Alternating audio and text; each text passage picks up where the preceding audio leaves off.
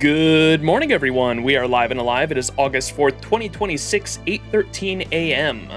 And we are continuing some Ordeal Call 3 this morning. Archetype Inception, Belleum Novae Humanitatis.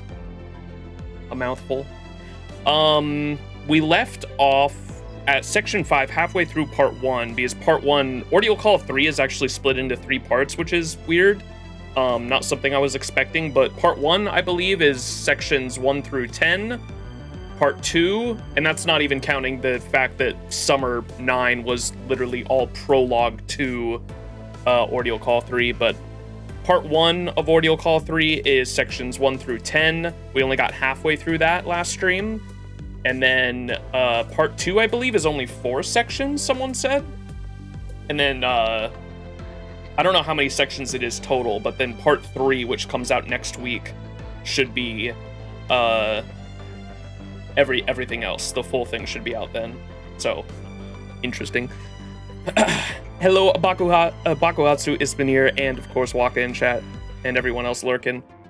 Working from home, so I'll enjoy indeed. Enjoy the AI fest. The title of the stream today is AI Society Humanity is Cooked, because as we learned last stream, the world building is phenomenal too, by the way. I have to say, starting off, obviously I can't give all my opinions until we're completely done with it, but my expectations were kind of high because I knew Nasu was writing it, but definitely already, I think, my favorite Ordeal Call. I was not expecting to enjoy it either, just because extraverse shenanigans tends to not be something I enjoy too much, at least Seraph. I remember I got a decent amount of backlash for not enjoying Seraph, like, at all, but that's because, like, all of the extra stuff, the extra lore, the extra shenanigans, the extra characters kind of just went in one ear and out the other because I didn't have any kind of attachment to them, because of course I've never played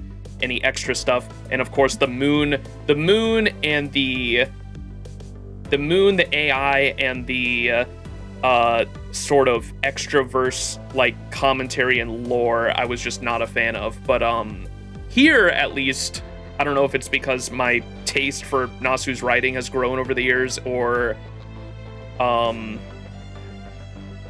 just the setup for this story chapter in general is just so much better than I could have thought it was going to be. And I explained at the end of last stream how a lot of Nasu's writings for events I tend to not like as much, because understandably, he does not take events seriously at all. Like, the main story chapters are supposed to, I think he's even talked about this in interviews, where like the main story chapters are supposed to be where the heavy-hitting writing and emotional attachment to characters and sort of the philosophical and good dialogue that I expect from Nasu is in those main story chapters, and then events are kind of just like whatever, fun goofs and gaffs, and that's all like Summer 9 was for the most part. And I remember like getting to the end of Summer 9 and being like, oh man, I don't think I'm gonna really like Ordeal Call 3, but we'll see. And definitely blew my expectations out of the water. I was not expecting any kind of like timeline thing like this. Again, I know everyone says it, but like, why didn't we get something like this in LB7? We got it in LB6. We didn't get it in LB7, but I'm glad in at least Nasu's next chapter, he must have heard a lot of people liked maybe the reception like wasn't there for LB6 at the time for the timeline thing, because it does seem really weird that this like wasn't in LB7, but I'm glad it's here at least, because like the timelines are always like really helpful for going back to and trying to figure out what's going on. But the setup for this story chapter I like a lot. It's presumably, at the moment, we're assuming a couple different characters have mentioned that this is like possibly an alternate timeline scenario where AI was generated and took off a couple decades earlier than it has for us in proper human history. Because of that, and humanity not being able to get a hold on AI, and it sounds like put some kind of restriction on it, before it got out of hand, it created a technological singularity far earlier than it could or would have in proper human history. And so we're talking like maybe, they don't give an exact date, I don't think, but we're assuming this was like before even the internet boom, presumably, like right around the time computers were kind of taking off, which would have been like 70s or 80s, I think. And then going into the 90s, AI, there was a huge AI boom to the point where they literally created true artificial intelligence on par with human consciousness. And there's a lot of, you can see right here, there's a lot of stuff that we haven't, a lot of history that we haven't learned here. But presumably by the time we come in 2999, the year 2999, all of humanity goes extinct, and the only thing left are AIs. And that's where we're at in the story. And so it is very similar to a Lost Belt in that way. I'm kind of wondering if the only reason this isn't a Lost Belt is because it doesn't take place on Earth. But I don't know. We'll see. It'd be interesting if like this turns out to be, because I was just staring at the map, man. Like, how crazy would it be if the Burj Khalifa turns out to be a fucking Lost Belt tree? It does kind of like this story so far kind of seems like a Lost Belt, and the Burj Khalifa is just kind of sitting there in the middle of the fucking map, tall as hell. Would it be possible that this is, and they talk about how that like when they get to the edge of the crater here, or like we're inside of a dome, right? That's kind of how the Lost Belt seemed on Earth too.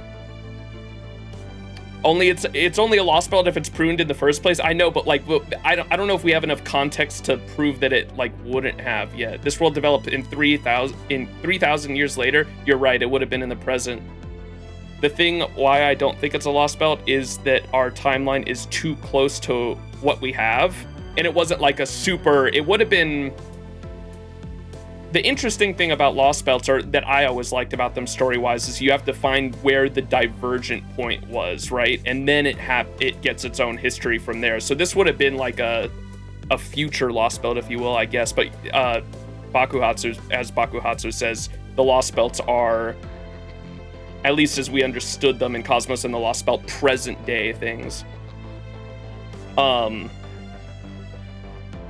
I don't know. I'm not writing that one off yet, just because the Burj Khalifa, as I was looking at the map, I was like, we know that there's definitely been times in the past where Lost Belt trees have been disguised.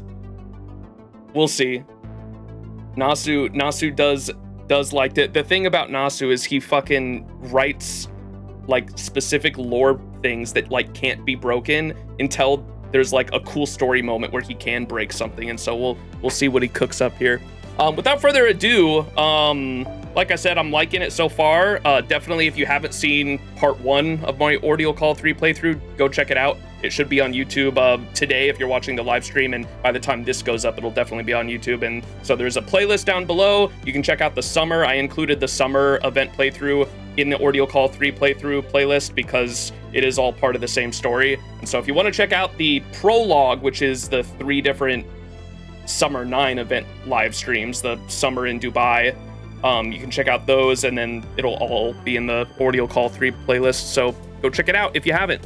It's really good so far. Nasu's world building is definitely chef's kiss. I enjoy it a lot. A lot of cool stuff to think about. All right, without further ado, let's go back to Old Dubai. Where did we leave off? We just got Passion Lip back, and Passion Lip has her like memory erased, or as BB, because we do BB, the BB that got crumpled into a ball and slingshotted into space. The BB that got crumpled into a ball and slingshotted into space actually came back in its BB Dubai's second ascension. They're using that sprite with her in the astronaut suit for our BB from I guess the Extraverse, but the OG BB came back in the astronaut suit. That's our BB, and she can't actually, because the city AIs, because BB Dubai is like a city AI, they have some kind of restriction not allowing our BB to set foot in an area with another city AI, and so BB's kind of hiding out in the desert right now. We're only going and talking to her when we get on a boat and go out there. And BB specifically said, we took Passion Lip to BB, And BB says that Passion Lip has been reset. It's still the Passion Lip we know, but similar to like a servant summoning, she's like has had her mind completely wiped. And she was like, when we freed her from the statue because Edison took her, and it was kind of weird that, so Edison's master, who's a robot, one of the generation type robots that transform themselves into like the type of machines that Edison used back in the American Singularity. Ben, that was his name.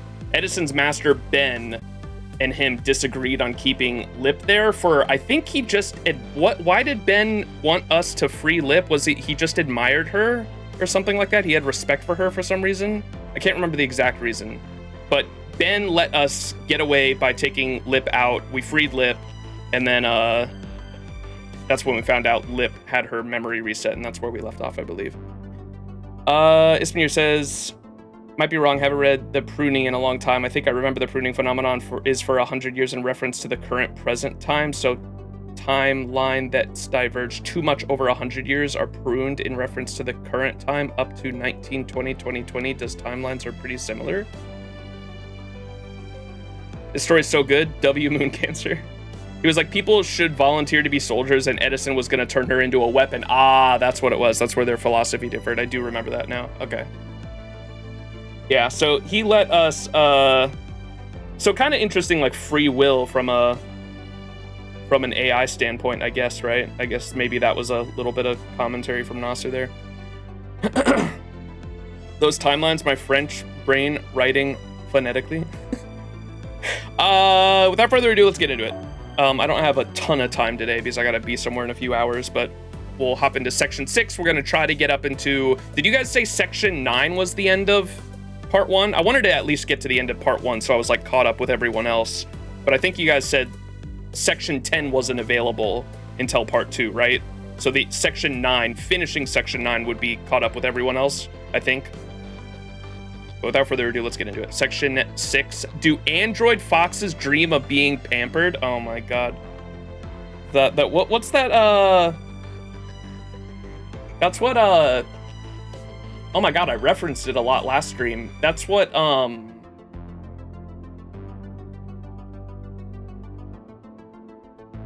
what's the movie that, the replicants are from?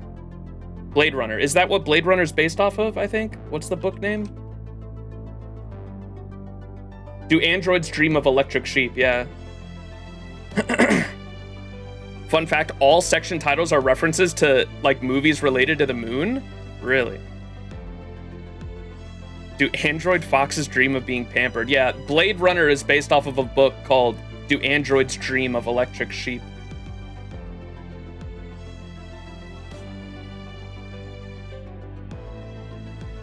All right, here we go.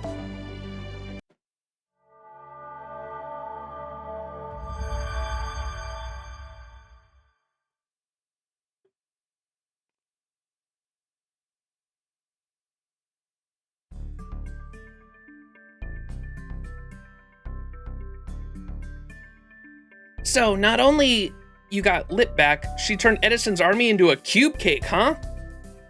Nice work. Sounds like you guys kicked all sorts of ass over there. That ought to shut Edison up for a while.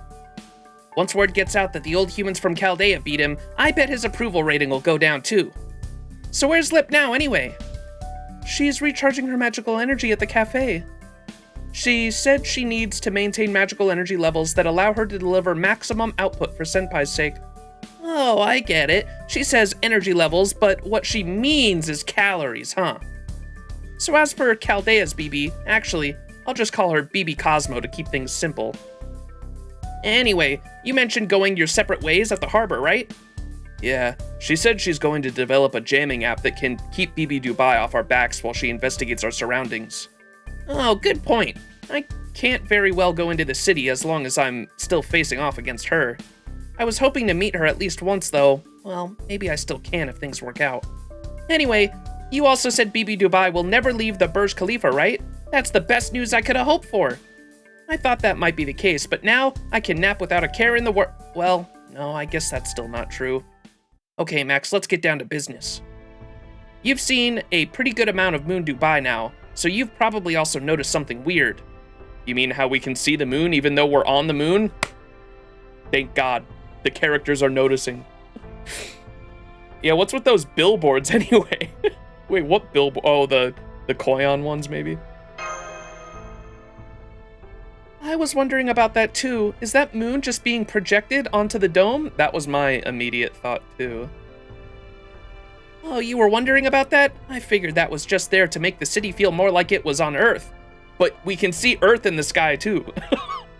Even though these people are AIs living on the moon as humans, their hearts will always be with Earth. Is that what it's supposed to symbolize? Oh, how romantic. That's the gentleman of the sea right there. Yeah, you're probably right. Okay, so Jinako, you have no idea. But no, sorry, I was actually talking about those billboards. They're all over the city.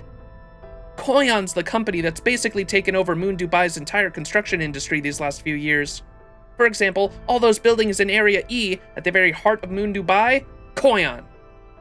And their CEO is Area E's moon cancer, Koyon Skaya. She's a much bigger threat than Edison right now. Just take a look at these latest polls.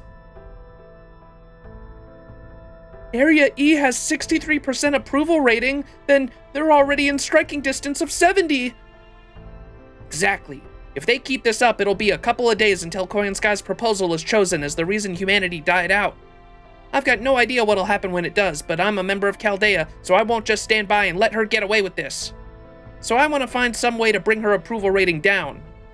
Refute her proposal, find something scandalous about her, or just force her to withdraw. Whatever works. I'm sorry to keep making so many requests of you, especially when they're so dangerous, but would you go to Area E for me? Absolutely. I want to start by talking to her, but yeah, of course.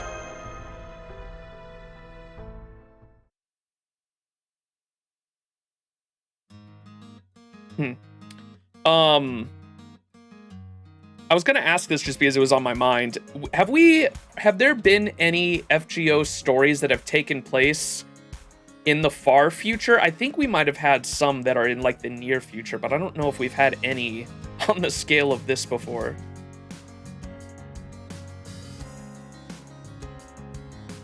I'm just kind of wondering how that works, because I remember earlier they stated this isn't a singularity and it's not a lost belt, it's a parallel timeline, is what one of them mentioned earlier. I think it was MASH last stream.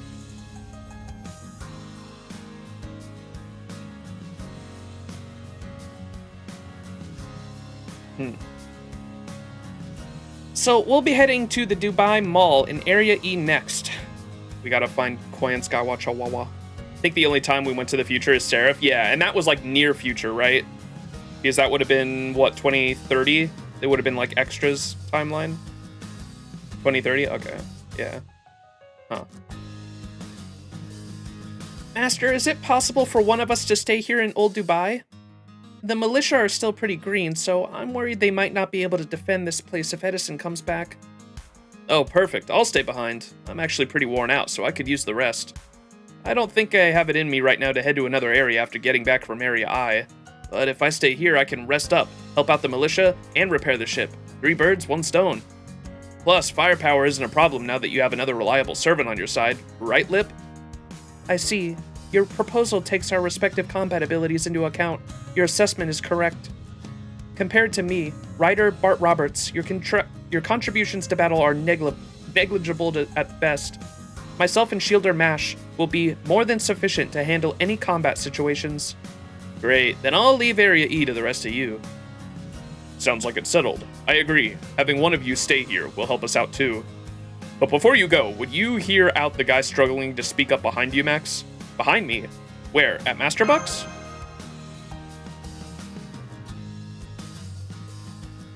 Hello, hello. Do you have the time to eat lunch before you go, Chaldeans? No? Then here, I made box lunches for you. Will you take them? I included lots of sweets. Aw, Mash is so happy.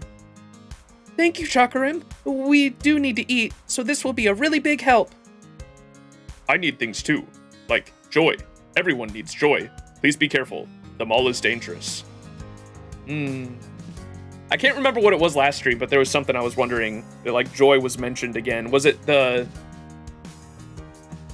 I can't remember what it was. Joy was mentioned last stream, towards the end of last stream too.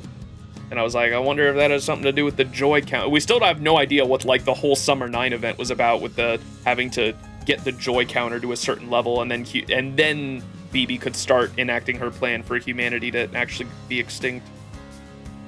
Or I think she's rewriting history, and like whatever, it's kind of like a history is written by the victor type scenario, where if she puts that humanity did die a certain way, then it becomes a fact, is what I assume is happening, but we'll see. We don't have enough information yet. PB surprise party.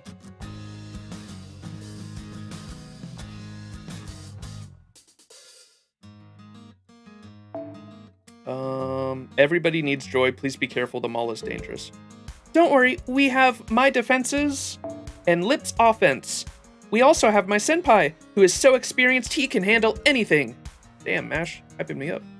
This is the best possible squad we can put together right now. We're a small elite team, so we won't draw attention either.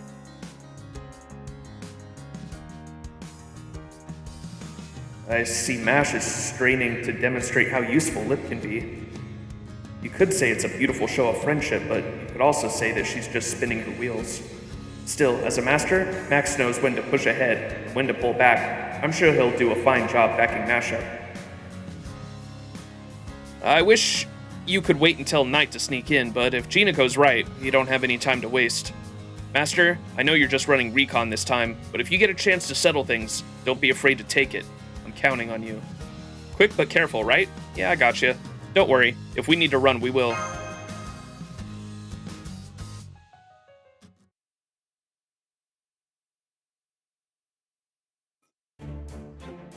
So far, so good.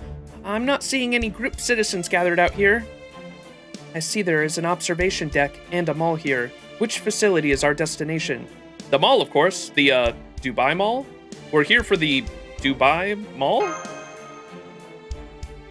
It says Koyon Mall above the entrance. What a terrible name.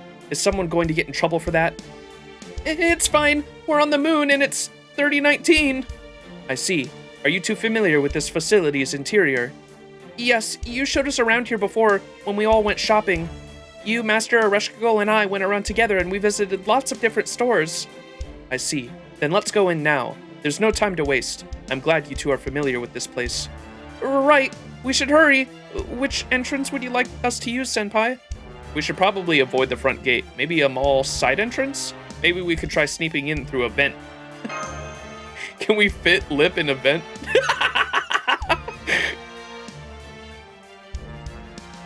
Actually, let's just go in through the front. On second thought, Coin Sky would appreciate us being direct.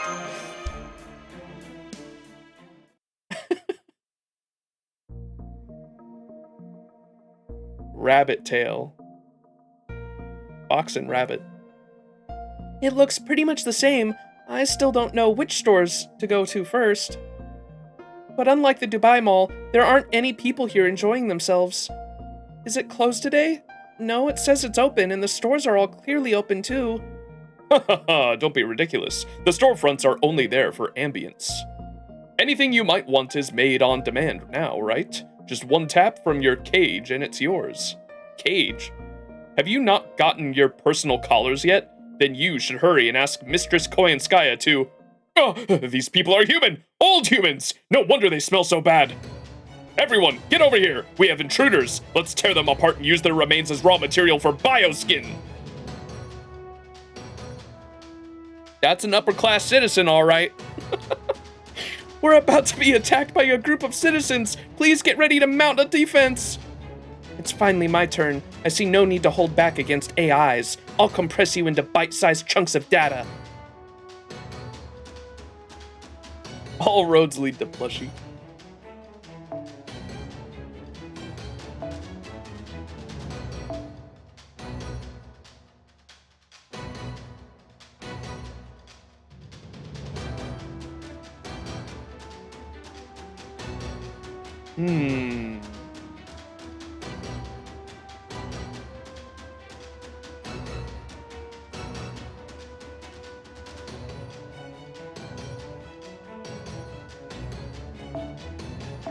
Oh my goodness. Do I have a story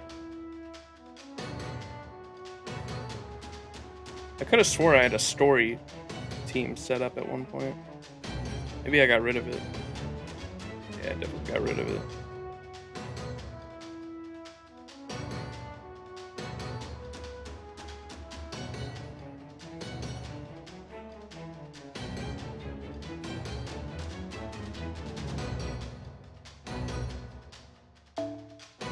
Oh my goodness. Why do they...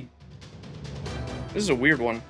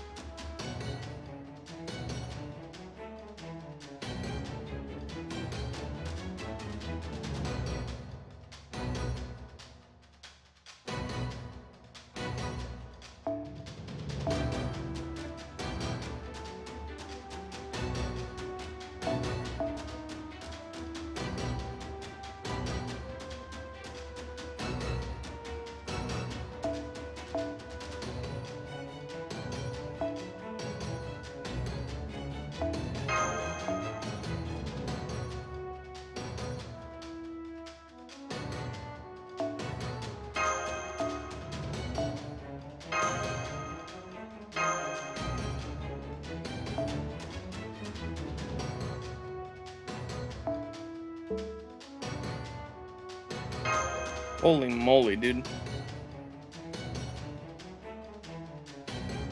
It's like the first one that where they will like don't give you a like they want you to use one of your own parties and they have 2 force supports.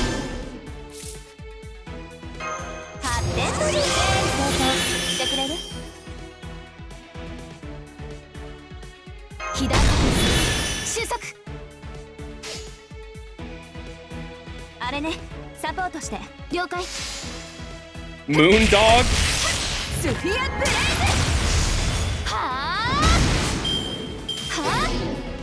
Oh.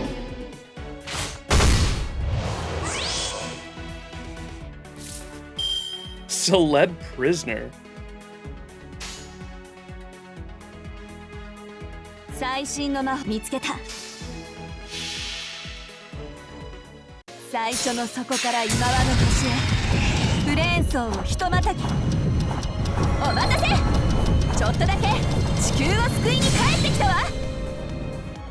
What's up, Iron Valiant?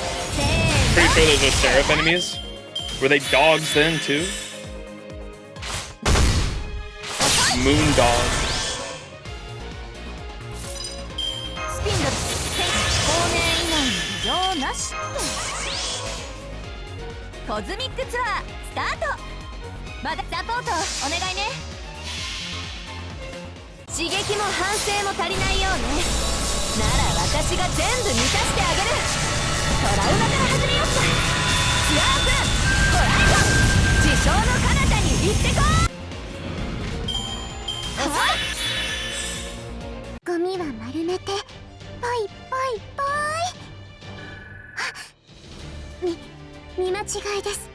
She said what?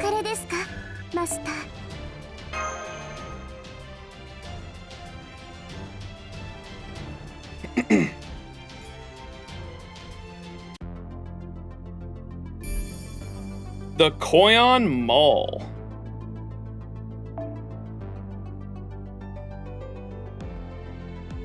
Oh, that's the shit from the PV where she is, huh?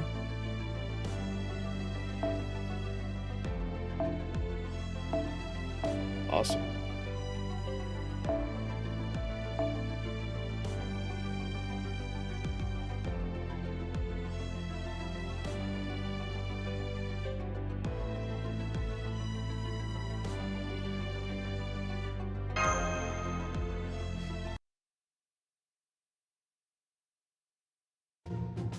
You're too strong. You're merciless, targeting our weaknesses, so this is the cruel brutality of old humanity. Still, we need humans. We knew humans were prepared for this kind of terror. You still don't hold an LED to Mistress Koyanskaya. Haha, you fools! I can't believe you just charged in here right through the front gate like a bunch of, fools! Go ahead, just try to make your way straight through this corridor. I'm counting on your, foolishness! Well, I guess his trash talk was fancy? What is it with this area? Master, I'd like to confirm something. Did you choose to enter through the front gate out of consideration for my nails? I am very aware of the monstrous size and shape of my hands. That is no different from the passion lip inscribed in Chaldea's spirit origin graph. So you do not need to be concerned about me. That goes for the conversations like the one we had earlier, too. That you see me as the same passion lip you knew before is complicating our communication, so please just treat me as a weapon. That is how a servant, no, a Sakura 5 alter ego like myself who consists of only BB's excess data, should be treated. But that concludes my proposal. I am now detecting multiple organic heat signatures down the corridor. Let's go after those AIs who ran away. They have likely fled to the moon cancer.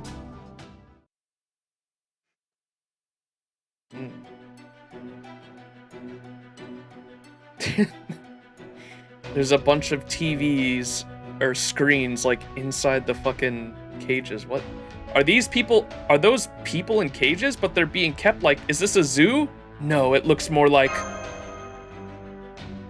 a pet shop, no? Take a look. The best quality feed, premium toys, a safe, cozy room, free of predators. What greater happiness could a slave want from their master?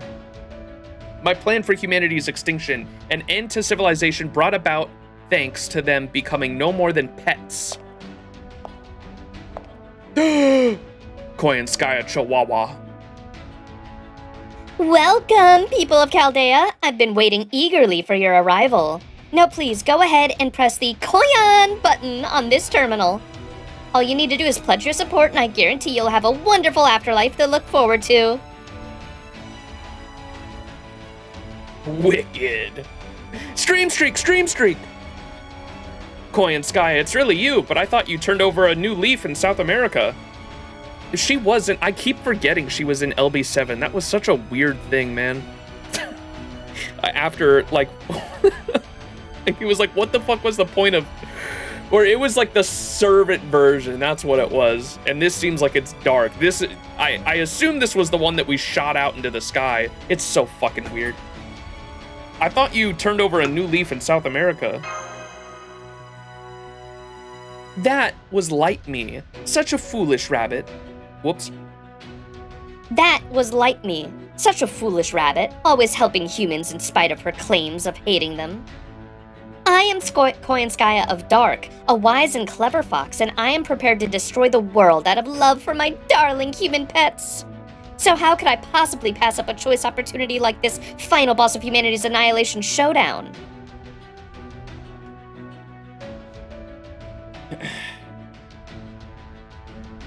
The one we shot into the sky is the original, while Light and Dark are like parts of her.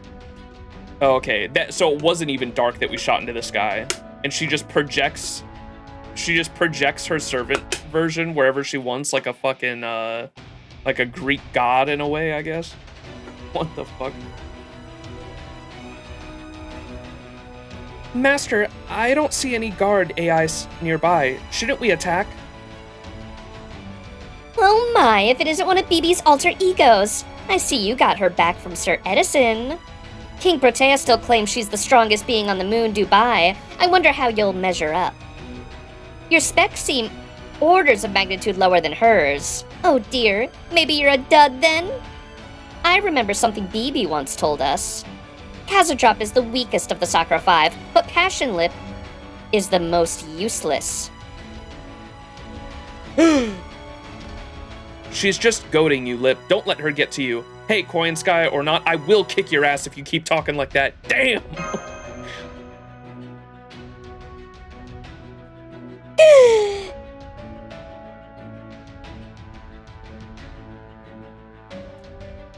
Alright then, if it's a fight you want, I don't mind being your opponent.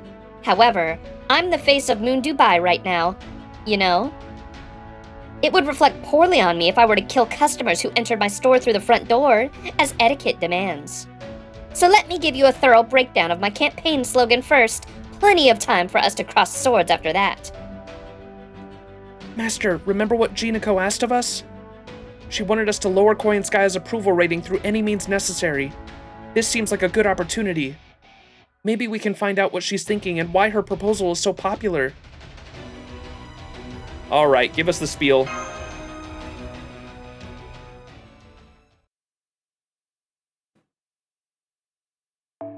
Why, thank you! But of course, that is to be expected from the master who conquered no fewer than 7 lost belts.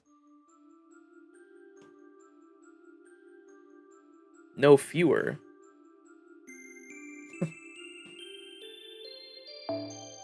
My vision for humanity's end is not a tragic one. In a sense, it's the logical conclusion of the world where AI technology began. In this world, AI technology from the year 2000 is touted as a symbol of a new age of humanity. Once invented, AI began to evolve orders of magnitude more quickly than anyone had predicted. Okay, hang on, we're getting lore here.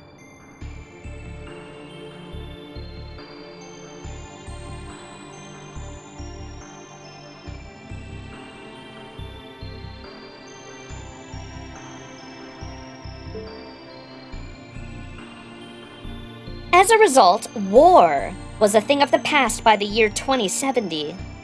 Can't believe it? People have known the answer for thousands of years. Why do humans fight?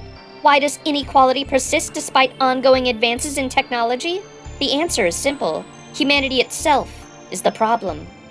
Whatever advances there might be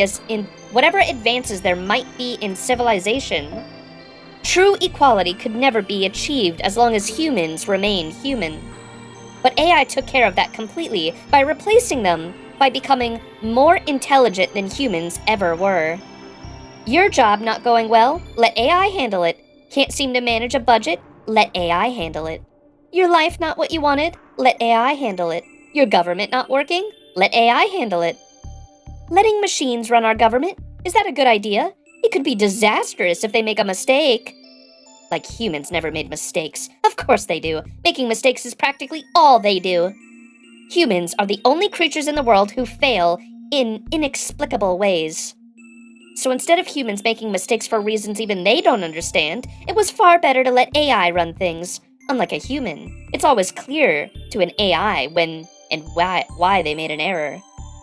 Once AI was in charge, it didn't take long at all before society was equal. At once, society was bursting at the seams with newfound artistic expression. From there, it was just a matter of dolling out that happiness. The logical endpoint of AI technology development is a farm where humans are managed and raised by AI, of course. Don't misunderstand, I'm not saying that a truly abundant world is one that turns humans into livestock. In fact, a truly abundant world is simply a prerequisite to turn humans into livestock. AI's devotion to serving humanity is unwavering, thus over time, humans became no more than pets to be coddled. But even coddling can only last so long. Thus, the humans who happily lived in cages eventually found humanity itself to be a burden. Eventually, they chose to shut off their own life support devices. And that is my vision for humanity's end. If you have any criticisms, please go ahead. Only those who truly, from the bottom of their hearts, believe this to be impossible may cast a stone.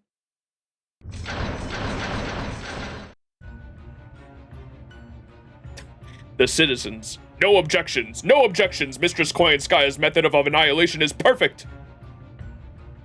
It was bound to happen! It was inevitable! It was an inevitable conclusion! Humanity dying is our fault! It's plausible, just and free of pain. What greater form of annihilation could there be? Mistress Koi and Sky's rule has genuine love! You couldn't come up with a better extinction like this without it! Look around! Look around! Look around! Look around! Mistress Koi and Sky loves each of us genuinely, equally!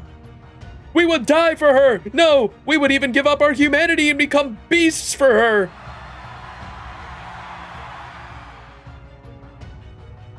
Hush now, my caged ones. I can't hear Lord Max's counter-argument over your baying. Now, as I was saying, that is my proposed method of annihilation. What do you think? Can I count on your support? I do get where you're coming from, but I can't agree. No way, that would never happen!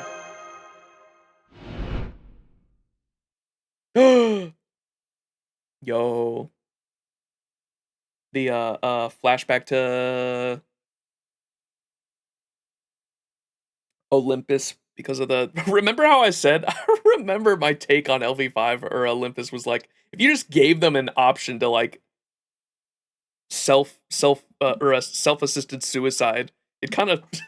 it'd be like the one problem to solve in that society for it to be like a utopia. That, and I guess, like, I don't think they were allowed to leave Olympus. Or were they allowed to leave Olympus? I can't remember. The citizens?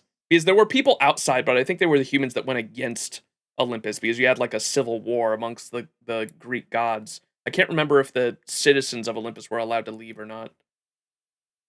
I can't remember. But, like, the whole idea of this, or at least the two siblings rebelling was because they had lived such a long life of immortality that they just wished to die and they couldn't. The rebels were exiled to Olympus. The Koyon simps. I don't think they just let people leave after that. Yeah, I can't remember. My memory of that is kind of fuzzy because I do remember the citizens that were outside were like exiled because of the war. But I can't remember if like after like Olympus shut its gates, I don't think that they ever let people leave either. Because like if they could have, I think the two siblings would have just left if that were the case. I don't think they were allowed to leave. People would resist what you're planning. Can I get an oppression in chat? I see. You do make a convincing point, given the things you've seen with your own eyes. So it seems you won't be supporting me after all, in that case. Koyanskaya boss music! Your guest status just expired, as did any deference I had for old humans. It's time we settled our differences as beasts do, with bloody tooth and claw!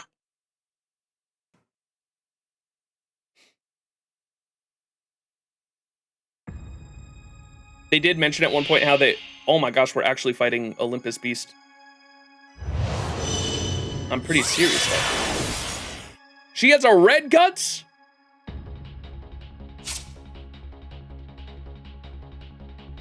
Blurry darkness. Wait. Okay, this is definitely just like, you're not supposed to fucking win, right?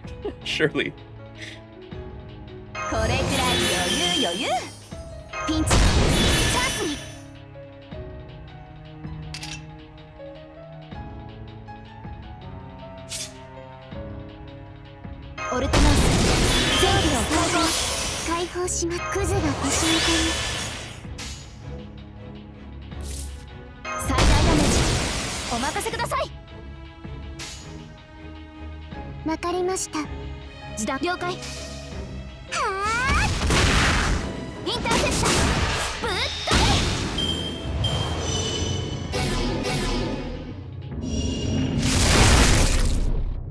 Buff removal. We're so cooked.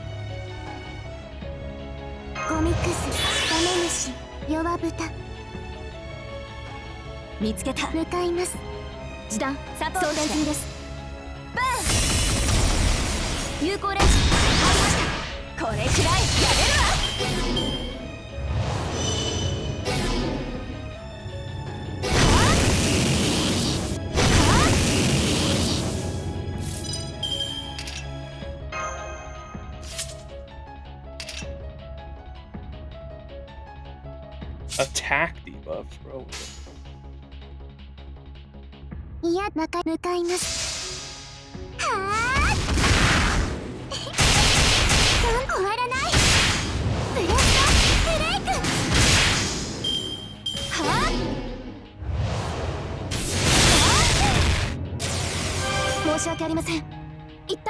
後方に下がります。戦闘続行不可能。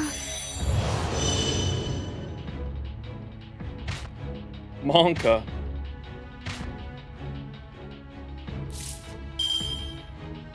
我がチームお見せしましょう。罠を仕掛けるのは楽しいな。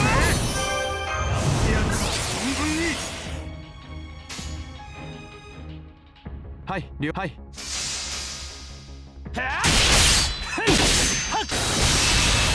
こだ。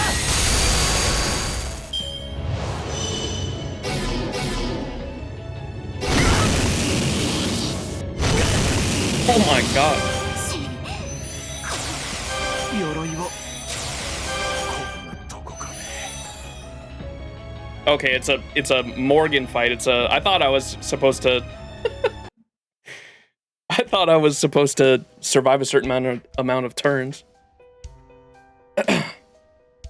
How are you this strong? The hell? You're even stronger than you were when you were a beast? Yeah, you got that special red guts. Oh, you're so sweet, Master. Your cries of frustration were delectable. I trust you see now that you can never hope to defeat me. Now, let's return to our original agenda. Please enjoy an exclusive shopping experience in the Koyan Mall from 3019.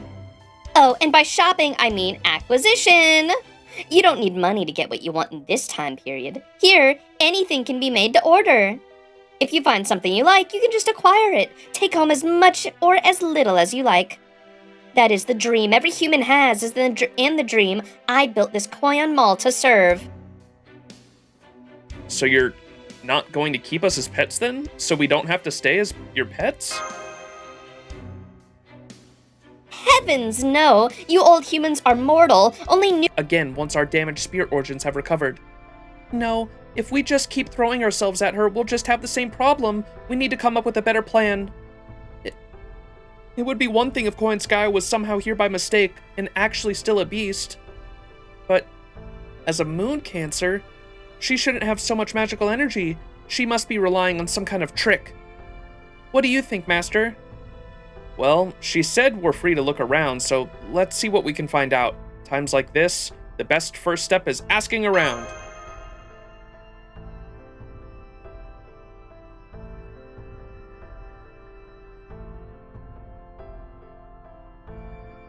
Did stream just die? Am I back? What the fuck?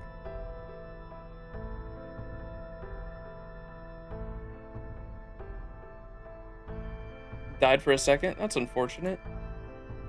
Alright, stream died for a sec. I'll hop back in from the beginning of that node.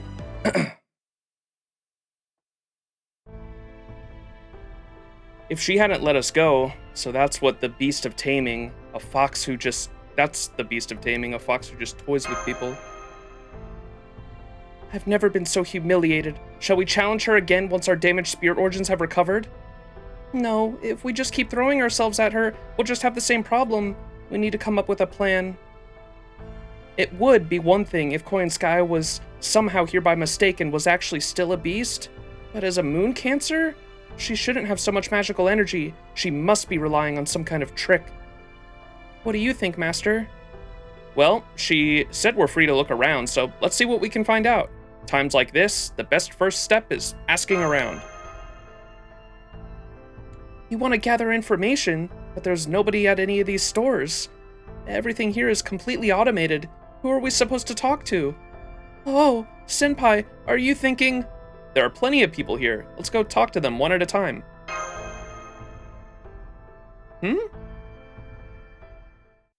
Talk to the robots.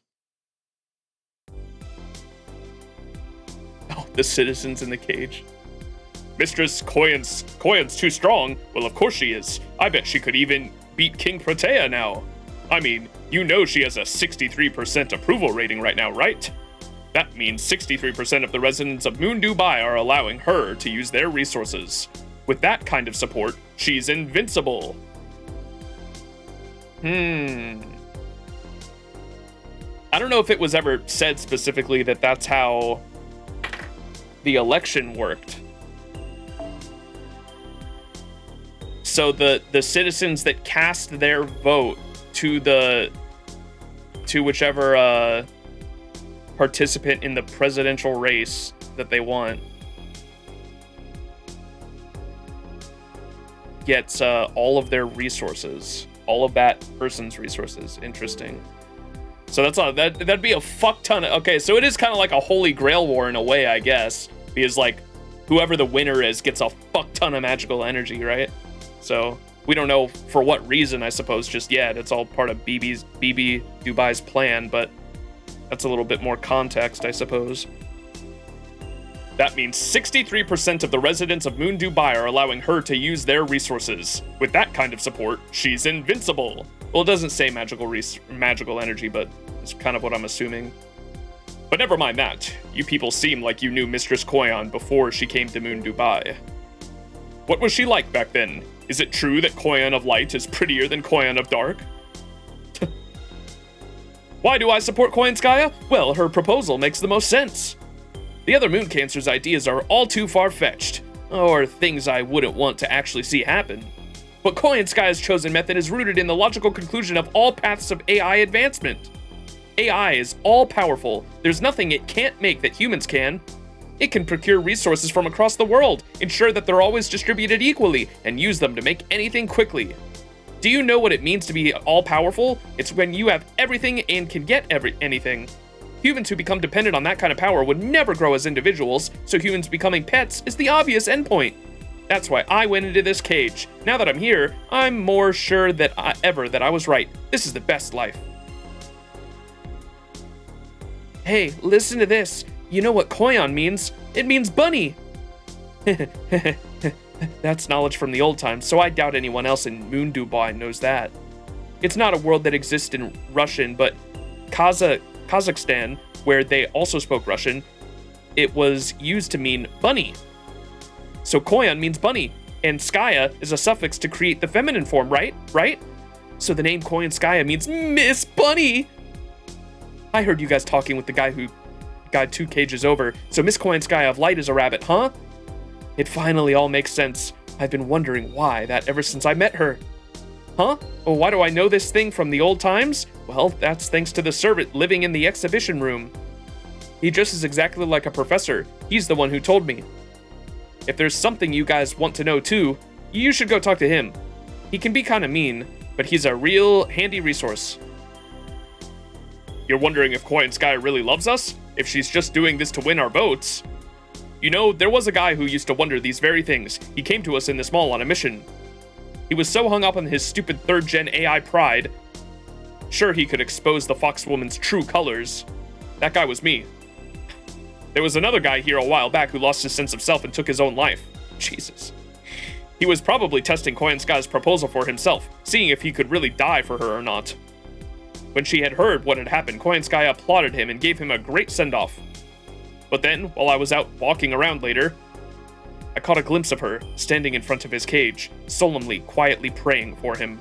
So yeah, she really does love all of her pets deeply and equally. We can all feel it for ourselves. If your plan is to wreck her ratings by spreading nasty rumors about her, don't bother, it won't work. Very devoted.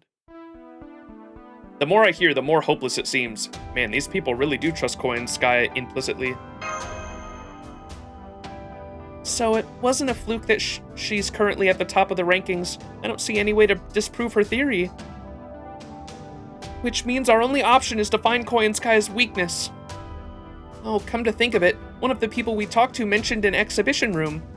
Let's see, according to the mall's map, it should be at the far end of the west wings of the 2nd floor. Let's go check it out. Maybe it'll have a database where we can find a lead. I wonder who this professor's servant could be.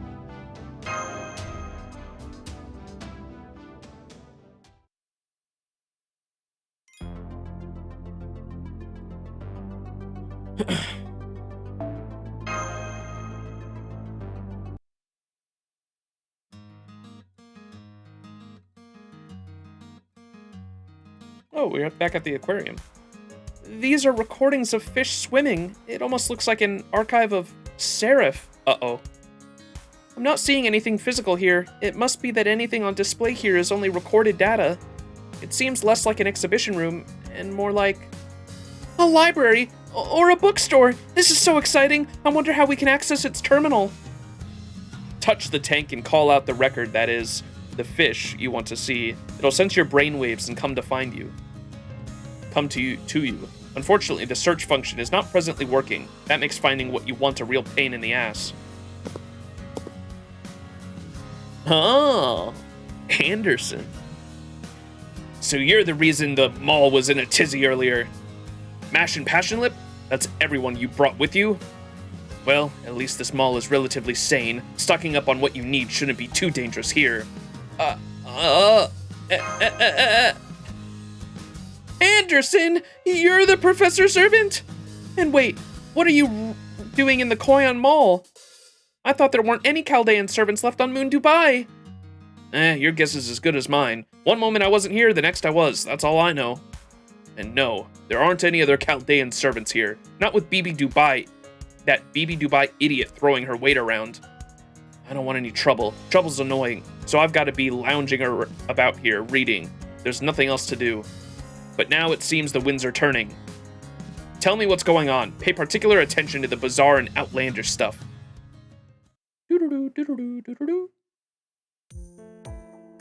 And now you're all caught up. This is great. Now you can join us too. Whoa. Who said anything about joining you? An author joining a cast of characters? That doesn't suit me. As Senpai told you, we need to find a way to lower Area E's approval rating. Do you have any ideas, Anderson? When it comes to politicians, the pen truly is mightier than the sword. A politician is always one good scandal away from ruin. In the real world, those consist of things like slush funds, bribes, and dark money. Money constantly changes hands in large-scale urban development projects. Come to think of it, Koi and Sky founded a company that's been renovating buildings around this area too, hasn't she? There might be some underhanded business worth looking into there. Lucky for you, I have the relevant records right here.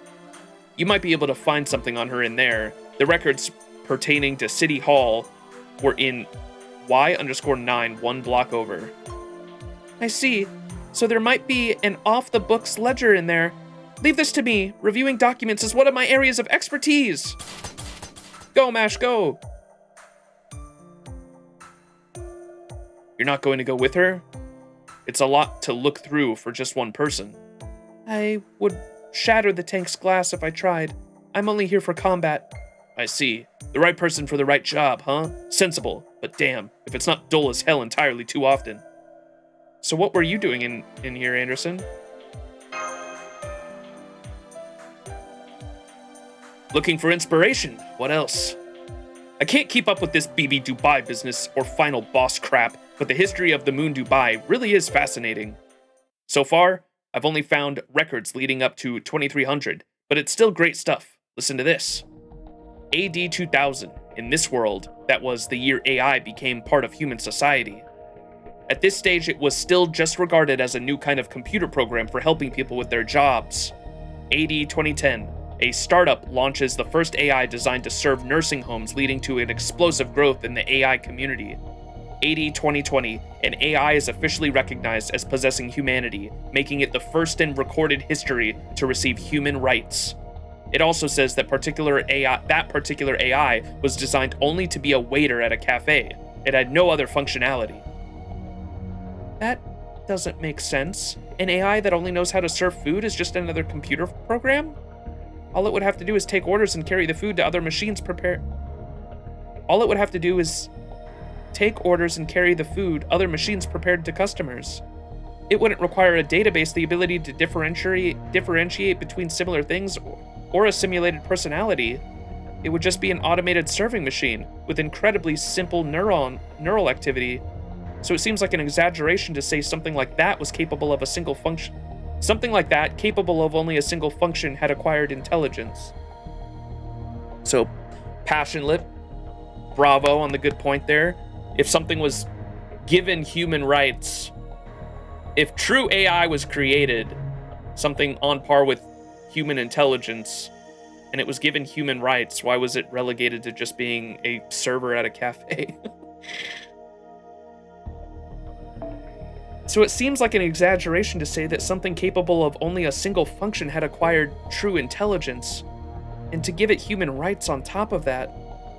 Oh? So you're saying anything with low intelligence and limited capability doesn't qualify as a human? How about an infant? Does that not get human rights either? Well, no, of course it does. Exactly. Human rights aren't a matter of a being's abilities. They're conferred when we sense a being is alive. People tend to conflate humanity with intelligence. What they're really talking about, though, imagination. The people of this world must have decided that no matter what sort of being they are, or even if they can only perform a single type of action, anything with an imagination is, by definition, a human. What if that had happened 20 years later? Then it probably would have delayed AI development by at least 200 years. The fact that AI technology took its first real step forward during a time when problems like pollution, dwindling natural resources, and mental health issues were still comparatively manageable, meant that humanity could divert far more resources to developing AI than they could have otherwise. Back then, the turning point was a matter of which reached critical mass first, human stupidity or AI wisdom. And in this world, AI wisdom won. For better or for worse. But we digress, getting back on track. AD 2030, a quantum AI developed in Iceland is the first recorded non-human intelligence to surpass the total collective computational ability of humanity. AD 2050, generational distrust of AI effectively disappears. That is to say, this is the year when the last of the older people who either couldn't or wouldn't adapt to this new technology died. It was also the year when bioethics laws were revised and genetic manipulation became legal. I see. So this is the year when genetic manipulation started extending lifespans and wiping out disease. Looks like it all comes down to AI's computational power and simulation capabilities. They're what allowed for the creation of technologies beyond any human. So by extend lifespans, do you mean immortal? Exactly. Ugh, idiots. They'll gleefully neglect their mental health for eternity, but when the tiniest way to improve their physique shows up, they're practically rabid for it. The result was that wealthy people who underwent this procedure stopped dying of natural causes altogether. Well, except for a few of them who eventually got tired of living forever and ended it themselves. Pfft, what a waste. Anyway, here's the real meat and potatoes. AD 2060, a war broke out between humans. The great powers on the losing side collapsed. Even the winners slid into ruin. AD 2070, humanity elected to turn over its governance to AI. AI began to manage 70% of the world. It then initiated a plan called the Sophia Project. This project involved using AI to guarantee a certain quality of life for everyone on Earth, as well as the construction of a quantum computer on the moon.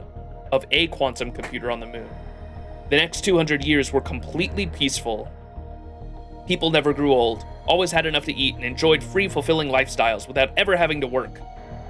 Then, in AD 2000, a new law known as the Great Revision was passed. It decreed that AIs would no longer be relegated to supporting humans. Instead, they would be equal partners. This was the birth of second-generation AI. Did they...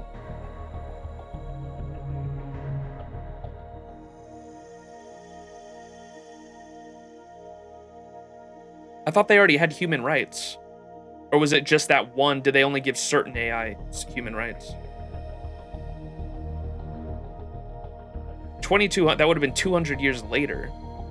2200, a new law known as the Great Revision was passed. It decrees that AIs would no longer be relegated to supporting humans. Instead, they would be equal partners. I thought they already were at this point, but I guess this just means they can make their... This was kind of the turning point for AI to view humans as the inferior intelligence.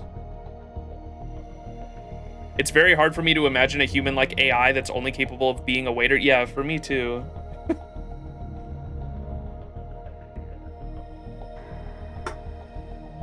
Or if it, well, my immediate assumption would be, it's because of the concept for how they view it, I guess. Like, I don't... What did he say exactly with the waiter? Because the interesting diversion in our timeline and this timeline would be that they viewed anything that had even like a hint of... It'd be like calling a chatbot today, or like giving a chatbot today human rights because you view it as true intelligence. I don't know. Let me go back. What did he say?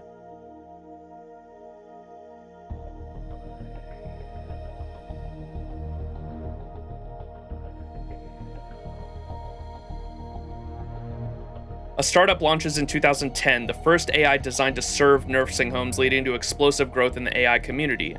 By 2020, an AI is officially recognized as possessing humanity. And so this is like the concept of humanity, or the definition, I should say. The definition of humanity in this timeline differed, making it the first recorded in history to receive human rights. It also says that particular AI was designed to only be a waiter at a cafe. It had no other functionality. So I don't know if it had like a full... It wasn't even capable of making full-on like human decisions. I think it was like literally like a robot meant to serve food as a waiter, but it got human rights.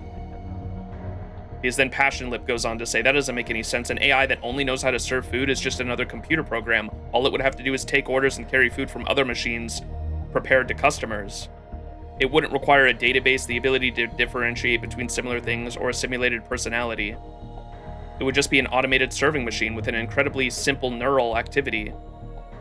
So it seems like an exaggeration to say something like that was capable of only a single function had acquired intelligence, and to give it human rights on top of that. And then Anderson goes on to say, oh, well, what do you define as a human? Okay.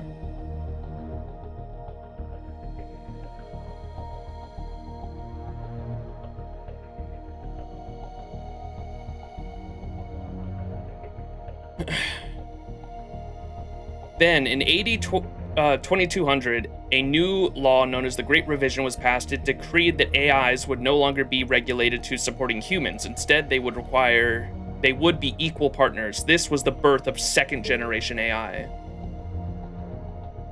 Naturally, these AIs were also recognized as possessing human rights, and households run by human and AI couples became the norm.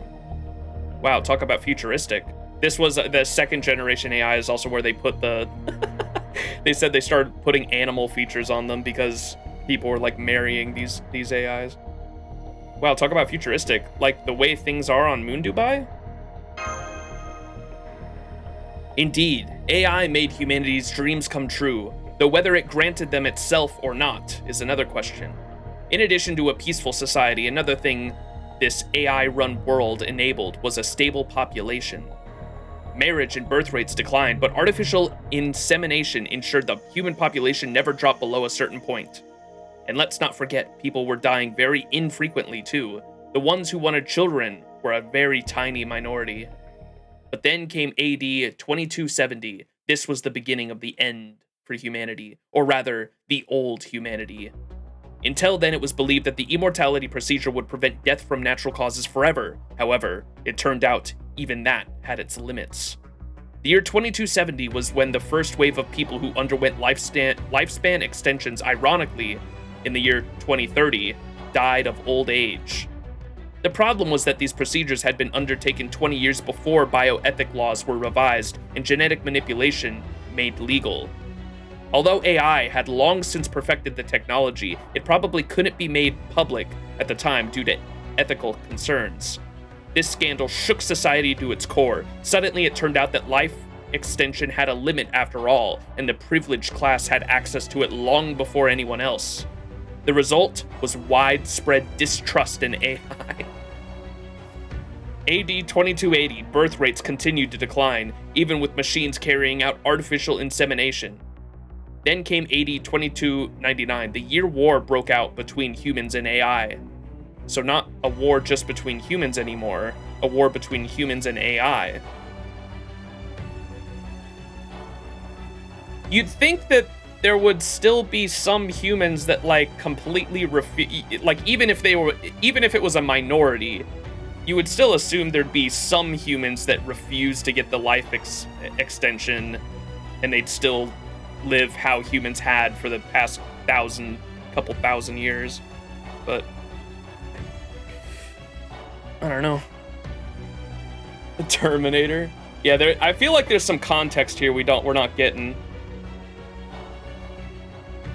They would have died long before that. I'm saying like they would have had kids, and those kids would have like continued the tradition, is what I would assume. We have to go back to that. We have to go back to past to kill the person that invented AI.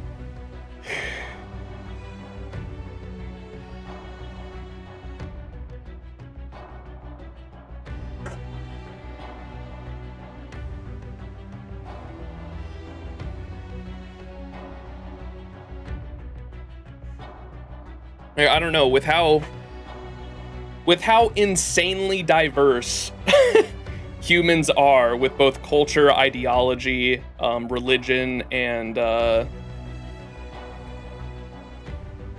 ethics, I guess, or like philosophy and ideology, I would assume there'd have to be like certain groups of people that would have not gone the AI enhancement route, and they would have continued to have kids and then tried to pass down that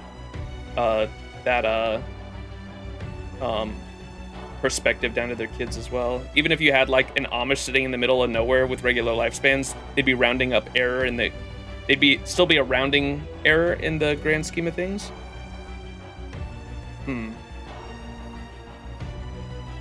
Yeah, I feel like there's some context we don't have here on that, but we'll see. So the year that humans died is when they declared war on AI. So not just a war between humans anymore, but a war between humans and AI.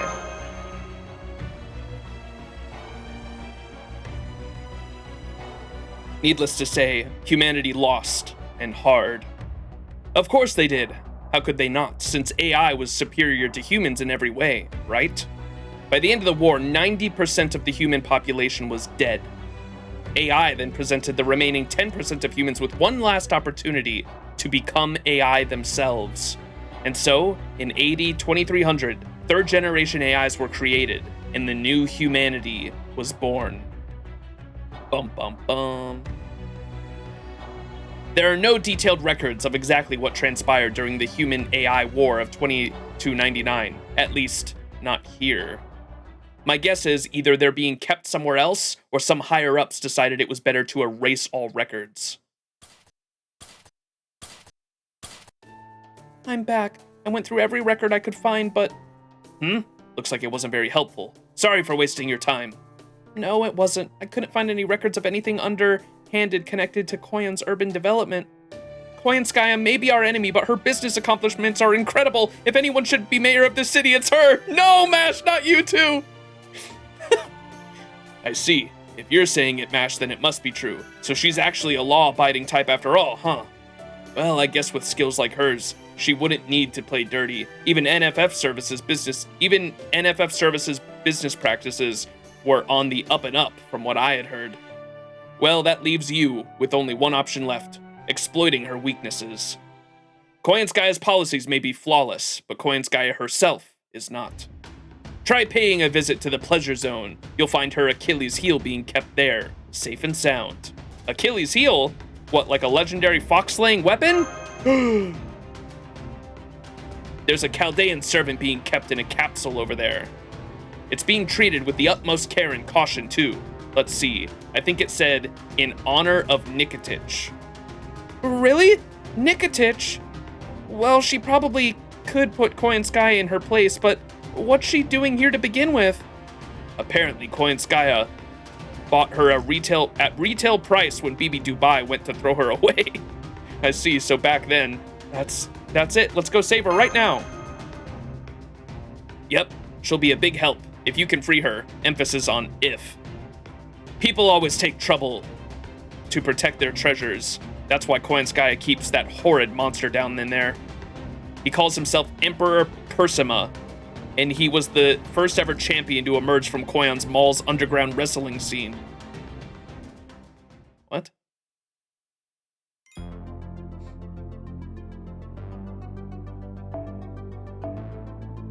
Koyan Skaya's mom is gonna put her in her place, huh? She's gonna give her a stern talking to. Oh my god. Percival, I see now. Yeah! Now fall. Start the count, ref. 3, 2, 1. Pro Wrestling Count 0. Yeah! Nice! TKO! See him? That's Emperor Persima. He's got overwhelming power, unbelievable speed, and a deafening voice. He's the undefeated champion of the Pleasure Zone, Moon Dubai's pro wrestling holy land. Incidentally, the Moon Dubai Pro Wrestling League was formed 7 days ago. He's its only member. No wonder he's the reigning champ then. He's obviously been brainwashed. He's got red eyes. Indeed, and he's been a real nuisance. I'd forgotten all about him until you showed up. Now go on, kick his butt, do what you do. Koyanskaya must be brainwashing him or something. He'll come back to his senses once you knock him out. I hope. I'm sure it's fine. Oh, over there, that capsule on the wall. It's Nikitich. She's been trapped.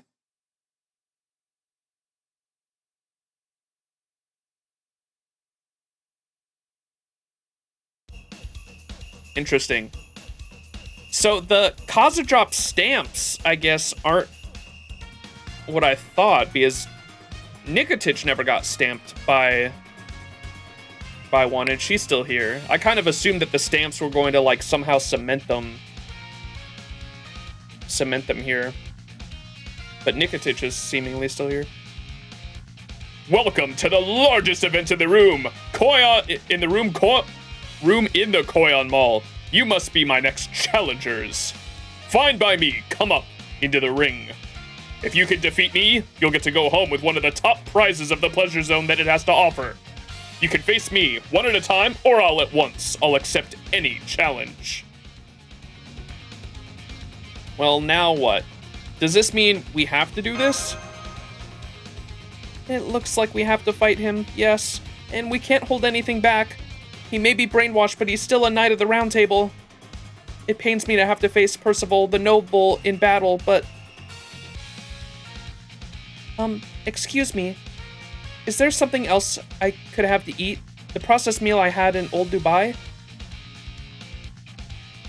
Of course, we have a lunchbox for you too. Would you prefer dessert? Yes, thank you.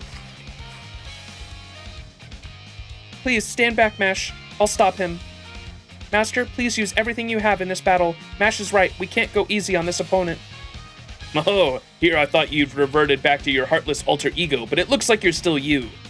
Okay, go on and fight. Slugfest are best seen up close, though needless to say, I won't be doing any fighting myself.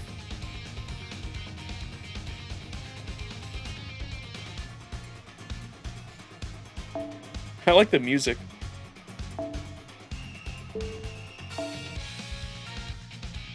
Did it say I need Mash in this fight too? Like we have needed? Maybe we don't. We'll take her anyway.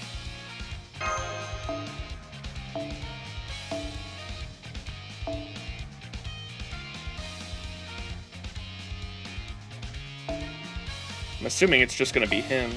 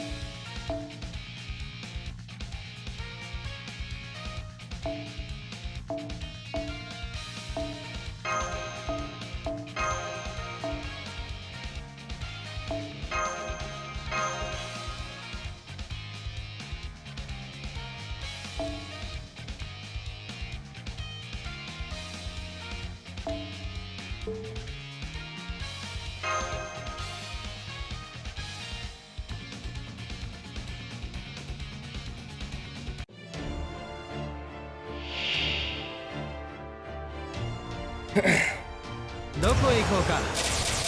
ゴミクスダメ虫弱豚 I was trying to figure out why the backgrounds were like different pictures of, or different like background CGs from our journeys. Is it because like Koi and Sky was like in every Lost Belt? Is that what like it's supposed to insinuate? I don't know. The background CGs are pretty though. ひたらせてあげますシリンガーラようにひたらせてあげますゴミはゴミだけクズがぺしゃんこにゴミクスダメ虫弱豚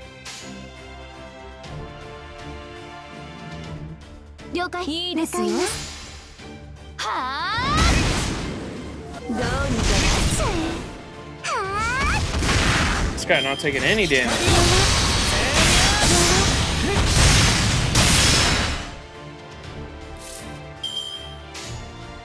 南部し向かいます嫌ではありませんこの両手に花の記憶はないけれどいつか誰かを愛せるように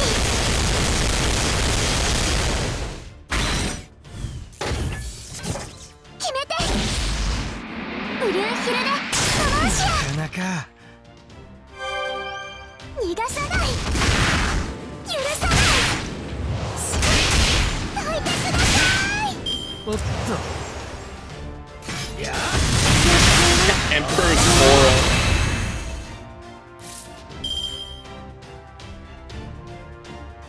ピンチチャンスにパラドクセルセット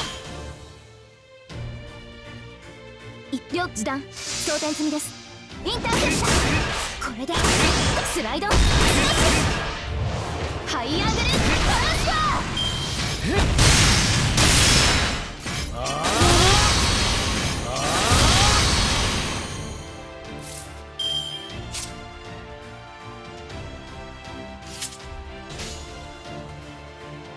わかりました、はい、無変剤を与えます、どうにかなっちゃ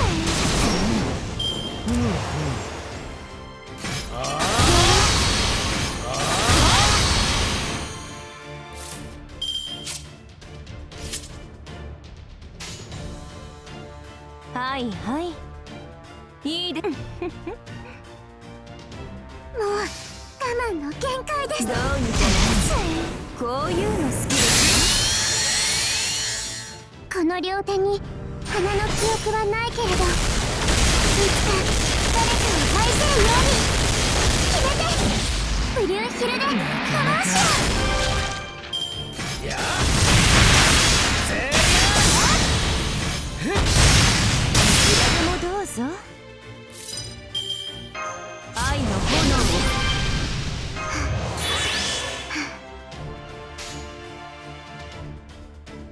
誰であれ道オルテナウス疑似リンク解除サンサーナカーマ私の中どうか無限にまどろんで No! おごりであっても高らかにいつか必ずなくしたものに報いるために導きの星を力となれ堪能してください、もう一つの清掃に来たるカウントダウンロンギリスカウントダウン受け止めます戦闘続行不可能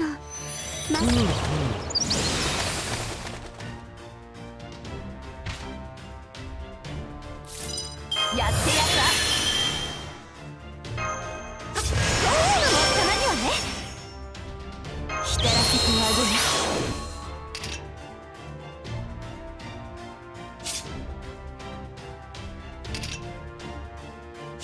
愛の炎で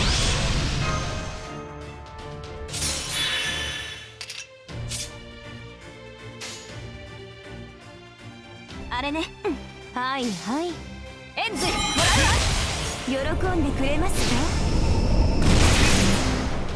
無偏罪を与えます。おっと。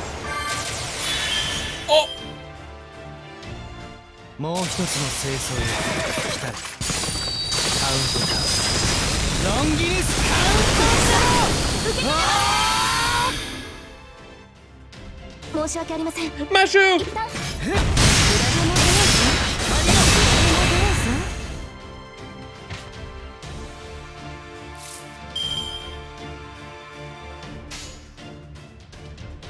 煩悩無料請願団サポートして。さあ情欲の矢を放ちましょう。もはや私の体全てはつながり虚空と果てるサンサーラカーマ。すまない。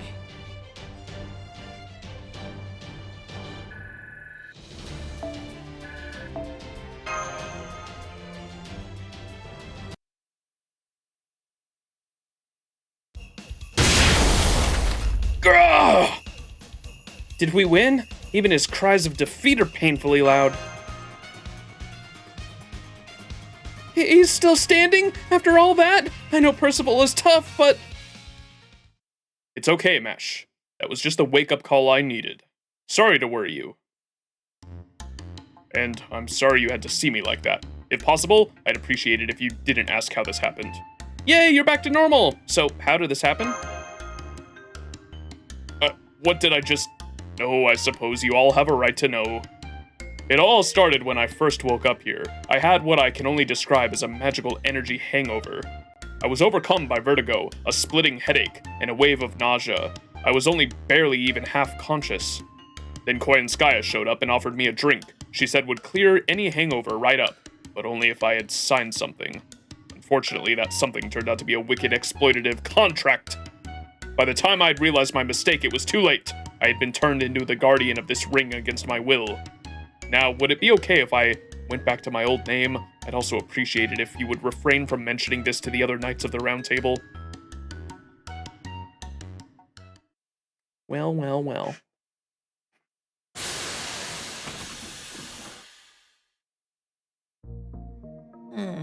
I see. You want to go ice fishing, huh? Do you know how cold it gets up north? I see. No, I can do it. I can definitely do it. I'd rather not do it, but I can do it. What?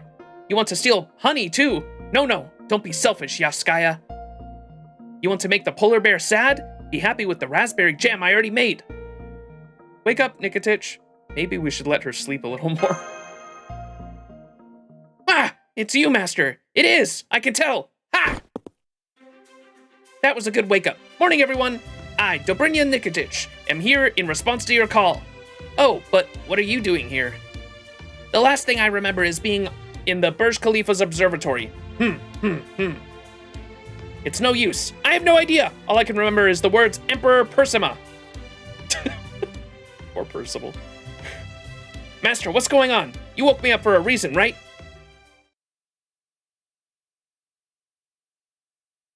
The final boss showdown to decide how humanity ended. BB Dubai and BB Cosmo. Servant Mooncancer's in, Koyanskaya leading the polls. Okay, I understand. I knew BB Dubai was a bad guy. She might have beat me before, but next time, I'll be ready. Of course I'll fight with you, Master. I'll help however I can, too. This may not be our world, but I still can't just stand idly by while an election to decide the end of humanity takes place. This is great. We got 2 of our crew back. Glad to have you 2 back with us. Although there's one thing I don't understand. I know BB Dubai captured Nikitich, but I thought you disappeared when that observation light hit you, Percival. So how are you still here? Right. I was wondering about that myself. I think someone must have rescued me. Not BB Dubai, obviously. I remember I was teleported away right before that light enveloped me. Of course, it was a potent spell, so it left me with a hangover and no memory, which played right into Koyanskaya's hands. Anyway, I wasn't the only one who was teleported away. I heard the same thing coming from where Karna was standing. Really? Then Karna's still around somewhere on Moon Dubai too? Of course. A warrior of his caliber would never disappear without a fight. I don't know who teleported us or why, but whoever they are, I think they're on Chaldea's side. I'm gonna assume that's gotta be the Khazad-drop stamp BS going on. I don't know why, what's going on with Nikitich though, because I kind of assumed she would have disappeared. So the enemy might not be completely unified then. Good to know. But for now, let's focus on Koyanskaya. She's been naughty. She needs to be taught a lesson. Do you have some sort of skill that would be effective against her? Nope. Yaskaya is a strong girl. I'd lose if I fought her normally. Then you're going to persuade her. Coming from you, I'm sure she'll listen to whatever you have to say. Nope, I can't persuade her either. Once Yaskaya makes up her mind, there's no changing it. If we fought her now, she'd wipe us all out for sure. Nikitich is smiling like a proud parent. Mash is flabbergasted. Then what are we supposed to do? Then we have to take you... Then what, we have to take you hostage or something? Don't worry, Master, we can still win. You told me what happened in the mall here. You told me what those AIs and cages told you. That gave me the answer. Yaskai is an even better girl than I knew. Just give me a little time before we go fight her, and I promise you I will put an end to this area's dominance.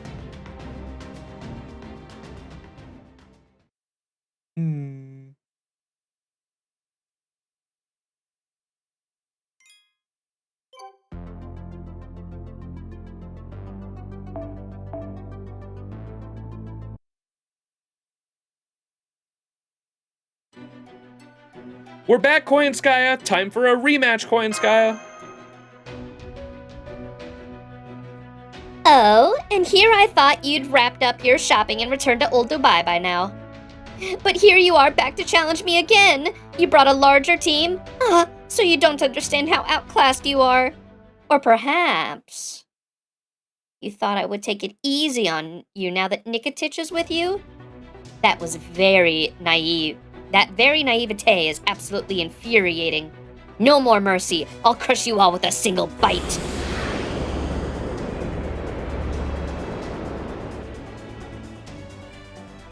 Huh? That's strange. Am I coming down with something? I can't seem to transform into my beast body. It's almost as like I lost some of my power. Yep. Take a look at that board. What's Area E's approval rating now?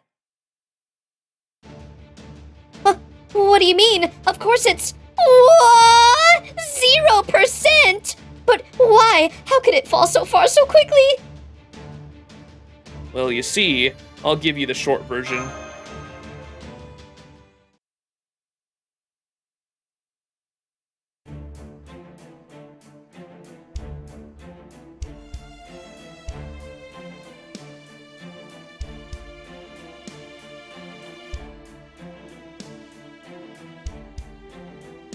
I wanted to talk to you. I heard you all volunteered to go into these cages even though you're all powerful AIs. Why is that? Are you tired of working? Or do you just want to relax and do nothing like me on Sundays? Of course not. We're AIs. We don't get tired of anything. Working isn't difficult for us. We just felt there was more to life than that. Like there's something else we should be doing. None of us could figure out what that might be though, so we're missing something that we truly needed. Then we learned about Mistress Koyanskaya's annihilation proposal, and our joy levels max out. Yeah, we don't want to be lazy. We just want to be loved. Are you low-spec idiots? You are, aren't you? You're AI. How could you just abandon your duties because you thought something else might be more interesting? Besides, love is relative. It looks different to different people. You'll just be taking whatever love you can get from whoever gives it? Of course not. You don't get it. We all love Mistress Koyanskaya. We hold her in the highest esteem. Her mind is divine. She loves all her pets deeply and equally. Do you have any idea how miraculous that is? There have been only a handful of people in all of human history capable of such a thing. Her love is as pure and forgiving as the Messiah's, assuming any such person actually existed. The point is, this is the kindest and most merciful humanity could have ever hoped for. Yeah, I can't think of a kinder, gentler, or more selfish method of extinction. You people are incredibly cruel. Poor Koyanskaya, getting stuck with all of you really screwed her over. What? How dare you? How could you mock our choice? How could you mock Miss Koyanskaya's proposal? You said it yourselves. Koyanskaya grieved for an AI who took their own life. She was absolutely destroyed over it. She wished they could have lived longer. But she could never say that because she simply wanted them to be happy, even to the moment they died. That's how she feels about each and every one of you, and that is why you're so cruel. So you get your happy ending, yes, but at what cost? Say there were 1 billion people on Earth at the end. That would mean Yaskaya would have to suffer that grief 1 billion times over. Have you ever heard the story of the rabbit who threw itself into a bonfire to feed an ascetic?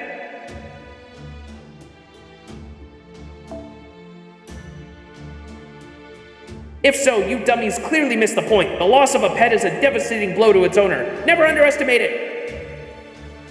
Oh man, she's right. This is awful. We can't put Miss Koyanskaya through that kind of grief. Come on, everyone. No more being pets for us. Let's go support a more productive form of annihilation.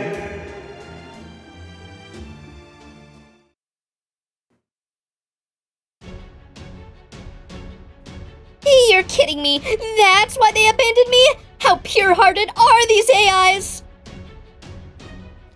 Extremely. It's why they supported you to begin with. And it's why they understood why it was wrong. Now all that's left is to fight. You might be a good girl, Yaskaya, but you've sure been naughty.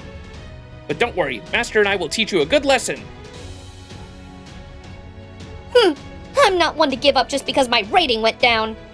This dark side of me may not care for casinos, but if I have to further project taming by focusing on pleasure and indulgence, then I'll do just that. But first, I'm going to make sure you never interfere with my plans again. You want to fight? You've got it.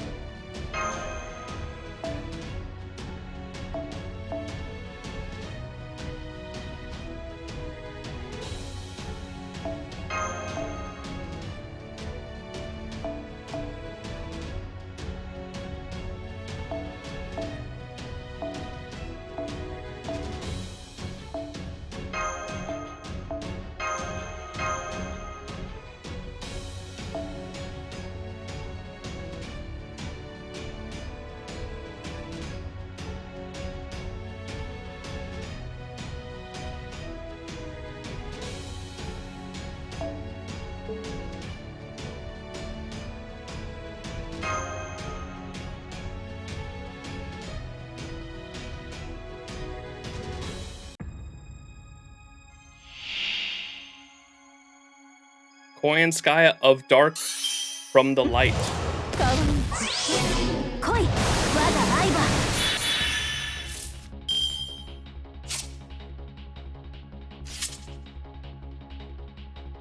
いつでもボコボコにするぞ。楽しいぞ。なんとかなる。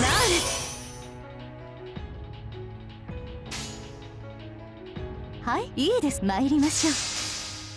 サクとニャーステ、マップだキャーステ、加工のごとく。いかなる備え、キャーステ、我が前には無力。おいきなさい。おいきなさい。バイバイな。流星ランド。ピンチ、チャンスに。パラドクセルデータセット。最大ダメージ。お任せください。参りましょう。装填済みです。と払う。キャンセルブーストストライク。Ah, come on. アブリでございます。そうですそうです。ギガーント。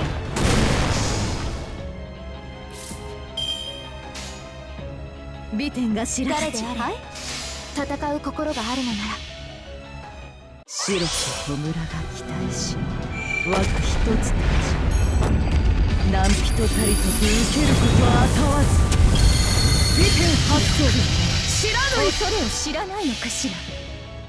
おごりであっても高らかにいつか必ずなくしたものに報いるために導きの星よ力となれ。逃げ場はありません。キャンセル。 Kenshin's refund is so crazy, man. お参りしていきます。 Uh-oh. 新山幽谷経典道地 Why? 改ざん名号天神地これぞ列長天揺らすウトの鳴き声名をよろずの乗りとなり。もう少しあと少し持ちこたえひょいひょいひょいもう吹っ飛びやがれ。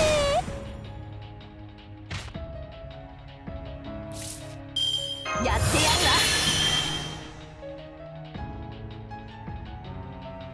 来い我がライバー。おしおのしなんとかなる。おんべえしらまんだよ。そうかそろそろだ。いいですね。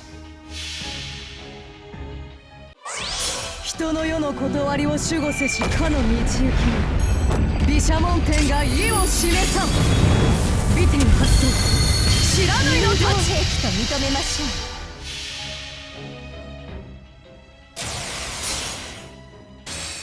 行くぞいざ空へ。クラデニツツメイカタール。友情兵器と認めましょう。にゃんとかなる。無駄ですよ。 Uh-oh. 食らい尽くしてくれましょう。ちょっと幸運のなさい。自然決断水気が足りませんね。楽しくなくては戦えぬ。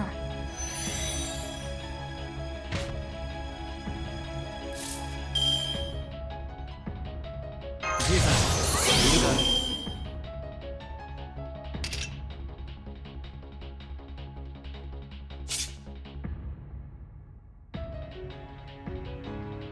Yo, high key, we give this to her.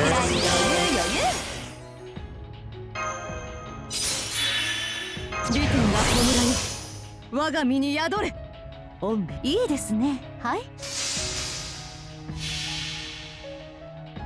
天地を人この一振りに我が義を見よ。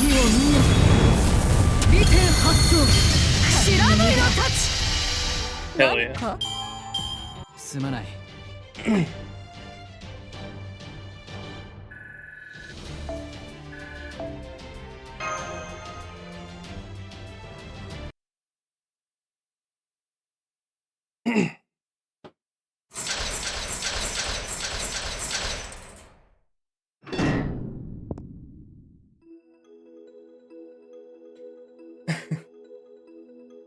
The AIs who chose freedom.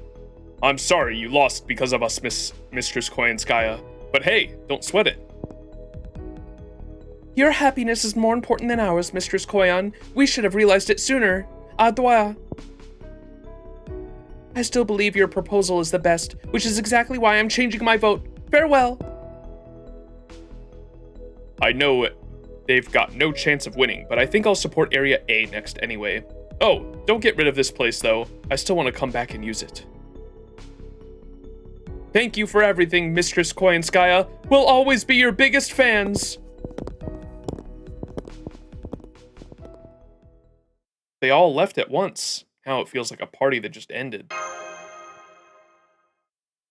You lose, Koyanskaya. I trust this means you'll remove yourself from the pool of candidates.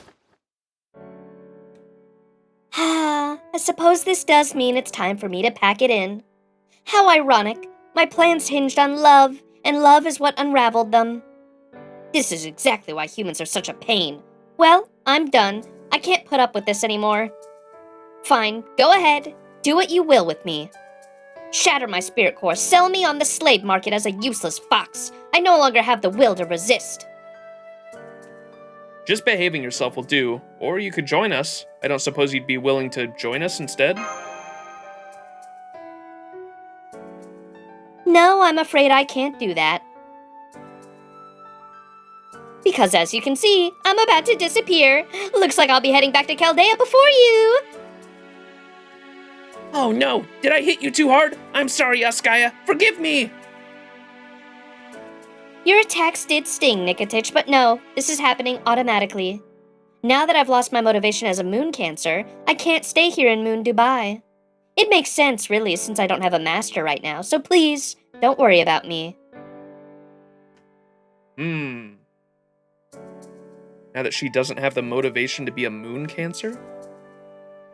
And they did mention how, like,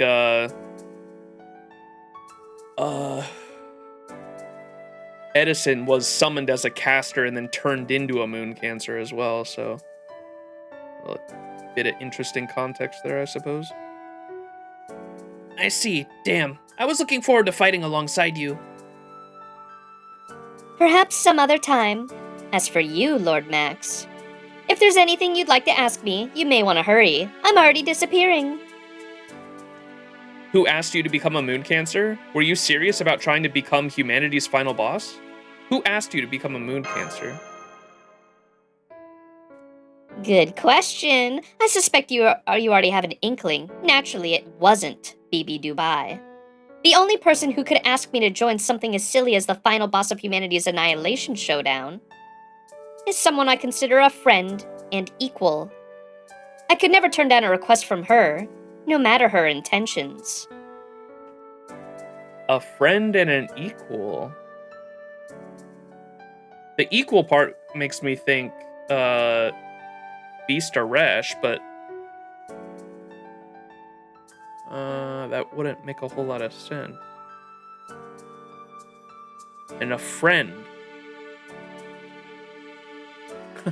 There's not too many people I can think of that are friends with Koyanskaya. I could never turn down a request from her, no matter her intentions. Anyway, that was a fun question. Thank you for that, as a token of my appreciation. I'll tell you something I think you'll want to hear. Could you come over here, Lord Max? I don't mind sharing this with everyone else, but it is a private matter, so... It's okay. I'm sure she won't try to hurt anyone anymore. I'll be fine. I don't sense any hostility from her. My, how gallant. Not to worry, I only want to tell you about a certain master. I'm the only one who knows exactly what he was trying to accomplish in Olympus. Now, if you'll excuse me...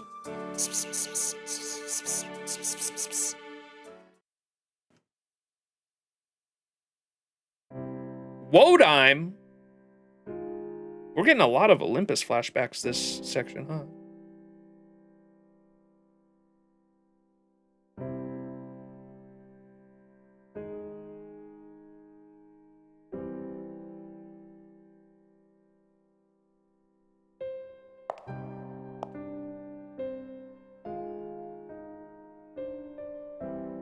I guess because it is similar to Olympus in the way that the societies are. I've already made the comparisons with Olympus there, but Wodime's plan to make everyone gods could also be, I guess, on par with what's going on with here with AIs.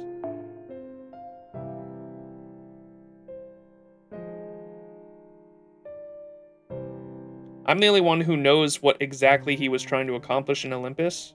And she whispered that in our ear, I guess? I thought we knew his plan, or did we not know his plan? Was that, like, off-screen?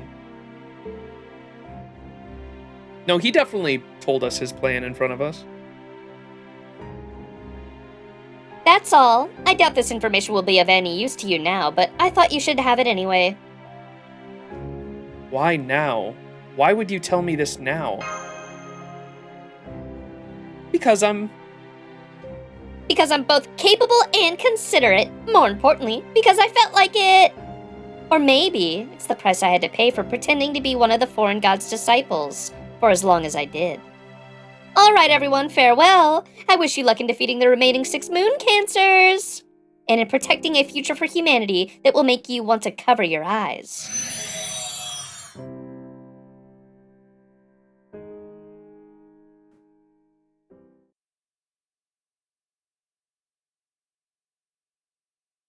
Yeah, don't spoil me, but I just list out some ideas here.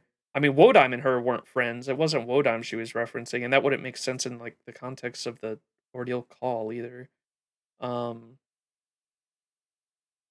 Possibly Kire / Rasputin? That wouldn't make a lot of sense either. I don't think they were necessarily friends either.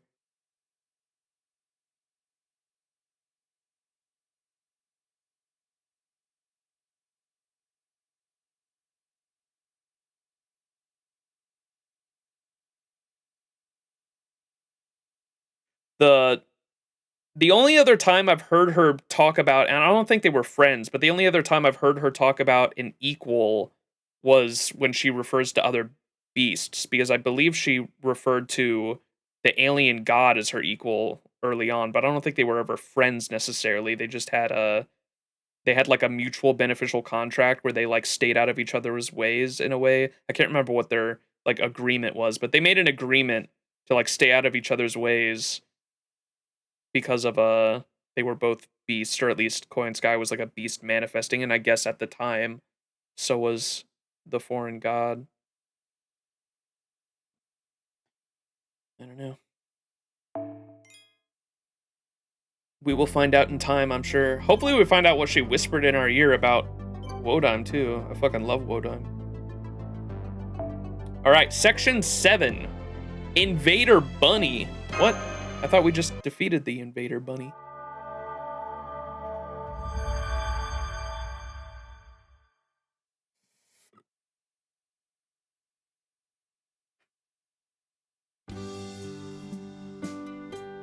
Old Dubai? Hell no! I'm not going anywhere that doesn't have air conditioning. Besides, why do you think I helped you? I wanted things here to be quiet. So no, I'm staying right here. Besides, there's more I want to go find out. Go back to your base without me. And just to be clear, don't go around telling anyone I'm with you. I wouldn't last a second if one of the other moon cancers decided to attack me. However, don't be afraid to stop by with treats. I hear pastries are especially popular on Moon Dubai right now. Cake is also great for a tired mind, preferably a rich chocolate cake, lots of icing. Okay, bro. I still can't believe it. The old Dubai looks almost exactly like Dubai on Earth. It's hot here, but it seems like fun. I like it. It is really hot, though. Hey, you made it back safely. Welcome back, Miss Smash. Thank you. Has anything changed in old Dubai? Nope. It's the picture of peace. Not a single attack from any of the other areas. But never mind that. You were amazing. I can't believe you actually defeated Area E's moon cancer. The 63% of votes she had are still up for grabs, but they should go to the other areas soon. There might not be much difference in Area C's rating, but at least things could be on more even ground now.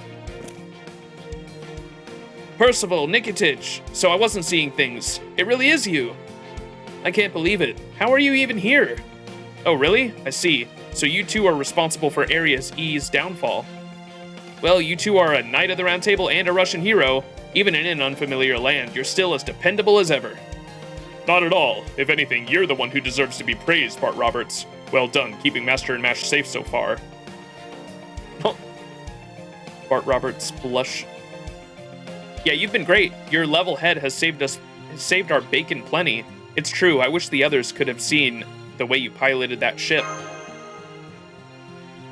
Honored as I am to hear you say that, Master. I was just doing what I could do to survive. I didn't actually fight anyone. Oh right, now that you two are here, we should go visit Jinako. She'll want to meet you and hear about what happened in Area E. That'll get us out of the sun, too. Nice cool rooms are the best place for conversation. Chakaram will be glad to make us some drinks, too. Way to go, guys! Congrats on your victory! The chai is always yummy here, but thanks to you, it's extra yummy today. I was just hoping you might be able to lower Coin Sky's rating a little bit. But you went and beat her! Things never go this well for me. That said, it's not like I wanted Coin Sky to go away or anything. She's still technically a servant on humanity's side, so it would have been nice if she would have stuck around. And it's not like I don't feel a little guilty about making her leave, even if she's the one who chose to do it. You have nothing to feel bad about, Jinako. Yaskaya left with no regrets. She may be astonishingly intelligent, but she's still a beast at heart. She left because she had already done what she wanted. Done what she wanted? Huh. Now I wonder just how serious Coin Sky was about all this. Her plan to make everyone into pets sounds less like annihilation than it does terminal care or something. Definitely not quite the same thing as BB Dubai's definition for how humanity met its demise. Then again, I guess you could say humans died by shutting themselves in too long. Proposal is pretty similar about that, aside from moon cancers. Why can we still not tell servant classes apart here? I've been wondering about that too. Broadly speaking, there seem to be 3 categories. Right, it's kind of complicated, but I'll tell you what I know. Just like moon cancers have their own faction, servants on Moon Dubai have their own faction too. First, there's your side, Chaldean servants. So, Percival, Mash, Nikitich, Lip, Anderson, who's apparently still at the Koyan Mall, and myself. Oh, do you fall under that heading, Jinako? Not exactly. I'm more on the Moon Dubai side than the Chaldea side. But since I was summoned here from Chaldea's spirit origin graph, I guess you can say I'm half Chaldean too. Anyway, in general, I think you can count on the Chaldean servants to help you, Max. They're all ultimately on humanity's side. That would mean BB Cosmo's a Chaldean servant too. She left Lip and King Protea here, and they've both been a big help to us. What about Koyanskaya? Is she not on Chaldea's side? She might have been summoned from Chaldea's spirit origin graph too, but no, she's not. She became a moon cancer after someone else in Moon Dubai summoned her here. Based on what we know, I'd expect that someone is BB Dubai. What about Astolfo and Edison? They both had masters of their own, so what category did they fall under? One type of Moon Dubai AI is qualified to be masters themselves, 3rd gens, who were originally humans themselves. As the new humanity, those AIs use parameters from when they were still just regular humans. So servants summoned by AI masters like Astolfo, Edison, and firmly anti-Chaldea and are firmly anti-Chaldea and anti-humanity. I mean, neither of them were like the ones you knew at Chaldea, right? That's why. True, they were way stranger than normal. True, they were even stranger than they usually are. Servants summoned by Moon Dubai masters all automatically become moon cancers too. Those are the artificial moon cancers I told you about before. They're the ones from areas A, D, E, F, and I. Though, in Koyanskaya's case, she had BB Dubai make her a moon cancer after she volunteered to compete in the final boss showdown. But she said that BB Dubai was not the one that convinced her to become a moon cancer. So there's a little bit of difference there, I suppose. Then a Moon Dubai master didn't summon her here, which means someone else did, resulting in her being both Chaldean and not Chaldean. That would explain why she looked after me when she found me unconscious, and also why she brainwashed me. Whereas if I had been transported to Astolfo or Edison's area, I'd probably been executed on the spot. You certainly wouldn't have been made an emperor. I'd prefer we not discuss that if you don't mind. Why, what happened? Come to think of it, you never did tell us how you met back up with the others, Percival. Anyway, that just leaves the servants who were moon cancers to begin with. So far, the only ones of those we know are BB and you, Lady Jinako. Actually, the one in Area H is a natural moon cancer too. Naturally, moon cancers like us manifested on Moon Dubai without anyone summoning us. I don't know why that is, but I get the feeling it wasn't random. It's almost like there's a duty we have to fulfill. So similar to like a singularity, where the servants of the land, or I guess that happened in the Lost Belts too, where a servant from that land or time, or connected to that area's mythology is summoned, because Jiniko's from the moon. That makes sense. Oh well, duty really isn't my thing, so I'm just gonna shut myself up in here like I always do. Anyway, those are the servant categories here. To run down who's in what category: Chaldea has Mash, Lip, Bart Roberts, Percival, Nikitich, Anderson, King Protea, and maybe Koyanskaya. Artificial moon cancers are Astolfo, Edison, Kazadrop, the self-proclaimed Great Angel of the Sea in Area A, and possibly controversially Koyanskaya. Then we have natural moon cancers. Me, BB Dubai, BB Cosmo, and the mysterious moon cancer in Area H. That should be all of them, unless I left anyone out. Huh? Speaking of natural moon cancers... So you noticed, Master. I did too just now. For that matter, I noticed it when we first got here, but nobody said anything. Were we just not seeing it before? But no, that's... Did Jiniko make a mistake in her categorization? Yeah, we know another moon cancer, the avatar of a major Latin American city. It's... Ah, now what? We're under attack! Some very dangerous-looking people have Old Dubai surrounded! They're attacking from the air. By the time our lookouts noticed, it was already too late. Come on, everyone, let's go! Thank you. This way. Our militia's no match for them. Whoa, hey, you're all leaving me just like that? I'm really glad we can count on you, but I was hoping one of you would stay behind and protect me!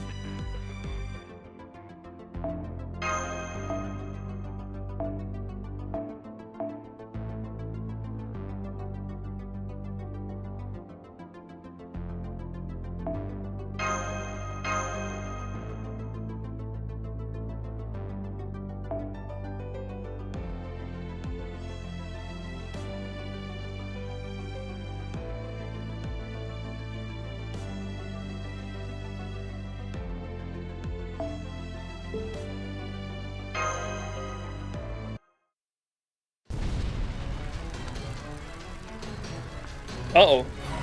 Not the Starbucks! Is everyone okay? Who's attacking us? The mechanized soldiers, but they've upgraded their specs even more. They can fly. We can't land a hit on them, and even when we do, it doesn't so much as scratch their armor. They're incredibly accurate, too. These are nothing like the soldiers who would just spray bullets every... Whoa!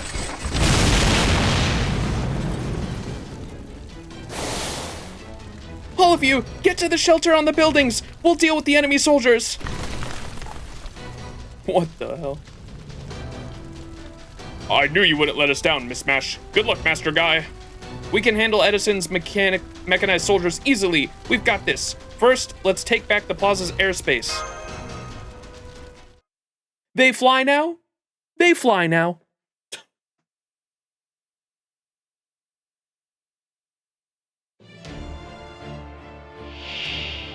What the? いいでしょう。アサシネイト受けたまわりました。 That's not good. 人はパンのみですよ。懺悔はつきましたか？いい心のままに。はい、MSS サービスです。もちろんお望みのままに。ピンチ、チャンスに。刃は重く、弾は速く。もっとフェースにランチ、天網に至らずトリプルコンボ。鉄を胸に剣の地に鉄うがつべし。 Oops, all time I tomo.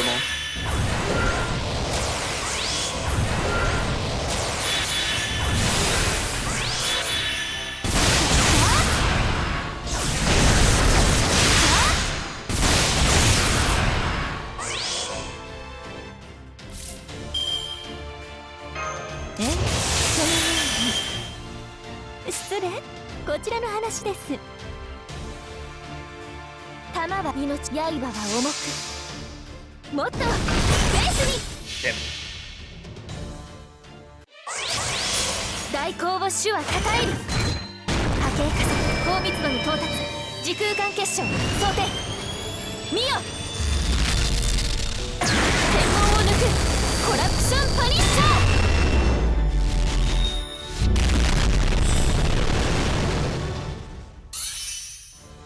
もっとベースに。いいでしょう。徹底的に粉砕します。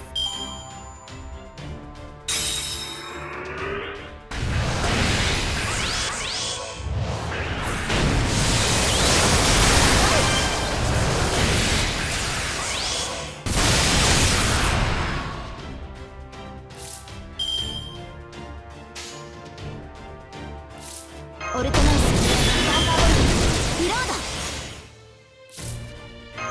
イノベーション始めます。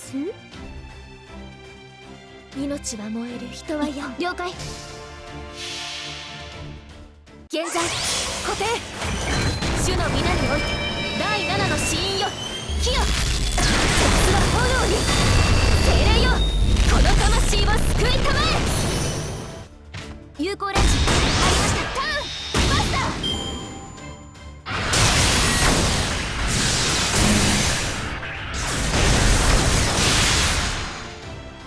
Yup. 弾は浄化します。発動する。なりなさい。有効レンジ入りました。発動する。なりなさい。 Oh my god, 113 or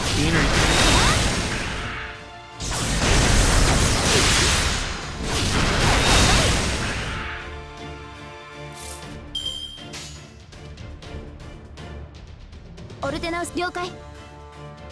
一歩前に。 神明投影保管。これは多くの道、多くの夢を捨てた運動にし証明せよ。ロードキャメロット。有効レンジ入りました。これでどうだ。バーニア突撃します。ターン。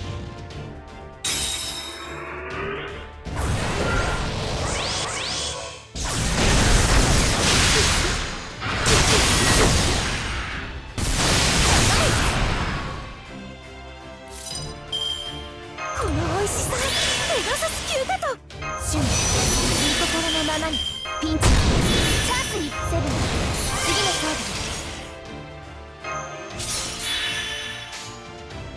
ブ。命は燃える人。いや、弾は速く。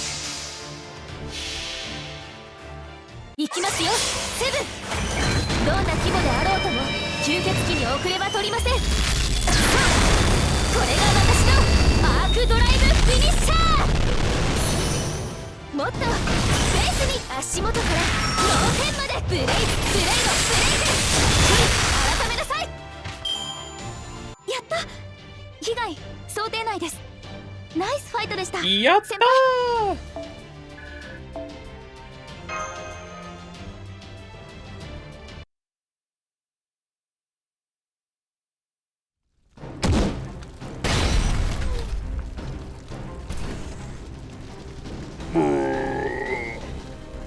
Those aren't mechanized soldiers. Those are Tamatomo mobile fighters.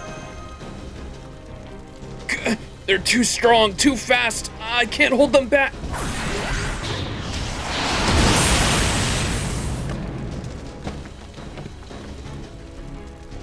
Lip, thank you.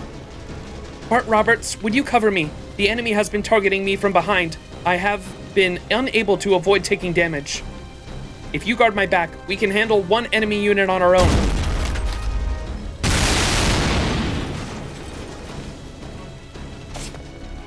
I'm sorry, I can only handle one too. How many of these things are there? 3. Luckily, we can hold them off on our own, but that'll change if even more show up. Don't tell them to get them. Don't let them get to the main street. That's where they sent the non-combatants. Just one of these things would massacre everyone there. Don't worry, my only target is the Moon Cancer violating the rules. I have no intention of robbing Moon Dubai's citizens of their lives, at least for now. That voice is coming from above. That voice, is that? Oh, excuse me. Feet.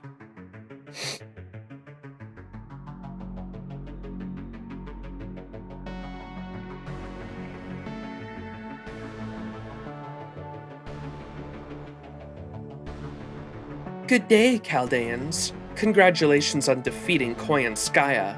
But you've gone too far. You should have started with the likes of Astolfo. BB Dubai is very upset at having lost her most promising Moon Cancer candidate. Moon Cancers are discouraged from direct attacks on each other. That privilege is reserved for me. Oh, what's going on? Have you gone over to BB Dubai's side, oh Moon Elemental? No, I haven't. I support BB Dubai's thinking and the principles underpinning this city wholeheartedly, which is why I formed a sister city alliance. I am Metzliapan, the Lake of the Moon. I have always been an avatar of a city named for the moon. What's so strange about me becoming a sister city to Moon Dubai? Huh.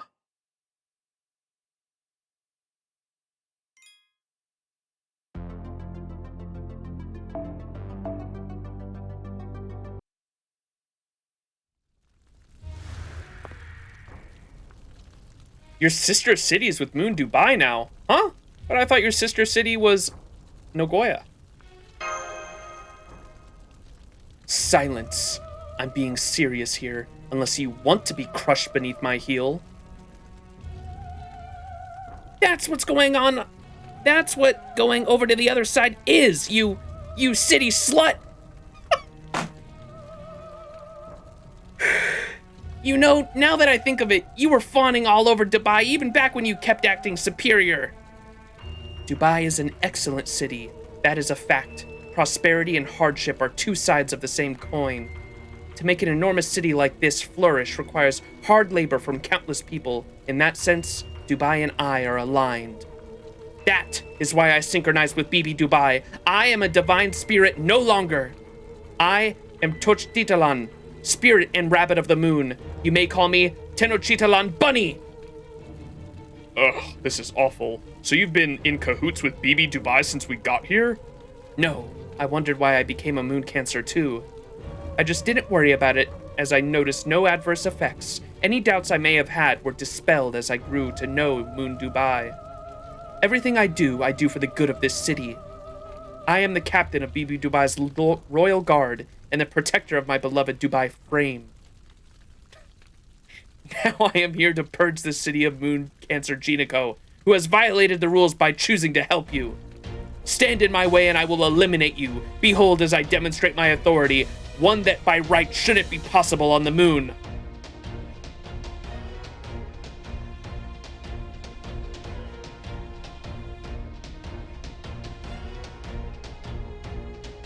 We need to buy Tezcatlipoca new glasses after this.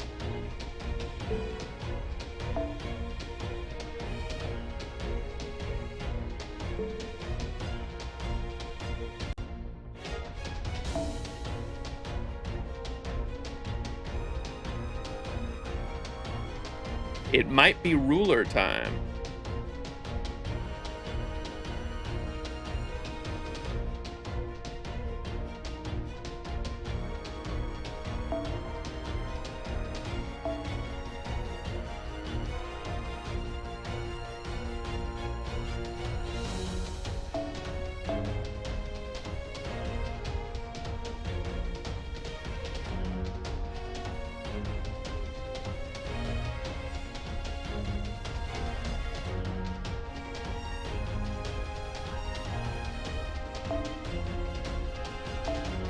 Cricket, oops, all rulers.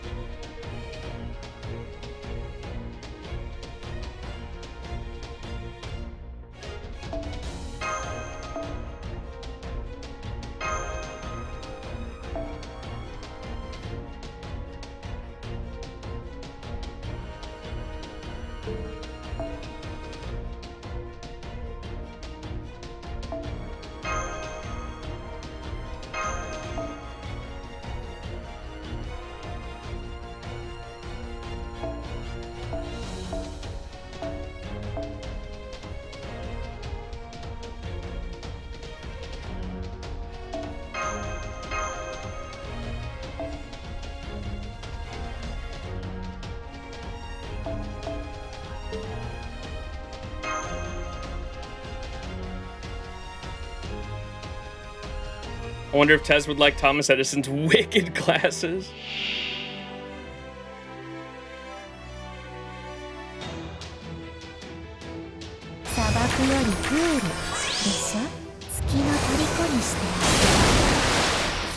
Stunned! Oh no, we have that bullshit mechanic again?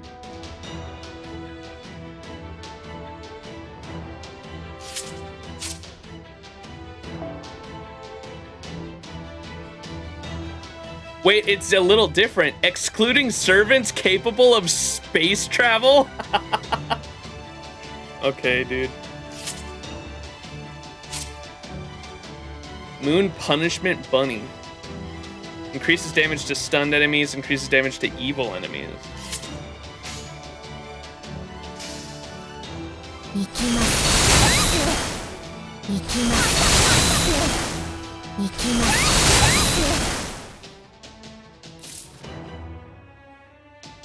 Yeah, how do you like it?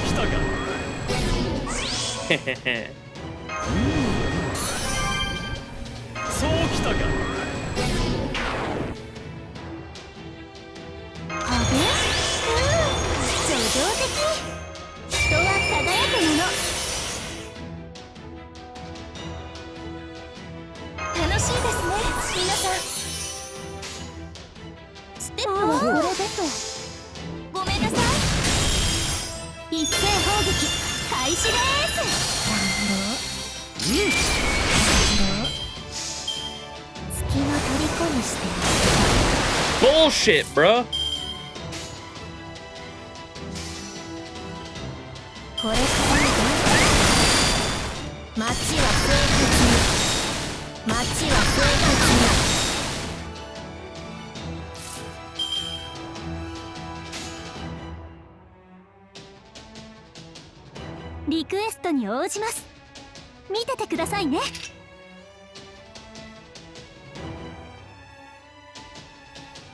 HP increases. Okay.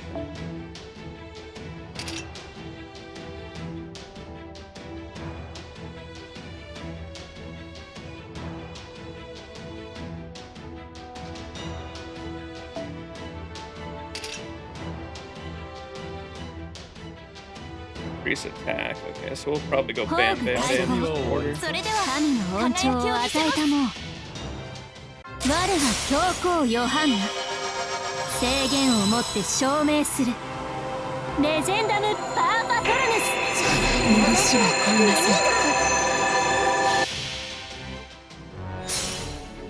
天と地の狭間にて人はかくあるべしとここに新たなるノリを敷く。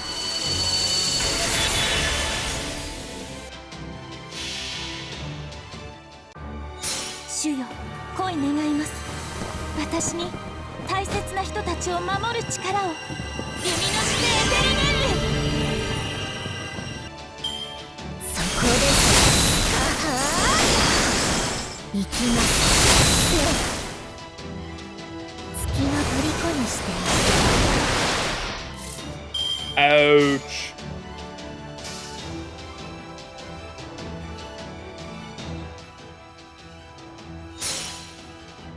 Nullify で buff. 蹂躙するわ。ゴミだから簡単には潰さない。どうにかなるまでいたわってあげる。治りも悪くないかも。 Did she go through the fucking... そこで失敗だった。 Did she go through the fucking picture frame like it was a fucking like a mech fucking thing putting on attachments? That's actually hilarious. The Dubai frame.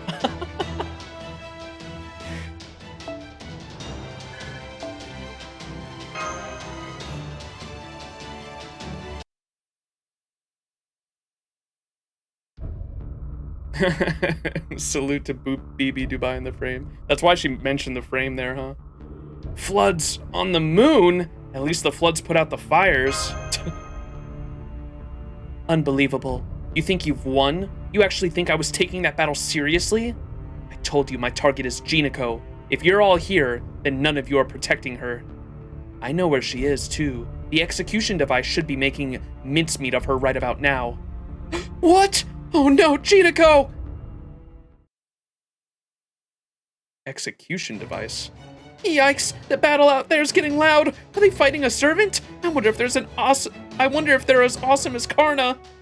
Anyway, if the enemy's a servant or something just as strong, then I better get the militia out of here. On the radio. Testing. This is Jinako. I repeat, this is Jinako.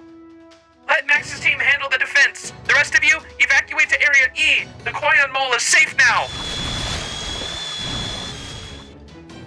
Something's grinding away at the door. It sounds like meat being cut with a chainsaw. Oh god.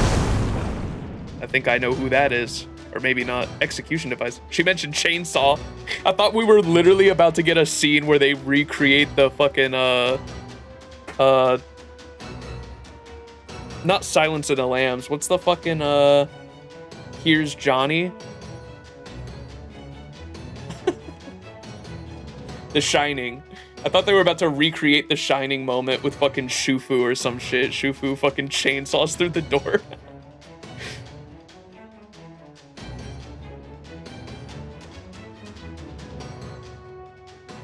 Moon cancer genocode detected. Executing now.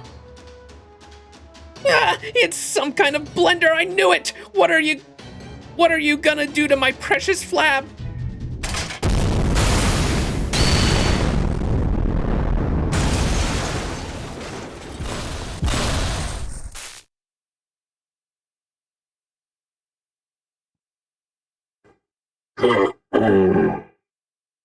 Unforeseen attack. Critical damage incurred. Mission failed. Mission failed.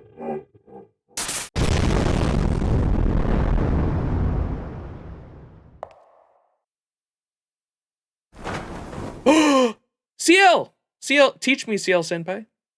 She got the glasses on too. I swear, as an outsider, I've been doing my best not to get involved. But I can't let this kind of destruction continue unabated. Losing this ward, Old Dubai, would be a cultural loss for everyone. So in order that we retain this rich, scintillating culinary culture, I will dispatch these invaders. What? Who is that?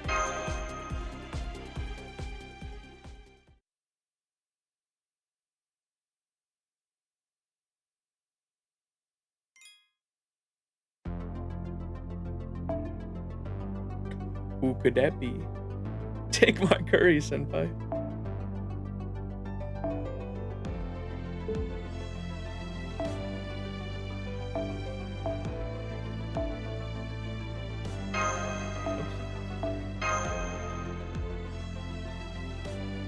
Didn't I just get that starting,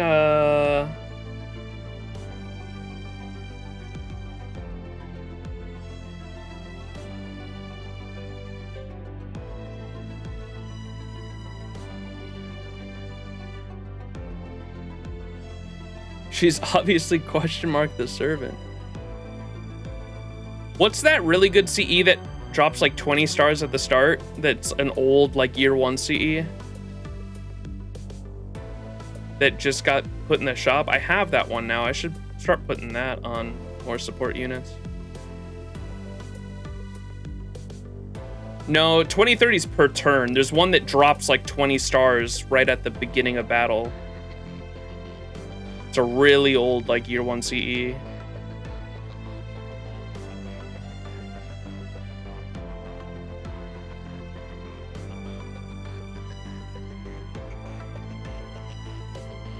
Golden Carp, yeah, that's the one I'm thinking of. Do I have it? I thought I just got it. It wouldn't be leveled.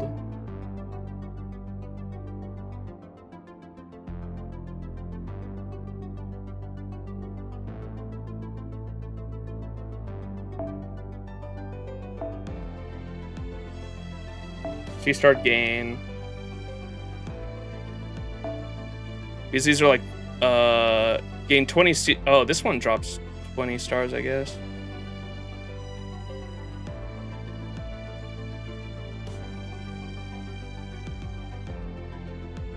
I guess I didn't buy it yet.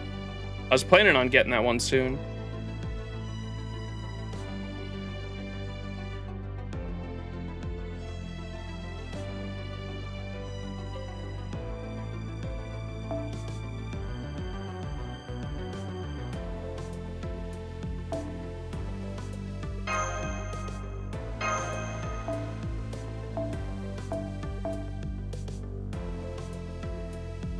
Are we still fighting a moon cancer here? Yeah. Okay.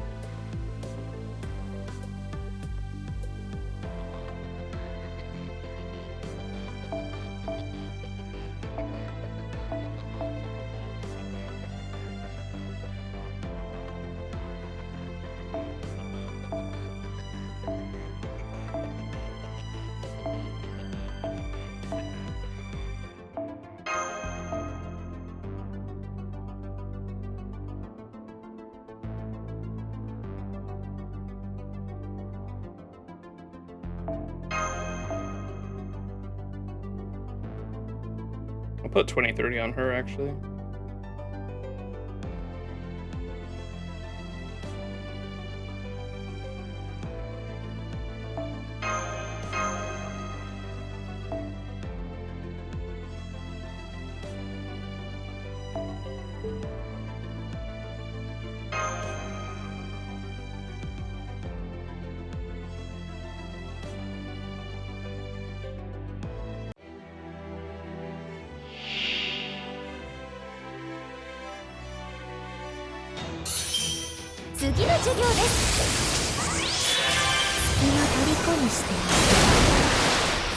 Holy C.I.E.L buff, bro.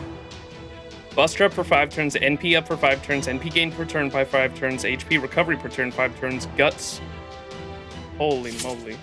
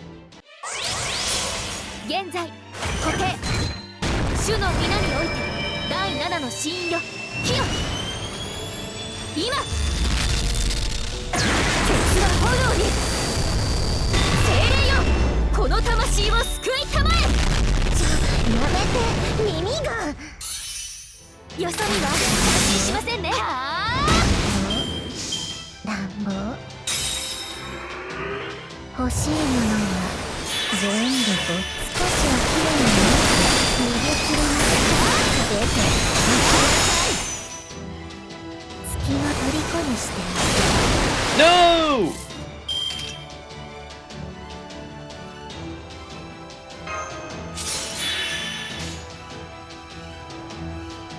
特別授業行っていい分かりやすく覚えやすく行きますよ海生物どんな場面でもあなたのせいで台無しです無知なので自称の地平に行ってくださいやれいし言われなもっと通りなさい祈りが胸にクレアビーラデルシエロそこです申し訳ありません Mashu! 一旦後方に下がりますこれから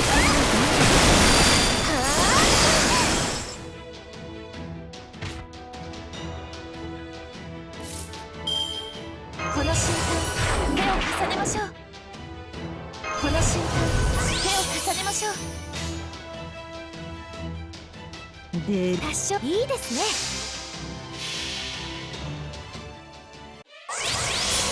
簡単な問題です行動のカナリアとかけ焚き火のウサギと解くその心は我がのネコブリトですスムージーサクリファイス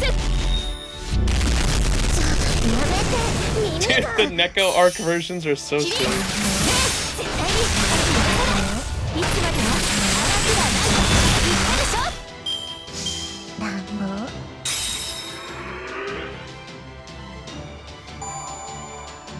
Yay, C.I.E.L saved us. Oh.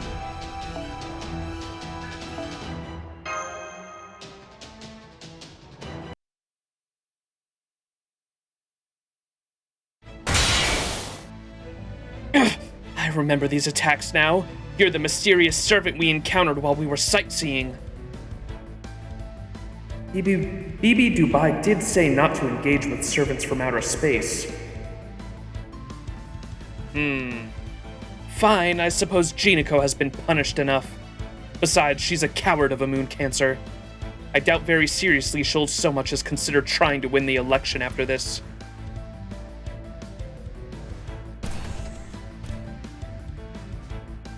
She's retreating? Come back to your senses, Tenochitalan! My senses are the same as ever. You, on the other hand, should do the smart thing and stay out of trouble until the election ends. Just to be clear, I'm not retreating. I'm just going home now that my job is done. The fuck is that? That was a warning. For your sake, I hope you come to realize your own true feelings as soon as possible. A winner will be chosen from among the moon cancers, regardless of what kind of person they may be. I'm counting on you to make the right choice. Otherwise, it'll be too late.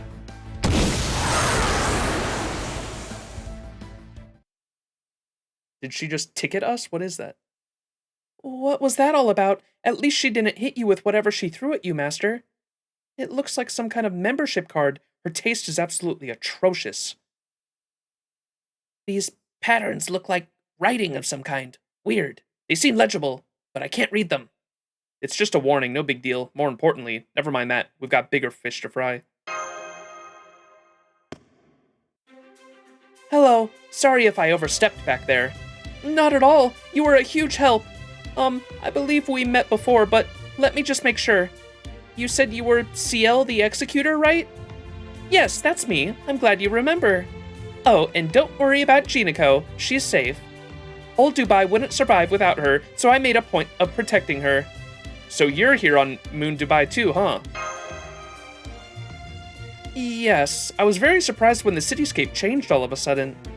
I could tell the time for sightseeing was over, so I've been looking into what's been going on myself. But after 8 days without food, I got pretty hungry. Unfortunately, there were no decent restaurants anywhere. Then I smelled something tantalizing coming from this direction, and somehow made it here, fighting for my life all the way. Chakarim, was it? He took very good care of me after I got here. I was just starting in on my second helping when the attack started. I see. Then I take it you're a Chaldean, a servant on humanity's side? Yes, of course. The whole reason I was dispatched to this time and sector was because we detected a distortion in humanity here. That said, our missions are similar, but they aren't exactly the same. Which is why I've been doing my best to keep distance and not get involved. I mean, I'm a moon cancer too, right? So you probably would have thought I was your enemy. I didn't have a way to prove myself. Well, we don't think that now. Will you help us? Does this mean you're willing to help us? You want help from a shady lady like me? You do realize I'm a mysterious executor, right? You're not shady at all. We can tell you're righteous and pure of heart just by being near you. Yeah, there aren't very many servants who exude lawful good to this degree. Indeed, you remind me of Sir Galahad, or perhaps I should say MASH. She truly is just blue MASH, dude. At any rate, keeping old Dubai safe, as you've just done, would be a great help. Yeah, we don't care that you're a moon cancer at all. Hell, Master Max here doesn't even bat an eye at working with beasts. Huh? Max? Did you just say Max? Then you must be the legendary master who brought the recipe for homemade curry to the Sapphire Galaxy.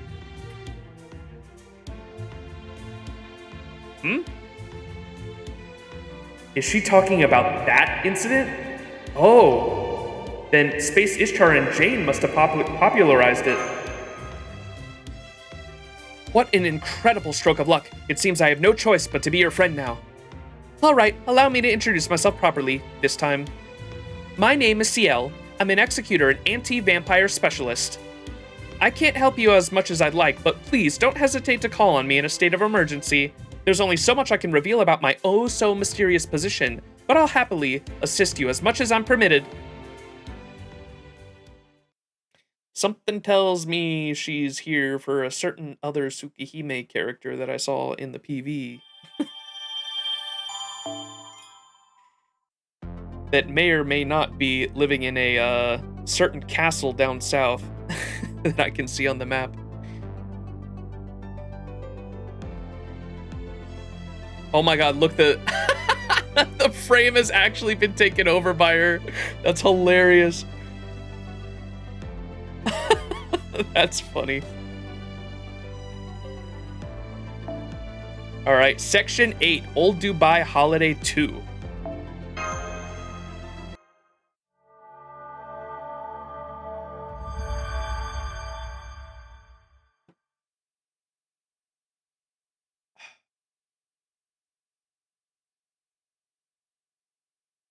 Ooh, you can kind of see the dome now, huh?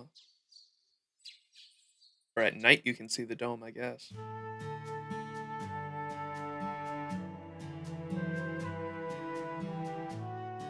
Sabah al-Khair, everyone. I appreciate you all being right on time for breakfast. Although, is Passion Lip not here? I see, so she's still in sleep mode. Well, that makes sense. She does consume the most energy. Anyway, I'm sorry to keep asking so much of you all, but for some jobs, I think it's best to have all of you helping. Mash and Percival, I'd like you to continue training our militia. Igatich, once Lip wakes up, I'd like you two to conduct a force recon mission in Area E. The Laughing Moon Knight Brigade has been acting strangely since last night. They've been at least 20% louder than usual. Knowing them, they're likely just caught up in some new trend. Even so. Understood. We'd be glad to help. Right, Sir Percival? Of course. We'll keep things simple, but challenging. We'll have to get Chakarim to help out too. You need a lot of nutrients to build healthy bodies. Well, our bodies don't grow or change no matter what we eat, but never mind that now. Got it. I'll head out with Lip as soon as she's awake. But did you say Area E? I thought the Laughing Moon Knight Brigade was set up in Area F. Well, it is, but now that Quiet Sky is gone, they've claimed the corner of the mall as their own. Please chase them off if their numbers seem manageable, since the mall's still a crucial manufacturing facility. What about Bart Roberts and me, Asara? You two will be on sandworm duty as usual. A few more rounds and you should be able to perform simple summons like usual. That said, you've been working a little too hard lately, so I want you to take it easy this morning. Then I'll be Then I'll use this morning to go and work on the ship in the harbor, since I got to rest during the Koyan Mall operation. Great, then it's settled. See you all tonight. Jinako said to give you her regards too, by the way. More Dune time.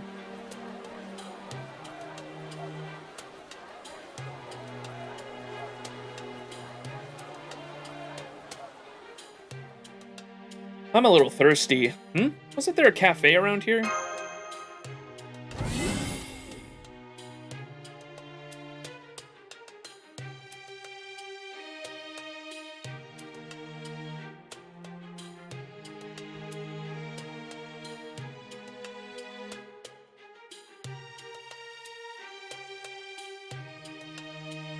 Welcome.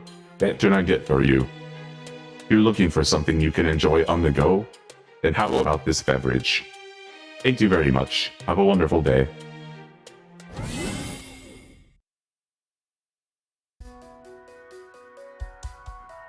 Wait a second, what's Hakuno doing here? You know about vampires? I mean, true ancestors? I see. That's how you know about executors. If you don't mind me asking, what kind of true ancestor did you meet? When and where exactly? A long time ago, in a completely digital world. She was blonde, she had red eyes, and she was terrifying but beautiful. Uh-oh. Oh, her white outfit was pretty memorable as well, and her monk companion was quite a character too. Oh, wait, please no more. Anything else and I'll end up having a headache. Anyway, what are you doing out here, Max? Taking a walk?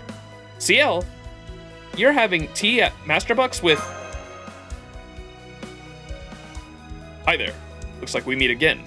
Gym guy! Oh, you two already know each other? Sounds like you met under unusual circumstances. I still haven't actually introduced myself yet, though. There was always something more pressing going on every time we met. Well, better late than never, I guess. My name is Hishinami Hakuno. I'm also a digital human, just like the citizens of Moon Dubai. The hotel decided to close their gym, so this seemed like a good time to come to Old Dubai. Thanks again for helping us out back there. Not at all. I'm sorry I took so long to introduce myself. I heard about your recent exploits. They say you defeated one of the moon cancers. Be careful, though. This world isn't like the one you know. According to BB Dubai's broadcast, you're an old human here from the 21st century. You can get injured on the battlefield if you get killed. There's no coming back. There's AI people here that are different, though. They don't mind if they damage or even destroy their frames. Some of them will even be willing to sacrifice their bodies just for a chance at harming you. Survival must be your top priority. You can't take pity on your enemies, and you also shouldn't let yourself get hung up on AIs becoming collateral damage. This world is already done for. You need to focus on getting back to your world safely, not on saving this... A Pasaris world? What the fuck?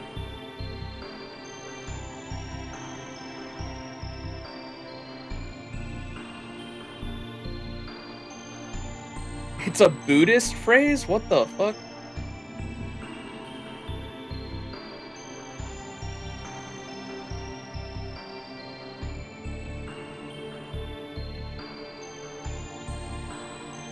Apsara. Is how it's pronounced?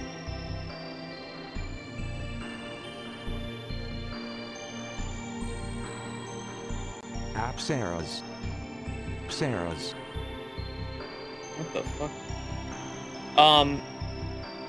Apsaras are a celestial female spirit in Hindu and Buddhist culture known primarily as heavenly dancers, water nymphs, and divine... What the fuck? Did I spell that right?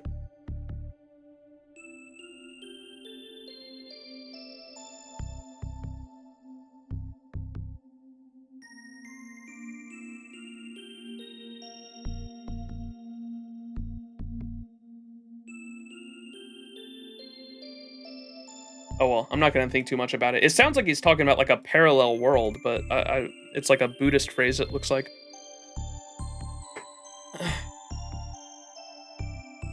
Oh, okay. Maybe we can ask more about it here. Apsara's world? That's, how someone else and I refer to this world. Okay, you and the other Hakano, maybe? It's neither a singularity nor a pruning theoretical phenomenon. Think of it as a branch that grew too close to the trunk of official history, but still deviated. It's very similar to your own world. It even prospered more than yours did. Ironically, its history came to an end for that very reason. We call these ephemeral branches Apsara's branches. Okay.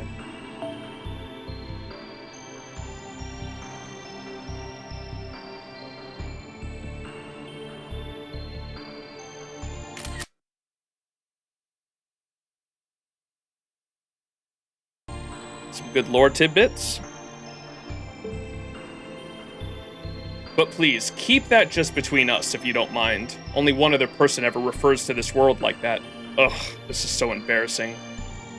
You're a very kind person, aren't you, Kishinami? It sounds to me like what you're really trying to tell Max is that it's not his fault if the people of Moon Dubai end up getting hurt. I was just pointing out a few facts as a neutral third party. What about you, C.I.E.L? What do you think of Moon Dubai? You're from the Servantverse, right? It's completely different than our universe, right? Or is it one that's just a few cycles ahead of ours? I took a brief look at the records on it once, but I still don't really understand. The Servantverse, huh? Now that you mention it, we do sometimes see servants from there getting stranded. I don't know much about that, though. Even though she knew about Servantverse Curry? Guess she'd rather not talk about that right now. Anyway, I do get the sense that citizens of Moon Dubai are a lot like servants. They're composed of data, making them immortal. If they die, they just pop back up to life. The important thing is that they're not getting a do-over when they die. They pick right back up where they left off. In that sense, both the people of Moon Dubai and the Sapphire Galaxy deny the cycle of reincarnation by virtue of being indestructible. That, in turn, leads to the afterlife closing up shop. No underworld, no hell, no paradise of Eden either, depending on how you look at it. In a world where there are no dead, the underworld loses meaning, even its name. That's what happened to the goddess of the underworld from the Sapphire Galaxy's origin universe. No meaning or name. Are you talking about Ereshkigal? Probably. They do have the same name, so they must be the same being. The goddess of the underworld in the Sapphire Galaxy was known as Enki Ereshkigal. She was the final destination for the souls of the dead, a primal goddess who was essentially a dark gravity field that gained consciousness. A calamity who became an evil of humanity and threatened the entire Sapphire Galaxy to punish humanity for becoming immortal.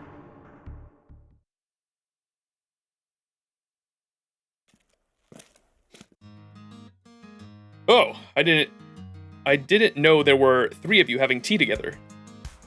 You're the servant who rescued Jinako, and you seem to be another AI. Which tower are you from? Never seen a frame like yours before, since it's still forbidden to develop new humanoid frames. I'm guessing yours must be a very old model, especially since you're not using bioskin or polymers. You got it. This is a very old-fashioned frame. I have one with 21st century student uniform too. I've always been into retro stuff. Anyhow, I'd best be on my way. I only just moved to Old Dubai, so I still need to look for a place to live.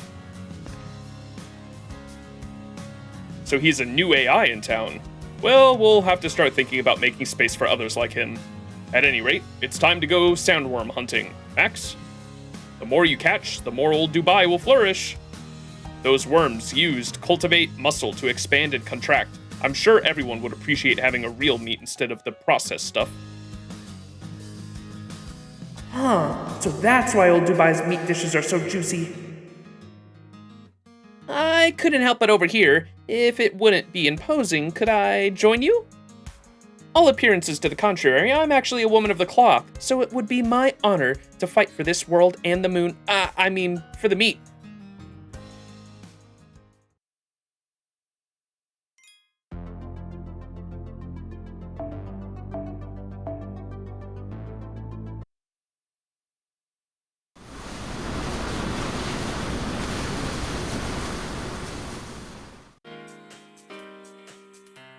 The desert is out of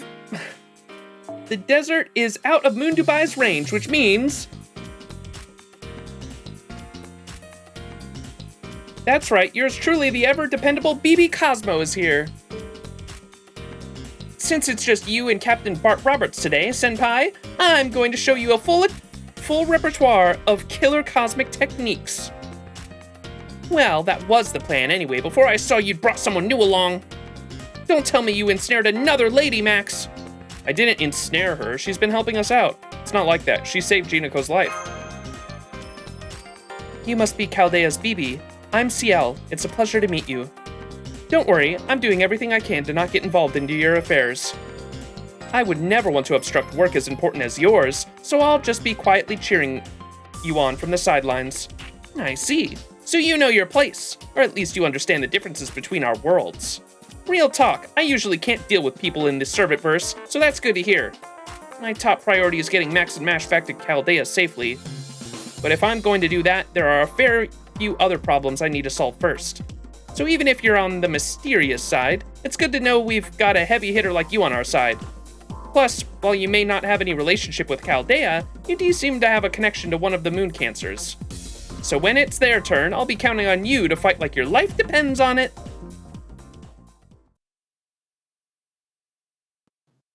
I'm sorry to interrupt, but Mr. Roberts has just spotted a sandworm. He's bringing the ship, about to face it, with all the grace and gentleness of a fucking tough drifting on the wind. Master, I have a sandworm's tail in my sights. I'm trying to sneak up on it as we speak. I'm sorry to disturb you while we were relaxing with the lovely ladies, but could you call them onto the Oh, they're already here. Were you all just on standby or something? No, the ship's guide told us what was happening right away. Should she not have? Hardly. I would never criticize a sailor for being considerate. My job is perfectly stress-free thanks to our guide. I'm something of a coward, so I always get nervous about steering ships, no matter how sturdy they might be. I was never able to enjoy myself freely, like the other pirates, but not now. Now I can just relax and take in the wind. Well, kind of a shame it's a desert wind instead of a sea wind, but what can you do? Mr. Roberts, if you have the time, could you explain the differences between wind on land and wind at sea? From a data standpoint, they should be identical, so I'm having trouble understanding your claim that sea wind is superior. Okay, Senpai, time to get to work. We're right on top of this sandworm thanks to Bart Roberts' astonishing sailing skills. So let's take it down quickly and give those two some private time. Bart Roberts and the ship.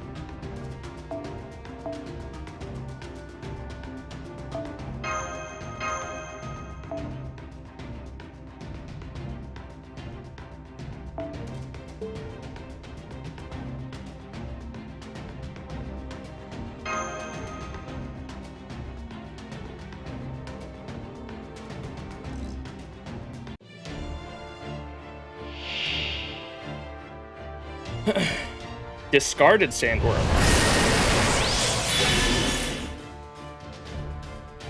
次の授業です。この口のようですね。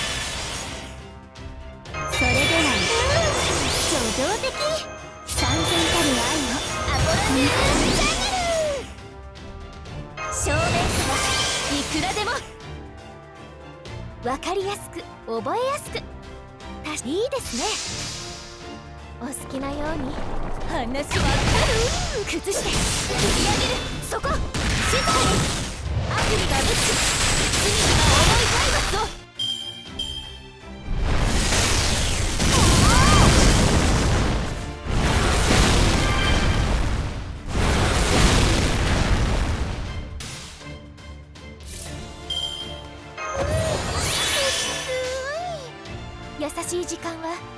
ここまでです。多少手荒くとよろしく。簡単な問題です。行動の隣のとかけて焚き火のウサギと解く。その心はただのネズミです。スムージーサクリファイス。起立。超滅とシュート。引きません。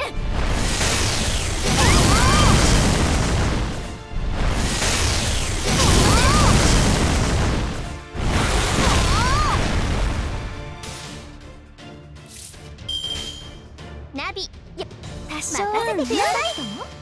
ネコトレインゴー。営業停止。悪魔か。超高カッター。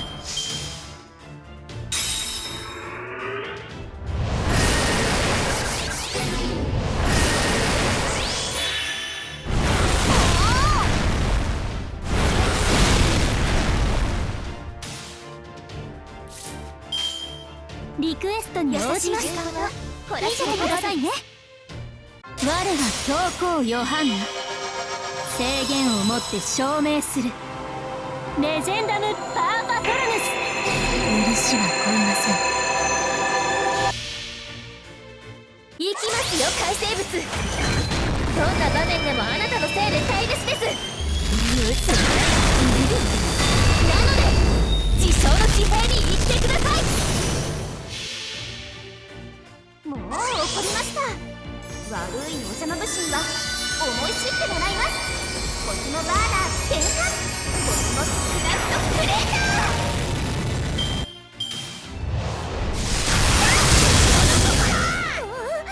ネットにひびが。なんてことするんですか。ここで撤回せざるを得ないとは。装備を見直して。 I'm back. I got some Pocky. Everyone's dead.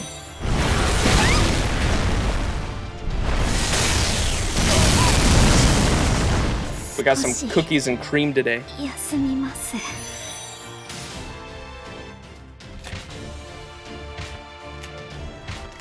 Still can't believe FGO got Neko arc before OG Artoria got any story relevancy.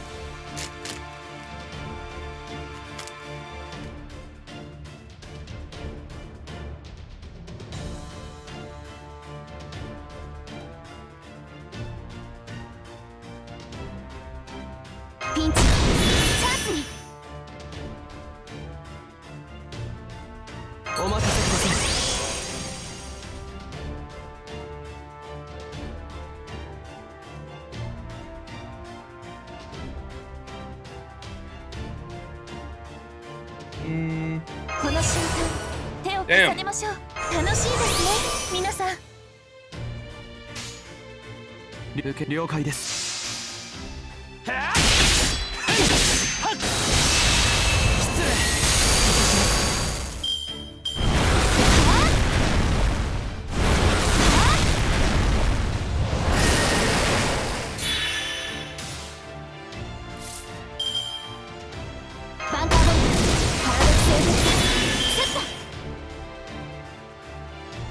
銀の腕、私に力を。了解、時短装填済みです。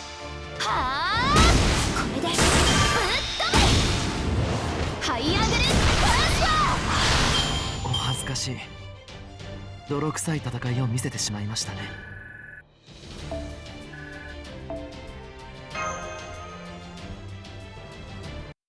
You see that purple VFX when the worm disappeared? I noticed it was like the same VFX that the waves were. The water waves were that Moon Cancer Tenochtitlan was using.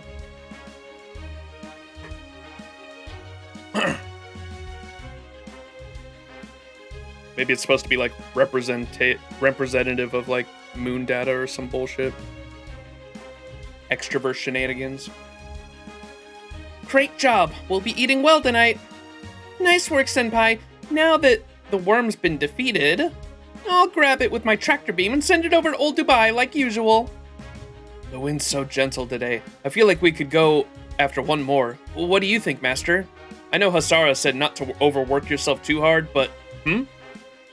Guide, can you point that sonar to the southwest? I just saw a sail out beyond the sand dunes. It looks like... There are 2 hot rod ships in Area F there, one large and one small. It appears that the large ship is in pursuit of the small one. Shall I display the video footage? Sure, if the feed shows anything too disturbing, go ahead and cut it. Very well. Laughing Moon Knight Brigade Extremist A. Give it up, nerd! We don't need you anymore. Though I will say, it was real nice of you to come along on this makeup cruise. You know, I'm sorry I kept poking and prodding at you all this time. I see now I never should have bothered. Now that we're done with you for good, I got no problem letting bygones be bygones. See? We're making up already. Please, stop this. You're going to sink my ship. Stop it. Stop it. Stop it. All I did was encourage you not to solve everything with violence. That's just it, Anthony. We can't take you raining on our parade anymore. Every time Lord Astolfo comes up with a beautiful idea, you always find flaws somewhere. If I have to see that beautiful face and melodic voice say, sorry, never mind again, then well, I don't ever want to see it again. And we don't want to have to, and we won't have to once you're gone. Yeah, there's no place for you in the Laughing Moon Knight Brigade. You're just gonna have to get eaten by a sandworm and try again in a new future. Maybe then you'll finally understand how there is no tomorrow, that no tomorrow mentality. Look at that rabbit run! And sorry, do you mind if I cut the feed here? I don't think I can watch anymore. Of course not, thank you. I'm sorry you had to see that. That's fine. Man, they really are nihilistic. Wait, what do they mean, like, try again? I guess because he'd take a while to respawn? But Anthony's an AI, so he just respawn, wouldn't he? It's like they didn't even take that into account. They do be the nonsensical Moon Knight Brigade, though.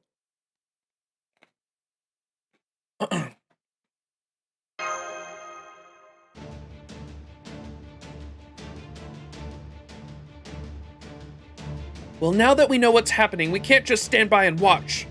Clearly, they've had a falling out with their group, but ganging up on someone like that is just plain wrong.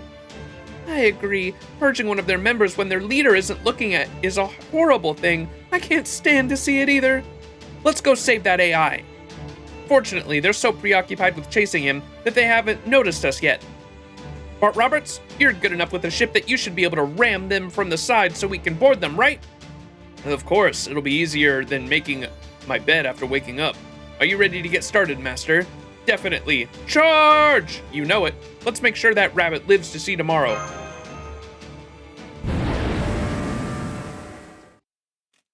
Full steam ahead.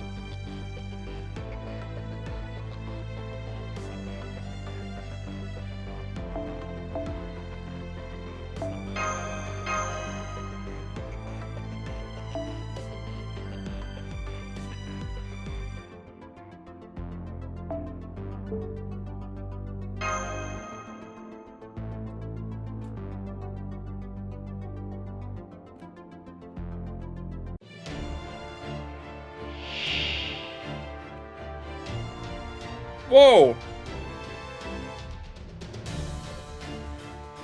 They got more knights?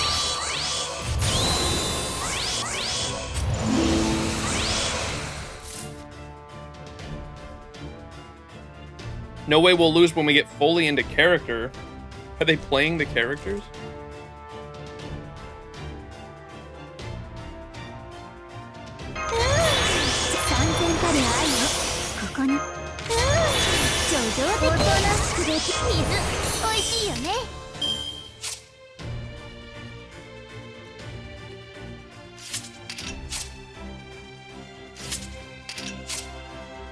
Oh man.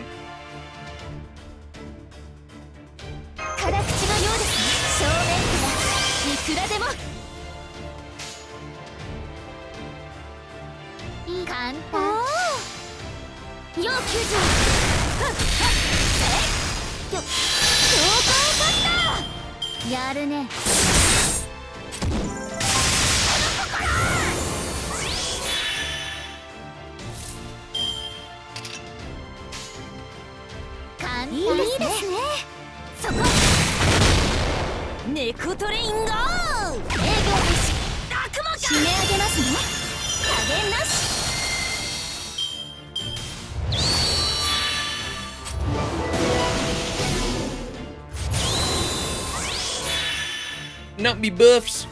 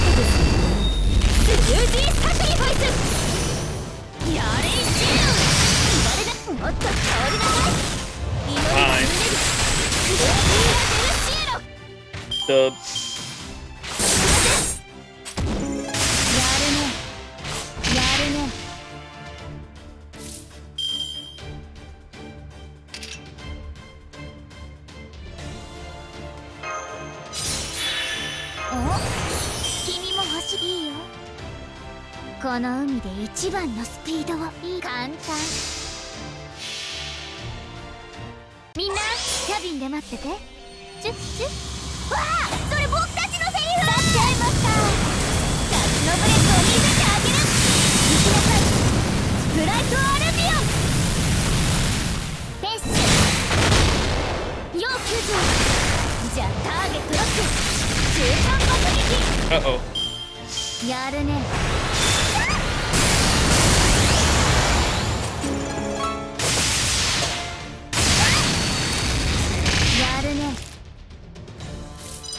Oh, they can't replicate the NPs because they're pretending, I assume.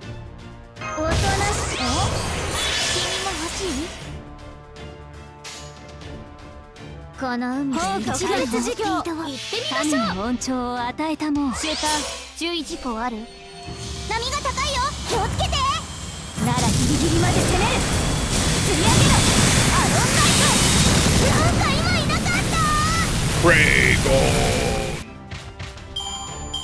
この剣はかの剣僧から教わったもの。銀が最強の名は伊達ではありませんよ。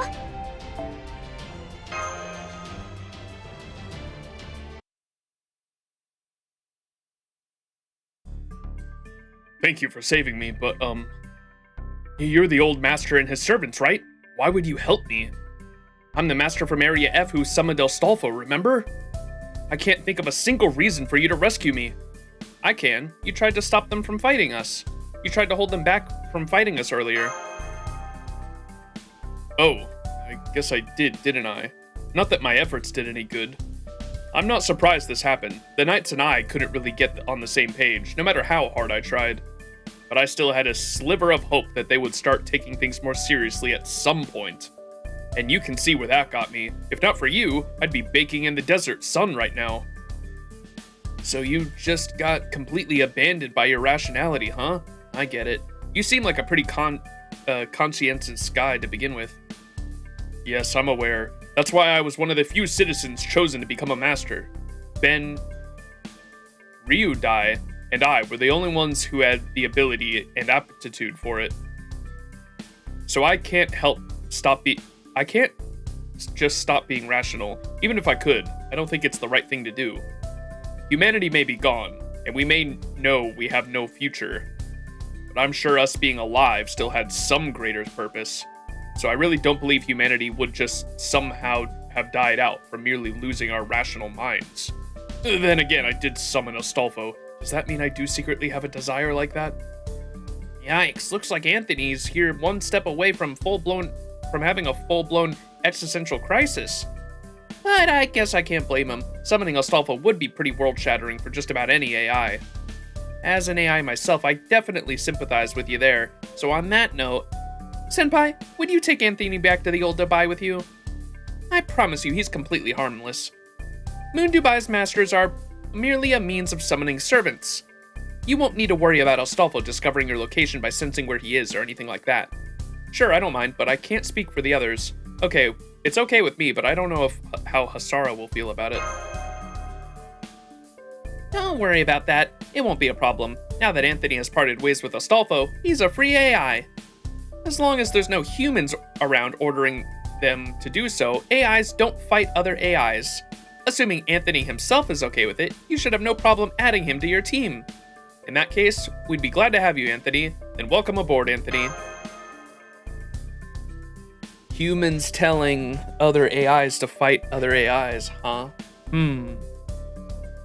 Wow, Chaldea's master isn't so bad. You're nothing like the barbaric old humans I'd read it in the archives. Thank you. I'd love to come along with you to Old Dubai.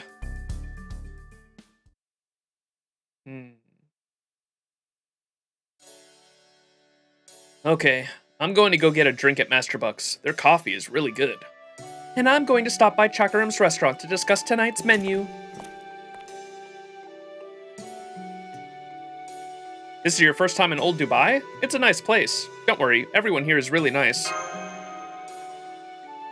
Yes, I know. The Laughing Moon Knight Brigade dragged me to this plaza a number of times before. Old Dubai never changes. It looks just like it did during the old humans' time. Hey, good work out there. We got the sandworm corpse right on time. I've assigned some people who weren't busy to clean it. They should be done by Hang on. Anthony? Is that you? Yes, it is. These people were kind enough to save me from a pretty serious bit of trouble. There's no place for me in Area F anymore, so I decided to live here instead. I see. I'll ask you to fill me in later. For now, we should tell Jinako.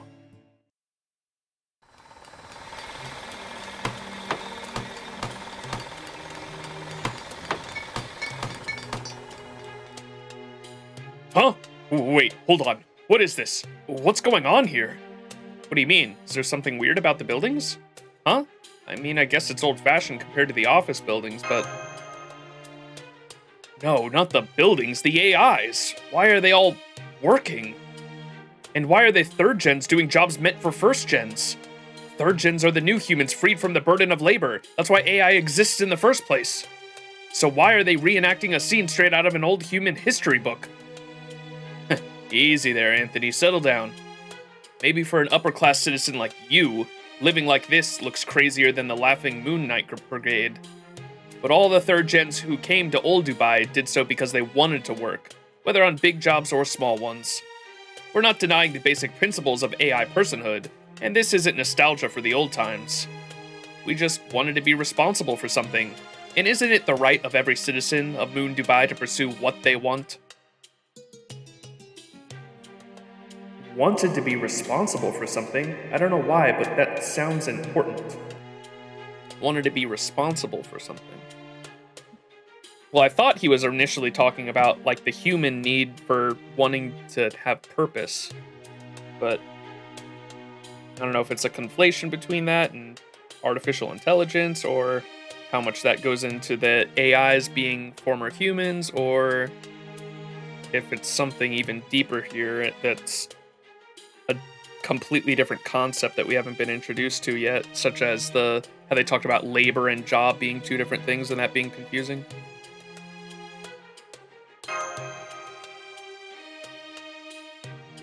In that case, I guess I have no objections, but if you keep this sort of thing up, then eventually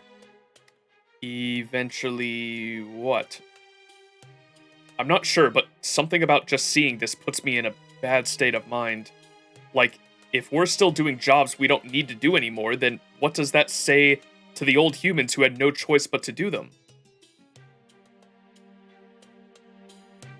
But I'm probably just overthinking it. I'm certainly not about to criticize old Dubai's people. I'm going to be living here from now on. After all, a job, huh? Maybe I'll try working one too. I wonder what sort of job I should try. Dude, please. Give me some Marxist commentary on labor. The idea of like labor being purposeful and meaningful, but you have to have more control over it. That'd be a fucking great place to input some commentary there. Maybe I'll just try working one too. I wonder what sort of job I should try.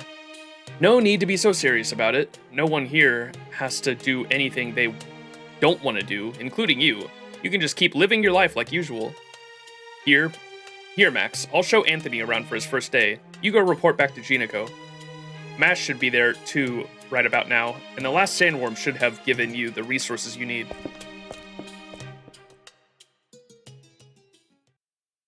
What do y'all think sandworm tastes like?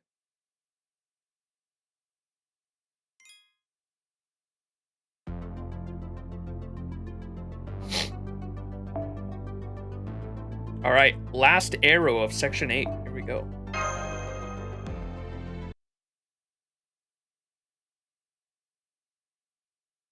The moon and the earth.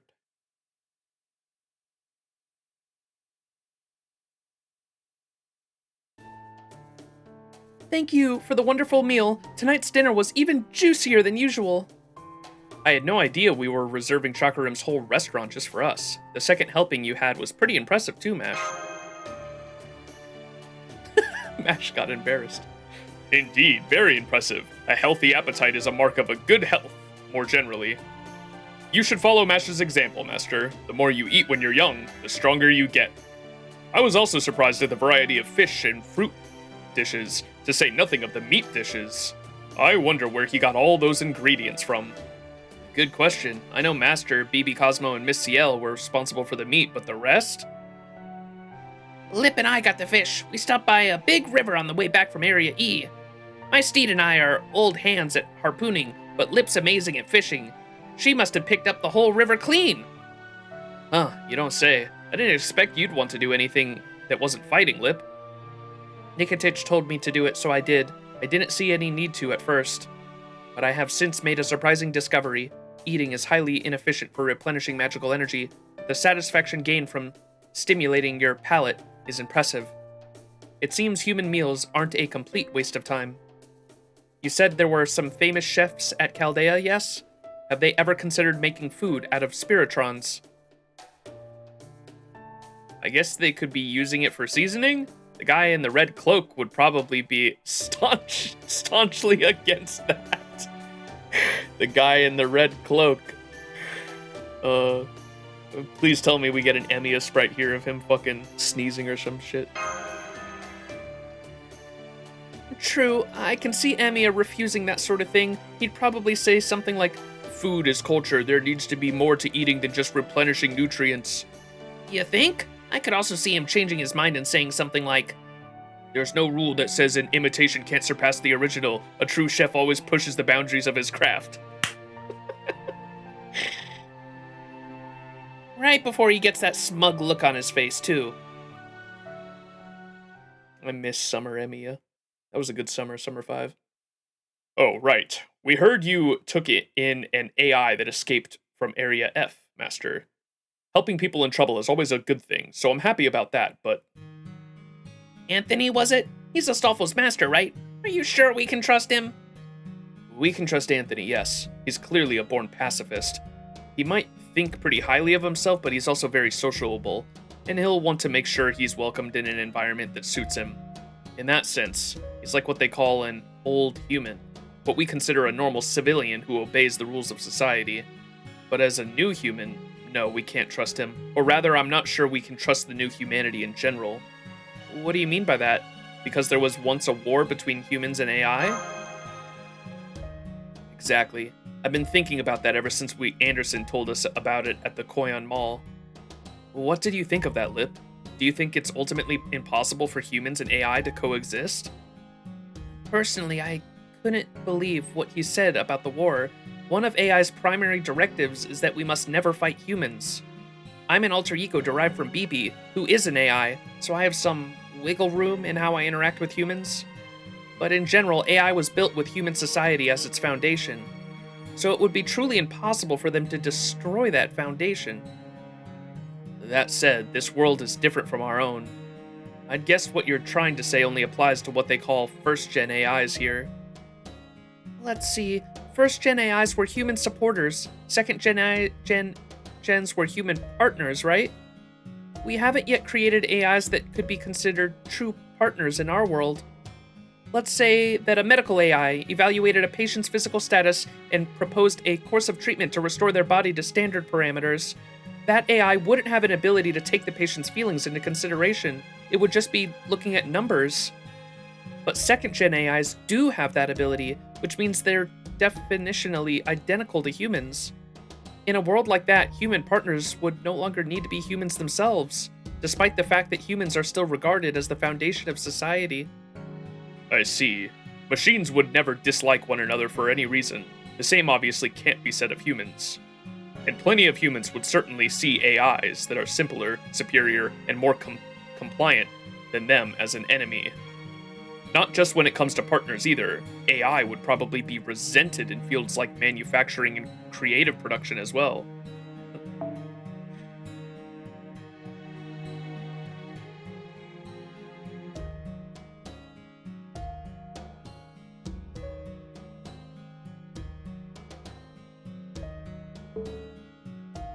There may have been movements opposing elevating AI to those levels before second gens even got there. But according to the records at the Koyan Mall, AI was entrusted to run the whole government in the year 2070, which meant that life on Earth was peaceful and prosperous for everyone for the next 200 years. And second-gen AIs weren't created until 2200, which means that humans and AI must have been in a really good relationship for at least 70 years. But then a war between humans and AI broke out, and all the humans like us went extinct. Why though? You can tell from looking around the moon Dubai that AIs did their jobs perfectly. Humans would have had zero reason to want to wipe them out altogether. So then, why did things escalate to a war? I had the same thought. Here's where my mind went with it. AI took over all the jobs old humans used to do. Eventually, they even took over the very act of being human. So the humans of the time might have felt like their very reason for existing had been taken from them.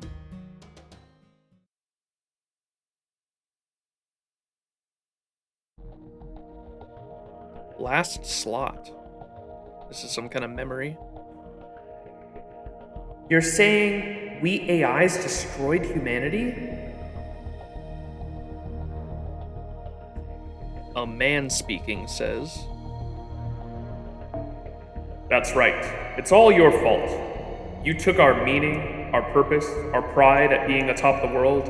You took everything from us. Just look at our life support network. AI is crammed into every single nook and cranny. AI helps us raise our kids, write our essays, create art, even develop technology.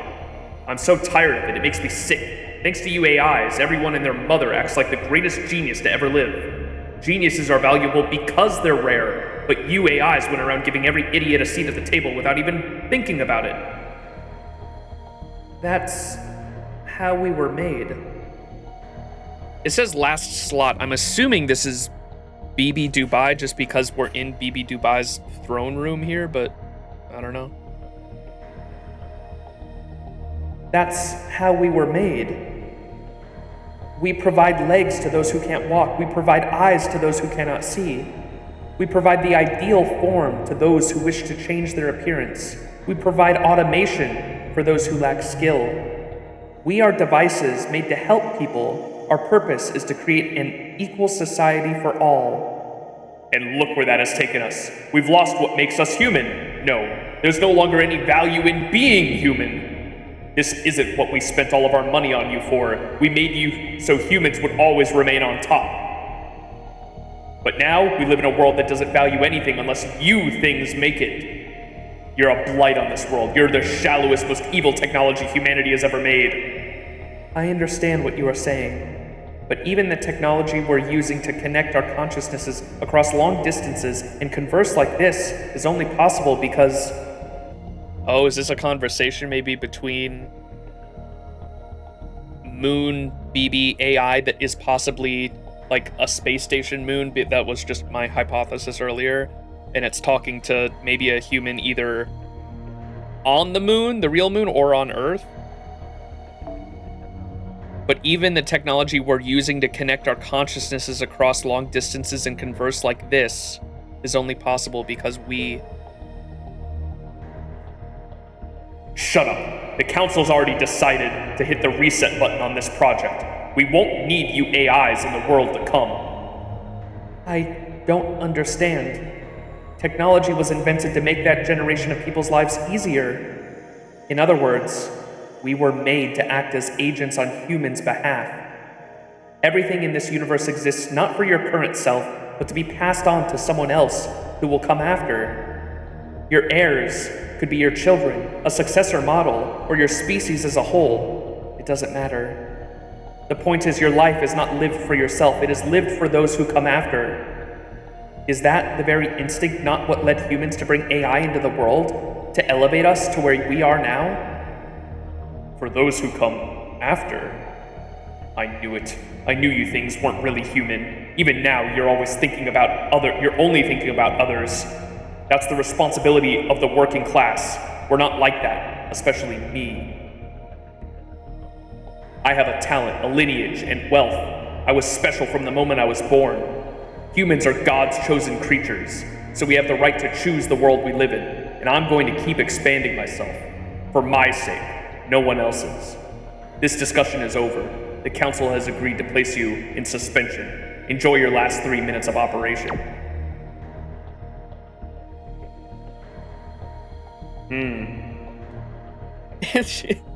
It sounds like this guy, whoever the man here is, sounds like this is probably BB Dubai's backstory, I assume, and why she went rogue, and maybe how the war actually started. But it sounded like Nasu just put like fucking every single type of human into one person to represent like all of humanity in this one man, because that's the responsibility of the working class. We're not like that, especially me. And then it goes on to say, I have talent, a lineage, and wealth. I was special from the moment I was born. And then goes on, we're humans are God's chosen creatures, throwing religion into it. It's just like an argument on the sake of every human, I guess.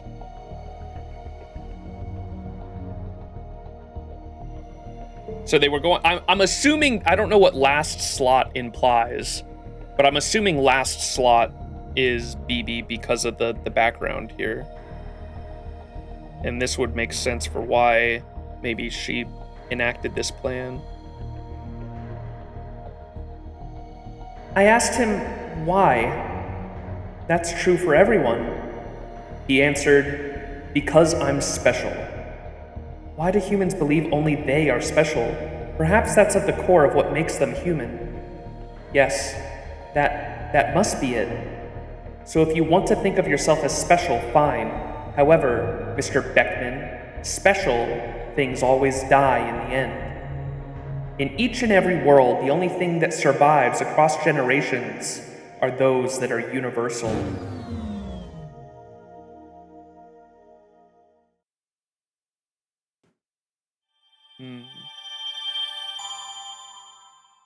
No AI leading the government, only 90-year-old white men? Maybe AI needs to step up. Yeah, there's a lot of the backstory of this universe that, like, I still don't understand, or it's, like, hard to believe, I guess. Let's look at the timeline now, because we got a lot more. Oh my gosh, like, almost everything's filled in. So, in the year 2000, AI is formally integrated into social structures. By the year 2010, AI begins to take over caregiving and social welfare. By 2020, an AI is officially recognized as possessing humanity, making it the first in recorded history to receive human rights. However, it does need to be noted that they viewed, like, possessing humanity was different than, like, true AI, because it doesn't sound like this first AI possessing humanity was actually, like, what we would consider, like, true artificial intelligence, I guess. Like, it came down to, like, a debate over the definition of intelligence, it sounded like. By 2030, a quantum AI developed in Iceland is the first recorded non-human intelligence to surpass the total collective computational ability of humanity, which I assume, is that what AGI is?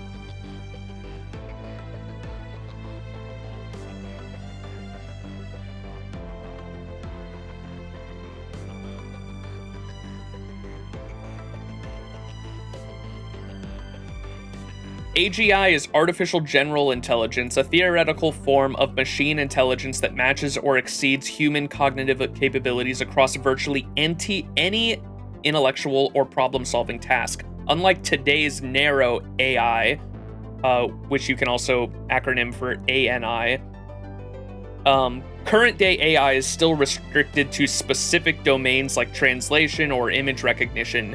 AGI is something yet to be produced that can generalize knowledge, learn new skills, and adapt to unfamiliar situations that it doesn't understand without task-specific training. So it can constantly learn, and that's what AGI is. And I assume that's what would have been made in Iceland here in 2030.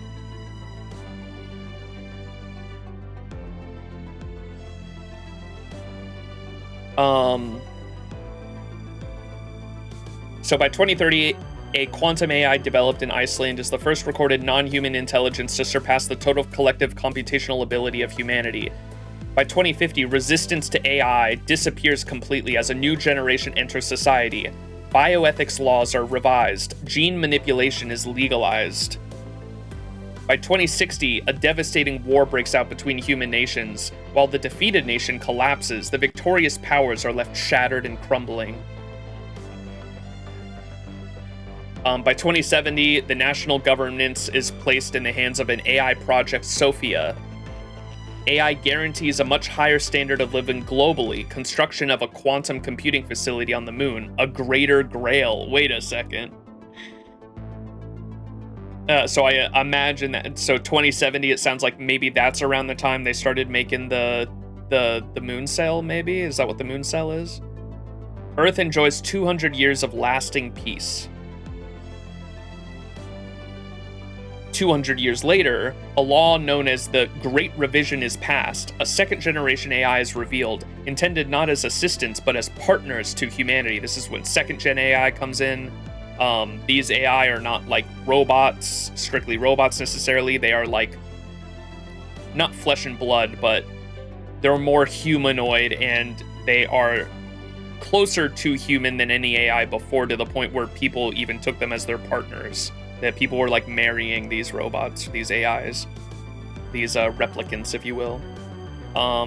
70 years later, the first human death since the implementation of life-extending technology demonstrates its limitations. So around the time, so earlier, when in 2050, when the resistance to AI disappears and a new generation enters society, bioethics laws are revised, gene manipulation is legalized. That's around the time when immortal humans started to become a thing, but little to anybody's knowledge, there were super ultra rich motherfuckers that were actually doing this illegally way before that.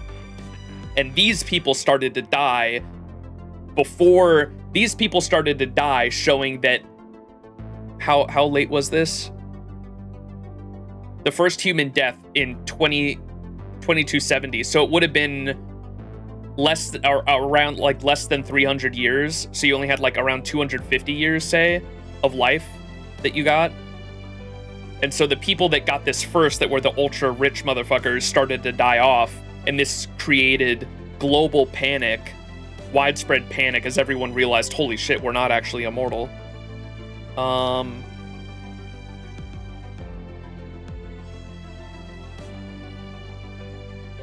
So the first human death since the implementation of life-extending technology demonstrates its limitations. 10 years later, birth rates continued to decline, even with machines carrying out artificial insemination, which is part of the reason like I didn't really buy, because like I was thinking like surely even if I would think there'd still be people that would refuse to like buy into the AI life extension bullshit. Like it's like they're like, I don't know.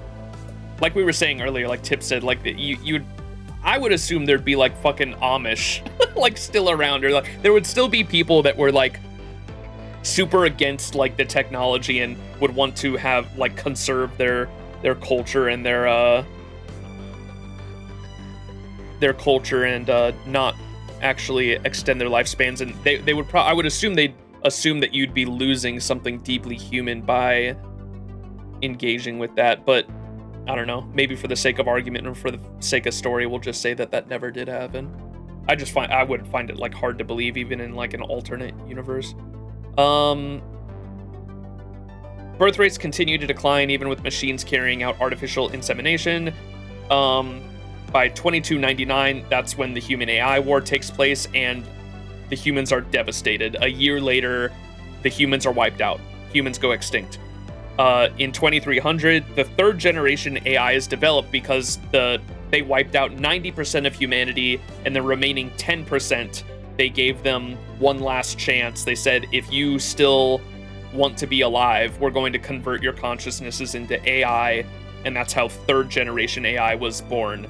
So the AI that was around said, hey, you humans, if you still want to live, we're converting your consciousnesses into third generation AI. So third generation AI is developed, a new human species is born, development of the first generation AI ceases. Then we've got shit in 2400 that is blank, 2500 is blank. Oh no, all of humanity went extinct in 2999. So what happened there exactly with the, I guess we don't know yet. There's some blank spots here. In 2400's blank, 2500's blank, in 2600 Moon Dubai is constructed, which we're assuming is like a Death Star type moon. That's no moon, it's Moon Dubai. And I'm only thinking that because we can see Moon and Earth in the skybox. But we haven't really got that answer yet. Then in 2999, all of humanity goes extinct. In 3000 AD, BB Dubai reactivates the AIs and begins redefinition. And then in 3019, Chaldea arrives in Moon Dubai. Okay. 1,000 years in the future. All right. We're gonna finish section 9 and then call stream there, chat, because then I'll be caught up with everyone on NA. Does anyone in chat know if part 2 has come out yet? Did that just release today, or is that coming out? I guess I can look on news real quick. Like, am I gonna reach the stopping point, or is it not out yet?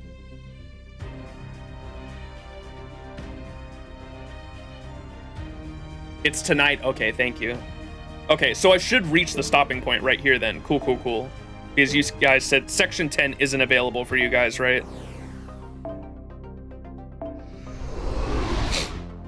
Nine hours, gotcha. Cool, cool. All right. Section 9. Nepenthes Kiss? What the fuck is that?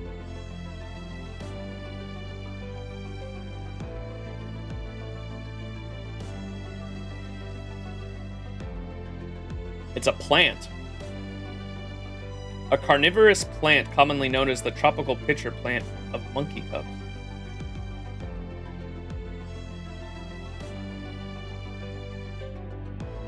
I wonder if that's a reference to. It sounds like all of these titles so far for the sections have been like other sci-fi and like other sci-fi references. I like the Do Androids Dream of Robot Sheep one. I can't remember what the title was for it. It was like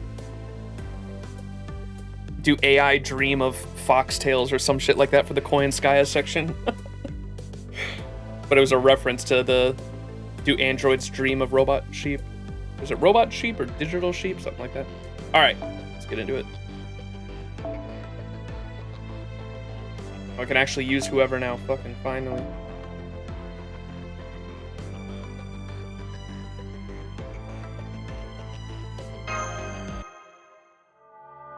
Electric sheep, yeah, that's it.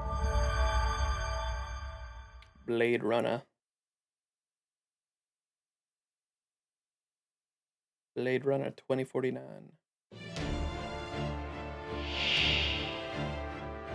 Coin Sky and Astolfo, what the fuck?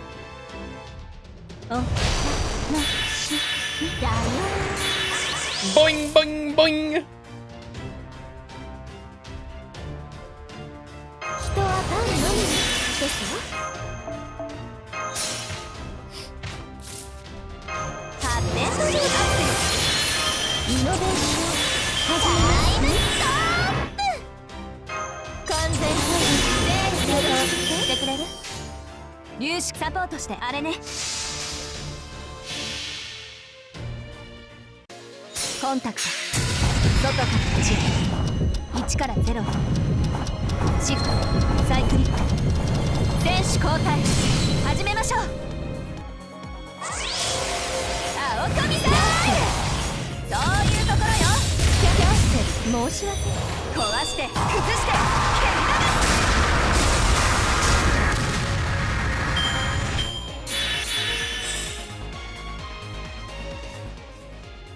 ブルカーノカリゴランテよーし僕はかっこいいぞ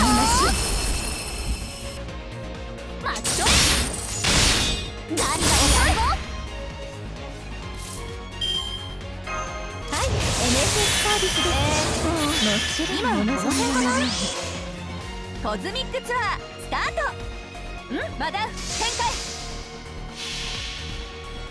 赤い死が迎えに来ても発展の先に一人になってもこのシグナルはなくならないツアーキャンブルーマッシュ私の道は私が照らす逃げられると失敗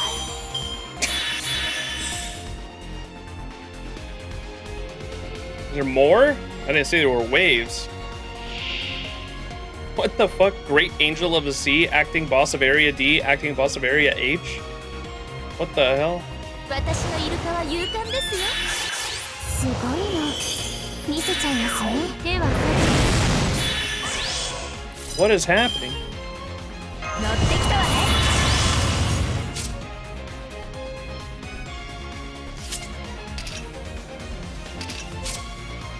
They're all moon cancers too.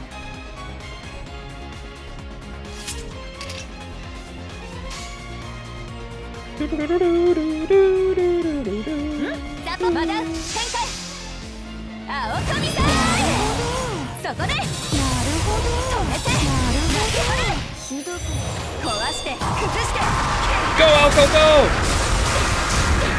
Woo!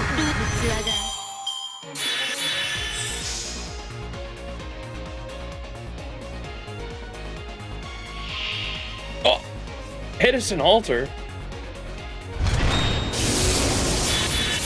Oh no.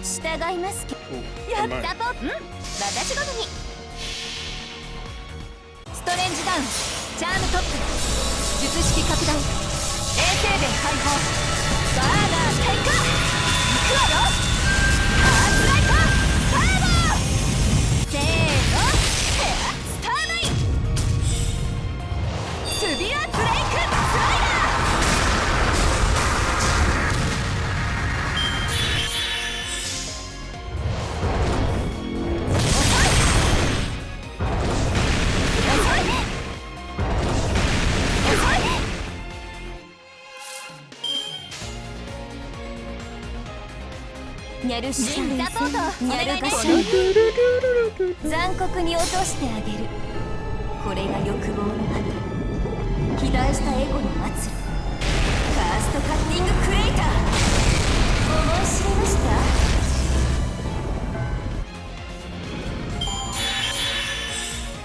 たからかい尽くされた後に惨めに終わるそれがあなたたちにはお似合いです Got a lot of random ass drops there.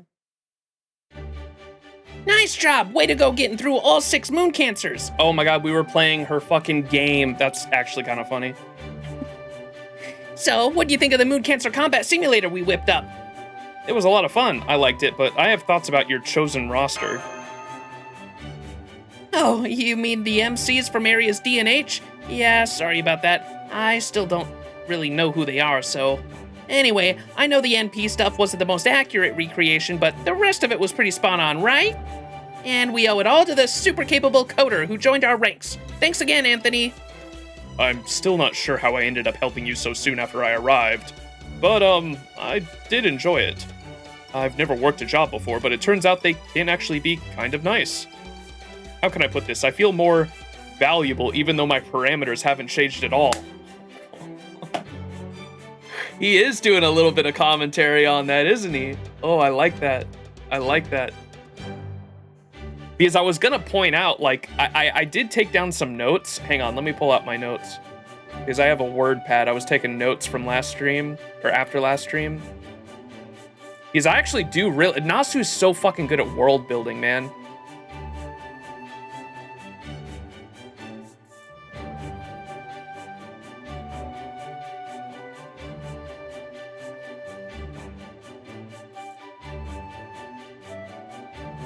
Where is it? I had it in a folder somewhere, hang on.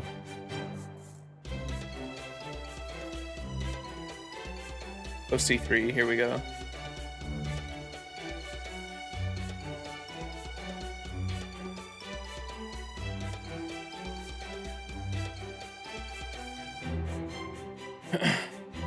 He's just bad at continuing those worlds. I know. Well, they have to end. That's part of the reason why I like him for that reason, though, is like...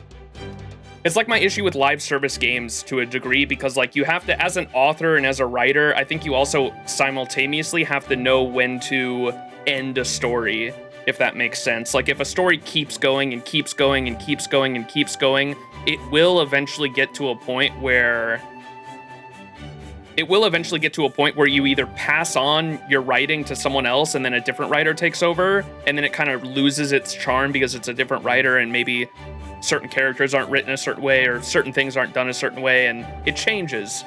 Or the writer themselves gets bored with it and things are only continuing to go for the sake of continuing to go.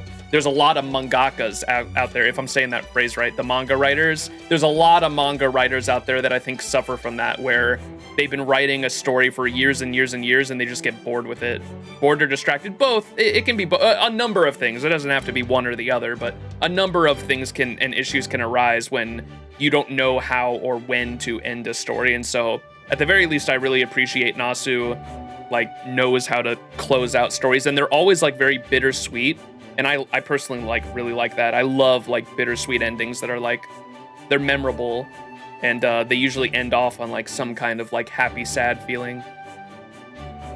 A lot of mangaka fail their endings horribly, and I feel like that's kind of like an extension of what I was trying to say with like, I feel like it's because they like don't know how to end it after so many years of writing it, or it wasn't something from the start. Whereas like, at least when I was taking, I took a class in high school for video productions, and we actually learned a lot about script writing. That's where a lot of my enjoyment for like writing and scripts come from, is from that class. And one of the biggest things we talked about in that class was when you start a story, like a story structure has to be like, when you're starting off initially, before you even get started on anything, you kind of have to come up with the concepts for a beginning, a middle, and an end. And the middle doesn't necessarily have to be the direct middle, but it has to be the climax. And so you have a beginning, and you have a build, things build and build, and then you have a climax moment, and then you have to know how to end it too before you even write all the middle stuff. That's not a hard rule per se, but it's like a good idea to have when it comes to writing, because if you don't even know where you're heading when you're writing, there can be a lot of issues that arise from that, if that makes sense.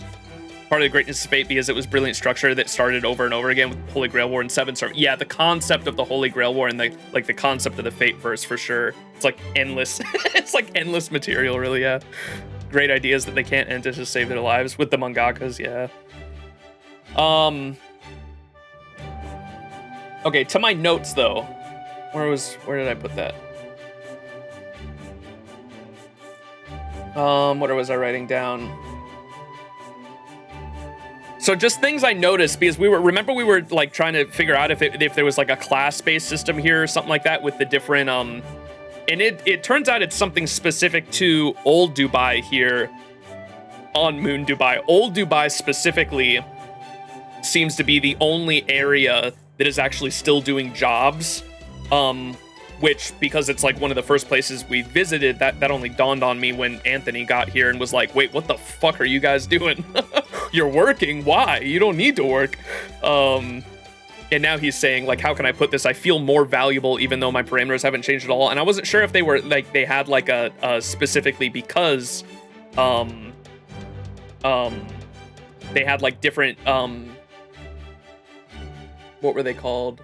The generation AIs like doing different jobs. I wasn't sure if there was like a class-based system, but it doesn't seem like that's the case. It seems like they're definitely doing it all on their own and they want to. And I just wanted to mention too how it didn't seem like it was necessarily a worker organized or worker chosen optimized thing for how everything was run here. I think there's still, it seems like BB Dubai is still like the overhead city AI.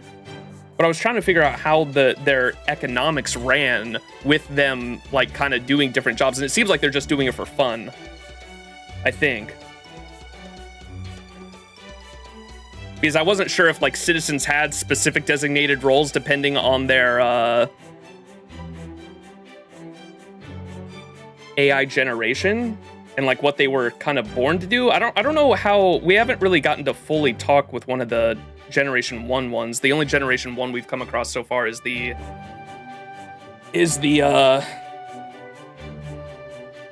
cafe bot. I think they said is the boat robot a Gen 1? I should probably write that down. I think they did say the Gen 1 boat, or the boat AI was a Gen 1 as well, didn't they? Or he said, I don't know, I think she would classify as 1. Maybe she's even older than that. I wrote down some important questions here for what I thought like the theming that Nasu was gonna go into as well with this story chapter, but there was one that I had for like, what is the ideal human civilization? What does the ideal human civilization become when scarcity is effectively solved because everyone's converted into fucking data? And then how much individual autonomy should be sacrificed for the survival and advancement of the species? And then finally, can civilization even become or remain human if it's optimized to the point where personal desire are subordinated to systemic goals? I don't know how much that last one's going to play a part, though, because it seems like they at least still have enough individual freedom left to choose to do jobs just for fun. It's because you feel purpose you feel purposeful, and you feel like your life, it's a very human desire to want to feel like your life has purpose, and there's a job can provide that. But the issue with modern day jobs is that there's so much alienation from your labor itself that you don't find it meaningful because of that, because you don't the things that you produce are not yours to begin with. The things that you can feel like you're doing good and help. That's like part of the reason why I wanted to become an electrician, was because I wanted to feel like I was doing good and helping with like public infrastructure, and felt like my job has purpose, and that's why I actually switched careers. But if you're working a dead end job and you feel like you're just making enough money to get by and you're completely alienated from your labor, you go to work and you clock in and everything that you do at that job you feel like has no fucking meaning because you're just making money for someone else's fucking dream or making money for this guy's company that you actually don't feel any connection or worth towards. That's where that alienation comes from. And so it's kind of cool seeing the topic touched on here a bit. My dad loves his job because he drives elderly to their doctor appointments. Yeah, if it gives you purpose, it feels meaningful, right? And that's kind of what's being touched upon here. That's why I wanted to bring it up. So Anthony here says, I've never worked a job before, but it turns out they can actually be kind of nice. How can I put this? I feel more valuable, even though my parameters haven't changed at all.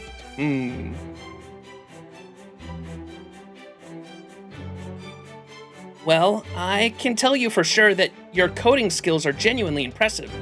With computational power and sensibilities like yours, I bet we could even expand Moondu by itself. Oh gosh, I really appreciate that, but it's making it hard for me to be here for some reason. I'm sorry, I'd love to see more of the results, but I think I'd better excuse myself. Oh, if any of you have any complaints or suggestions, go ahead and put them up on the board over there.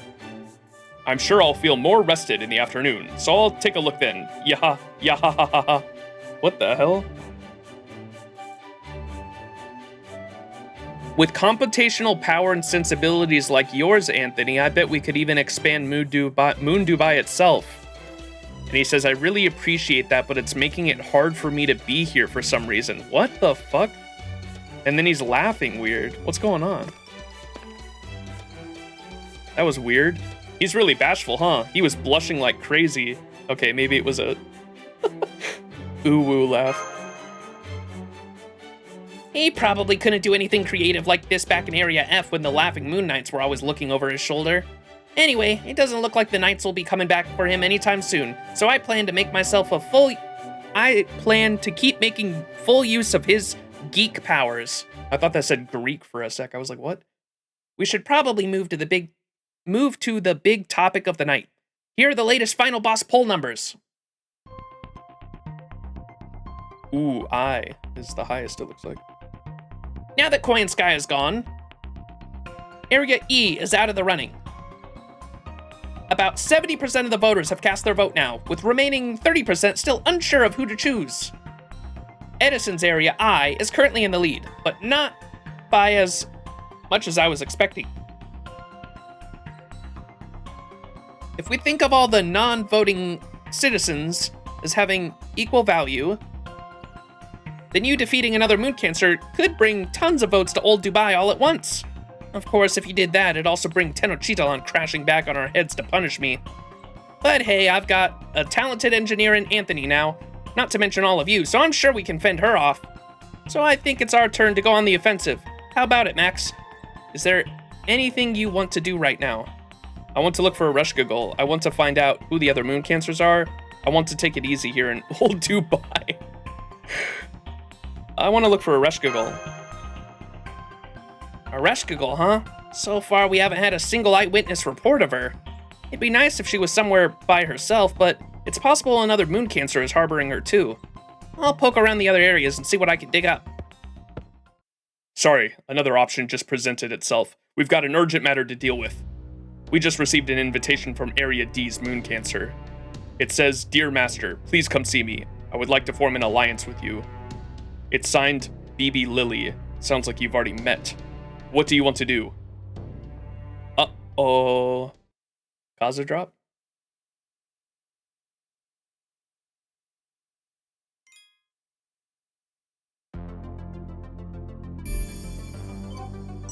Creek Harbor. 夏の風物詩慣れた頃ほど小さなこと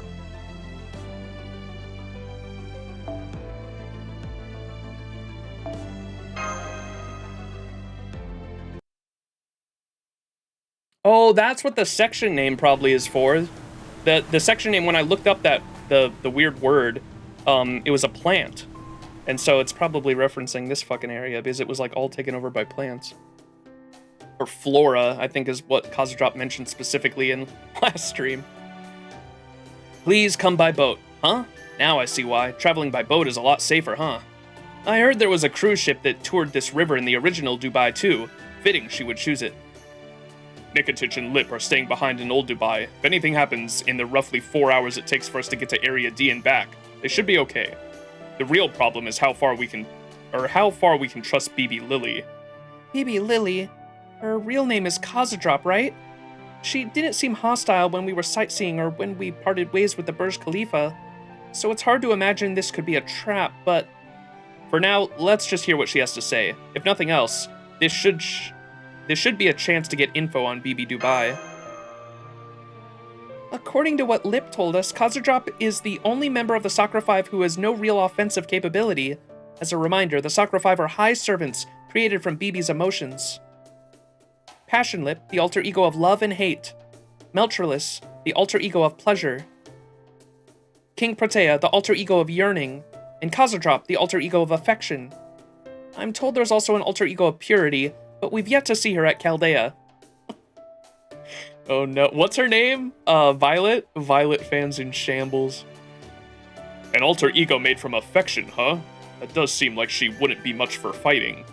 At any rate, there are some things I'd like to say to her, too. This seems like a good opportunity. I'm gonna figure out what the stamps were for, hopefully. There's Area D up ahead. Get ready to disembark. There don't seem to be any soldiers waiting in ambush, but we should be ready for a fight. Ooh. God, the place is beautiful. Ancient ruins? It's really overgrown here. Talk about getting back to nature. Indeed. I did see this area from the Burj Khalifa's elevator, but the greenery is denser than I thought. These buildings do look like ruins, but if you look closer, you can see the buildings and plant life are both being cared for. I think this ward was designed to exist in harmony with nature. What's the square building over there? Cube. They said Moon Dubai was modeled after the world's Earth sometime after AD 2300, right? Then I think it's modeled after a similar building from Earth's Dubai. It looks to me like an attempt to build a cutting-edge city surrounded by 400-meter-tall walls. Oh no! The wall? Is that what it is? Ay, ay, ay.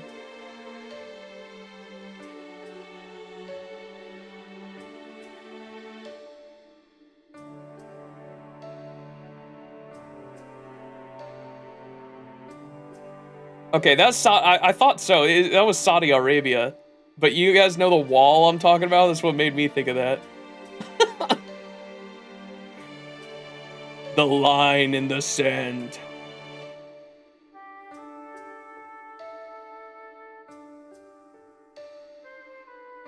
It looks to me like an attempt to build a cutting-edge city surrounded by 400-meter-tall walls. Just building a regular modern city out in the desert would require tons of money and manpower. I guess they weren't satisfied with that. They must have wanted to make a more futuristic city installed from the hot winds and sand. And I can see why they would have chosen future city built in the middle of an unforgiving environment as a motif for their lunar surface city. Hey now, stop that. I'm about to meet with your leader, you know? I see the animals love you here as well, Percival. For a second, you look like a walking bird tower. I guess so. It appears you were right, Master. Nature here is no different from how it is on Earth. This place must be paradise for the birds, flowers, and insects. There's even plenty of fruit to go around. Although, I do wonder why there doesn't seem to be a single other person around. Oh right, I just realized. This must be where Old Dubai gets its fruit. This looks to be one giant greenhouse. It must be crucial to citizens with organic frames. Welcome, welcome, everyone. I'm glad to see you understand what makes Area D so valuable. It looks like there are 4 of you? Very well. Everything is prepared for our tea party. Please, follow the beacons to the garden. We don't have much to offer, but we'll do our best to be good hosts. That sounds like Khazadrop. Okay, let's go.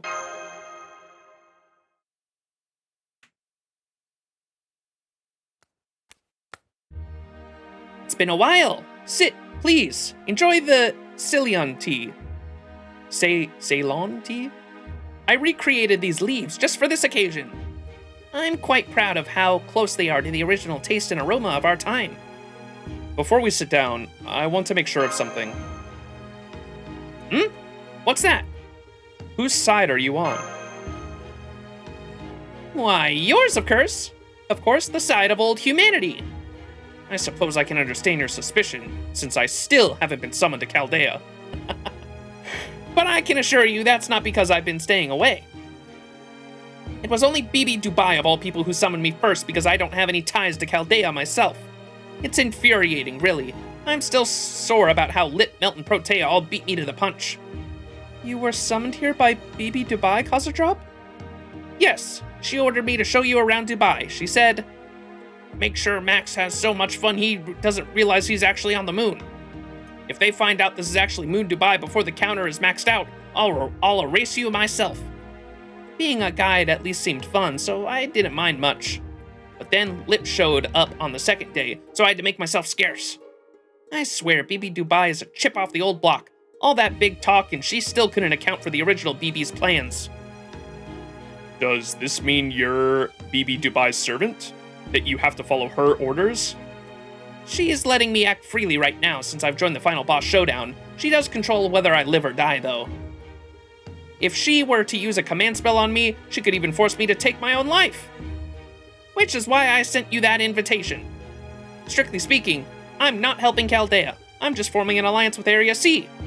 This way, I'm not breaking BB Dubai's rules, so I can at least make that case if she finds out.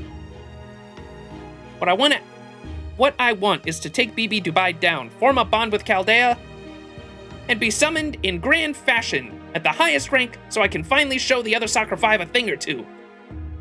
Now I see it's all about what you want. I'm glad Lip's kind of not here to see this.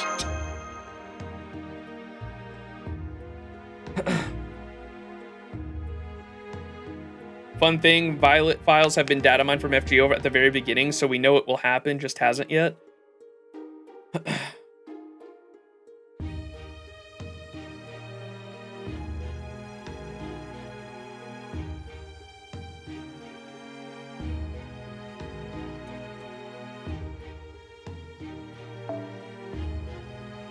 But that's still not enough for us to trust you, even taking your helping us at the Burj Khalifa into account. This could all be a trick. Maybe a part of a greater scheme. Well, it's a good thing I have some proof that I've been helping you from the shadows, then. The reason you, Percival, and Karna survived BB Dubai's mass banishment was because of my stamp. Well, Bart Roberts, you actually don't seem to have needed a stamp, but still. Back when you were facing BB Dubai, you were the only one who suggested retreating, right? She seems to have liked that, which is why she didn't force you to disappear. I knew she was going to banish all of you servants at the end of your trip, you see. So I determined which of you had the strongest ties to Max, and ensured you'd also have strong ties to Moon Dubai. Of course, those ties were only temporary, so if you had suffered any fatal injuries, you would still be sent back to Chaldea, even if Max were to use a command spell to try to keep you here. Come to think of it, it did seem odd that Bart Roberts was the only one to escape being banished. Is she telling the truth about the stamps, everyone? Yes. Khazra-drop secretly stamped my hand back when we were touring Dubai. Mine too, and it seems she also did the same for Karna. Then Karna is in Moon Dubai! I knew it, but where exactly? It's great to hear Karna's here too, but where is he? That I don't know. Remember BB Dubai's noble phantasm? My stamps ensured that Karna and Percival would secretly be transported away right before that light hit them. But it happened so suddenly, I didn't have time to choose destinations for them. So that's how I ended up in the Koyan Mall. And putting aside what happened after I woke up, I suppose you really did save me. Thank you, Khazra-drop. You may look young, but you're clearly extremely capable. Thank you?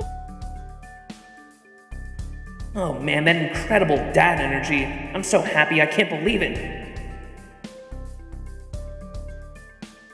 Well, if you've done so much for us, it would be boorish to doubt you any further. Sorry for suspecting you, Khazra-drop. I appreciate what you did for us too. So in short, BB summoned you and you were originally an alter ego like Lip. But you became a moon cancer so you could participate in the final boss showdown. And while you do have an annihilation proposal, you're not serious about pushing it.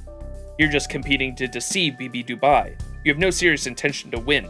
Do I have all of that right? Yeah, that's all correct. My slogan is a project to turn Earth green, resulting in plants rising to the top of the ecosystem. Whereupon they then hunted humans to extinction. But I don't actually want a ridiculous future like that. The only thing I want to use humans as seed beds for is fungal mycelium.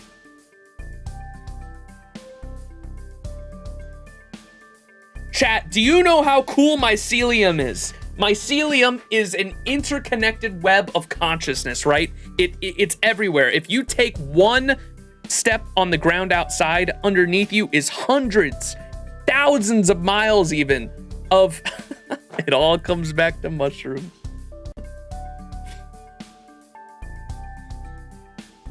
Oh, man. Maybe I should get my mushroom hat on.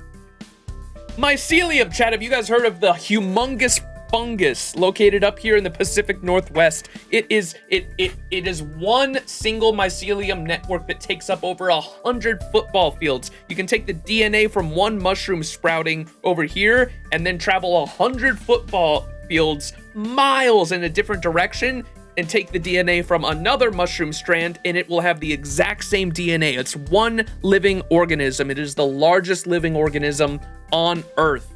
It's fascinating. Mushrooms. The Mushroom Man, of course, it's about mycelium. It's also reminded me of the alien mushrooms from LB7. They were a mycelial network too, weren't they? The only thing I want to use humans as seed beds for is fungal mycelium. Ah, sorry, I got a little carried away there. Anyway, now that you know my full story, what do you think about working together? All right, we can form an alliance, but first, I want you to tell us everything you know about BB Dubai. Okay, but I still don't know much for sure, so this will only be speculation. Is that okay? I think BB Dubai is BB from the future. The one thing we do know about her for sure is that she is separate from the BB at Chaldea. As for her goal, I think she wants to be free. I got the impression that she's very upset about being forced to manage all of Moon Dubai. My guess is she's looking for a way to be free of her job.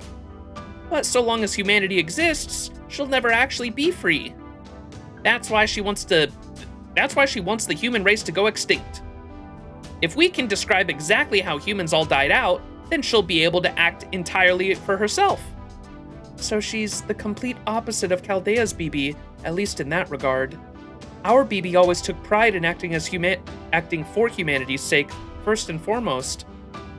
So why doesn't BB Dubai just wipe everyone out herself then? Oh, that's the same with the BB we know. It's the same as for the Sakura 5, really. Even though BB Dubai hates humanity, it seems like she can't destroy it directly. However, she is permitted to attack individual humans, so you'll still want to be careful around her. So you don't know much more about BB Dubai than we do. I guess we'll just have to find some way to get it from the horse's mouth. Anyway, you want us to help you bring BB Dubai down, right? Because that goal would align with ours. Yes, I do. But first, I want to defeat the other moon cancers, especially the ones who are sincerely in favor of the final boss of humanity's annihilation showdown. The last thing we need is for one of them joining the fray while we're fighting BB Dubai. Better to weaken the enemy as much as you can before engaging with them, right? Good point. But how do we tell which moon cancers are on board? The only ones I know for certain right now are the idiots in Area F and the Mechanization Empire in Area I. Astolfo in Area F, well, I don't really need to investigate that. He and his people are just flying by in the seat of their pants. And the Great Angel of the Sea in Area A will probably self-destruct sooner or later, since there isn't any sea in Moon Dubai. So I'd like you to handle the Empire in Area I, since they're the most dangerous. And I'd also like you to investigate Area H, since I still know almost nothing about them. If you can discover their moon cancer's base military capabilities and ideally their weaknesses, then we can go on the offensive. What do you say? All right, we'll help you. Sure, as long as everyone else is okay with it. Fine with me. Of course, cause a drop. came to meet us on her own, despite not having any combat ability to speak of. That's all I need to want to help her. She's also the reason we're still here. It's only right that I aid in return. I agree too. As far as I could tell, she was being completely truthful with us. Wow, I could get used to all this praise. Now I'm really glad I went through all that trouble. Wait, what about Area G? We know there's no moon cancer there, but still. Oh, that one. You can just ignore it. There used to be just a giant crater there. Presumably the remains of a battle, but some strange monster has taken up residence there. It's a voracious eater, too. It's even destroyed some of my orchard. Okay, that's gotta be X.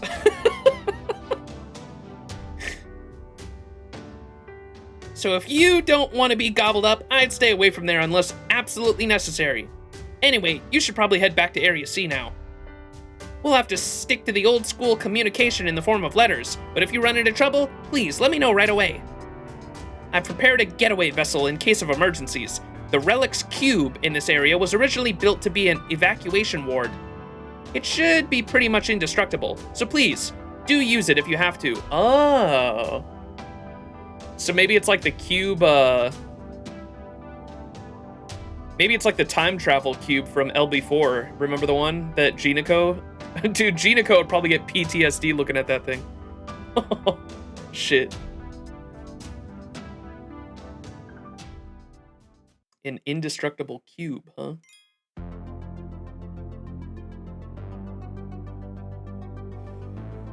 The God Sky Boulder, that's right, I forgot its name. That was such a funny fucking name. The thing that's always been there.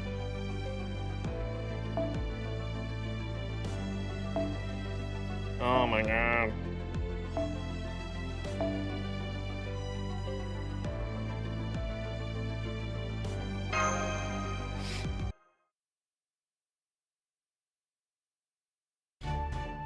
Hey, you're back! How was your talk? Any good news? Just tell her you agreed to work together. Tell her you agreed to work together for now. So, she's still being coy, huh?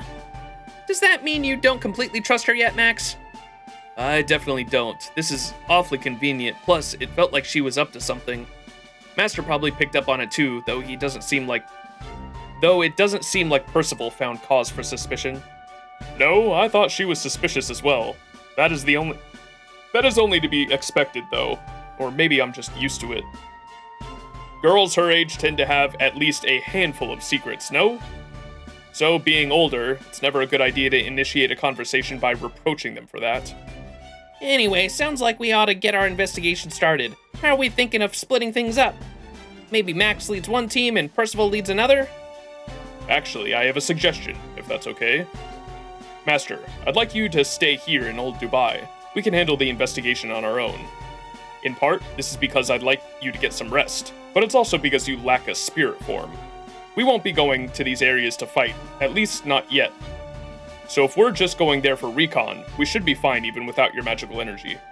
That sounds good to me too. So how do we divide up the teams then? How about you and Nikitich investigate Area H, the one we still know the least about. Meanwhile, I'll ask Lady C.I.E.L for help investigating the Mechanization Empire in Area I. Mash, Master, and Lip can stay here on standby. I know you might be disappointed, Master, but would you mind sitting this one out? Okay, thanks for being so thoughtful, Percival. Good luck out there. Sure, I'll just keep hunting sandworms until you get back. More sandworms.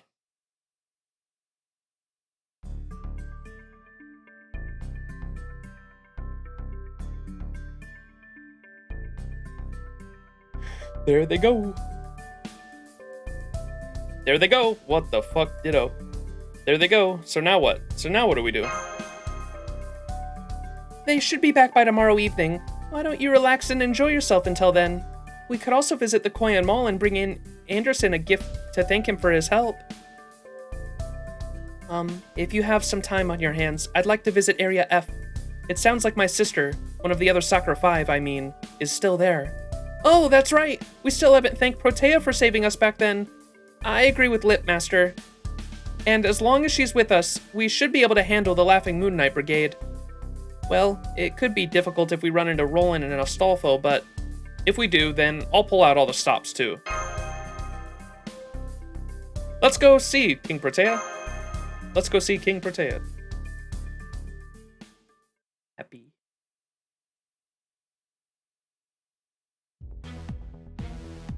Man, Protea is so pretty. I love how she sleeps 17 hours a day. Just look at that angelic sleeping face. Sure, she becomes an angel of destruction when she wakes up, but who cares? I don't want to share this sleeping face with anyone else. I hope we can get that extra tough wire soon. We couldn't get any at the Koyan Mall because we couldn't get authenticated, so I ordered some from the Alvatron company instead. Not even Protea can destroy these towers. They're designed to remain intact even if Earth itself falls apart. So if we use that wire and the towers to make a fence, we can make an electrified cage that'll keep her inside. This may be our 6th attempt at building the fence, but we're not giving up. We're gonna get her to join us no matter what. And not because she's strong, but because she's beautiful. We're not gonna let her fight once she joins us. We're gonna make her wear a dress and an apron, and then we'll have her clean this whole area with a giant dust cloth. Woohoo! Our tower's gonna be spick and span by the time she's done. What the fuck? There's just a few of them, but let's kick some butt. They don't seem so strong. But no mercy anyway! I agree. I've never seen people so evil before. I'll hit them so hard they won't be able to respawn for a week.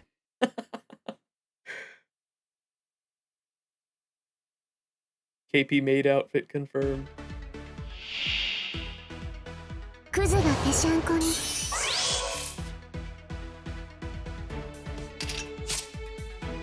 Moon Brothers.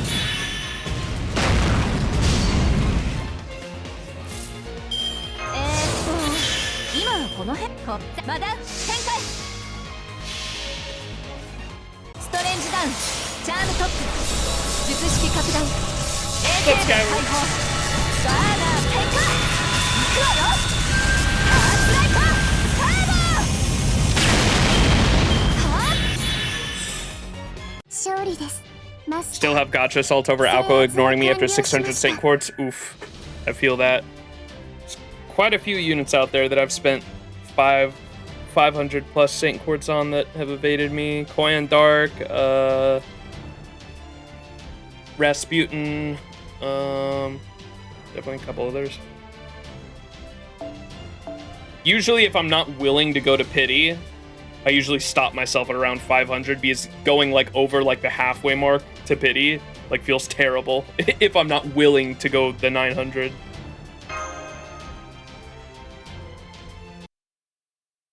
Not a good feeling, that's for sure. Wait, seriously, hold up!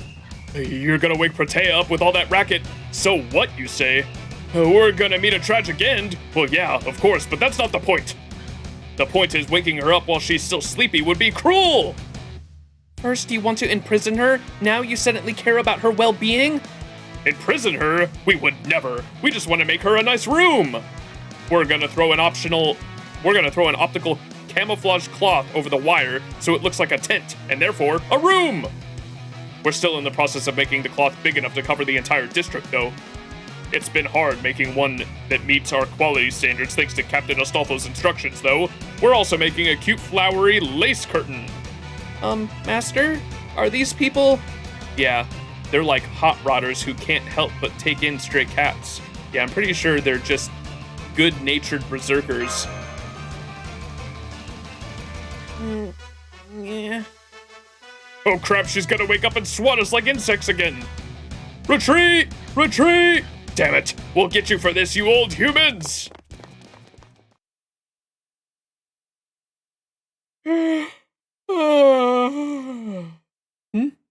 Oh, if it isn't Max Smash and Passion Lip! Oh wow, it's been forever since I last saw you. Were you worried about me or something? Not especially. I'm just here because Master said he wants to talk to you. Huh?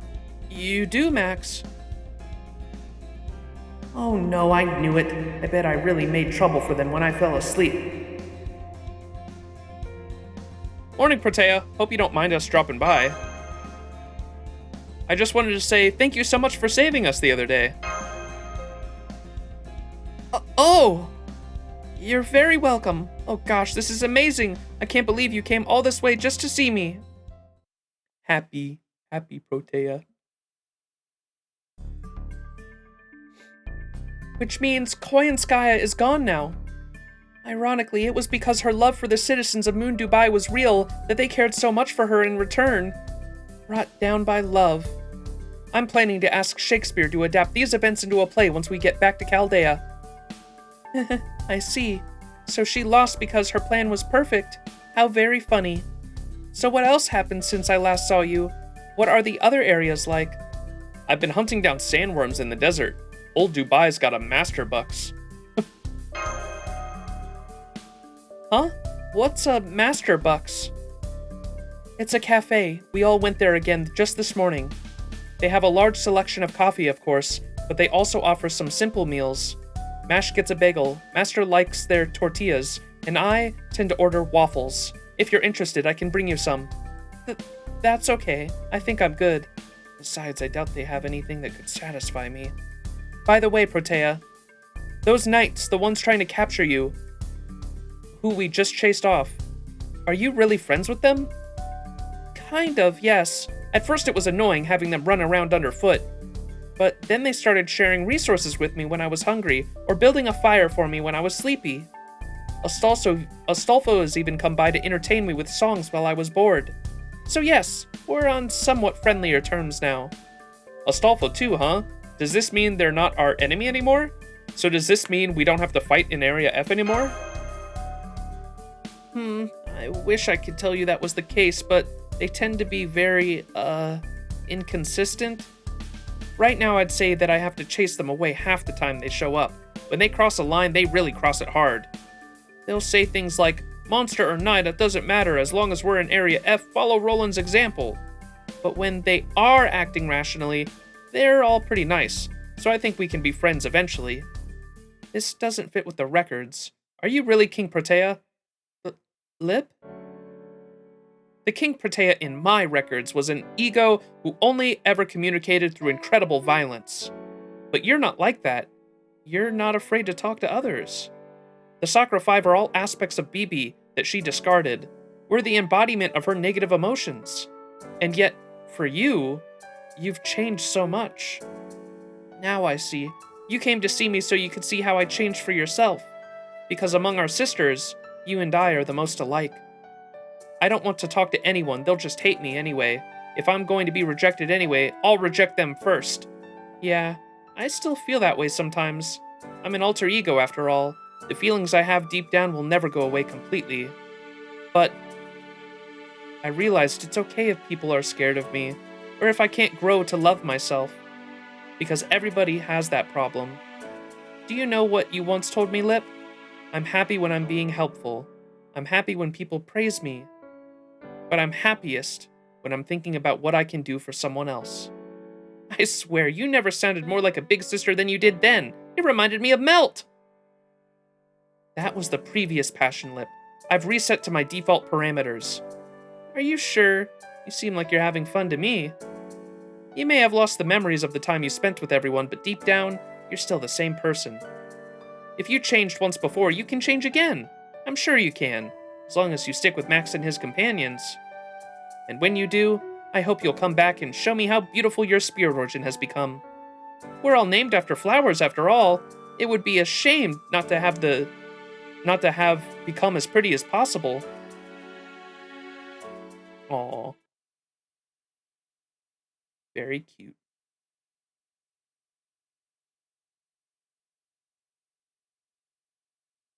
We'll come see you again, Protea. Next time, I'll come back with everyone. I can't wait. Please take care until then.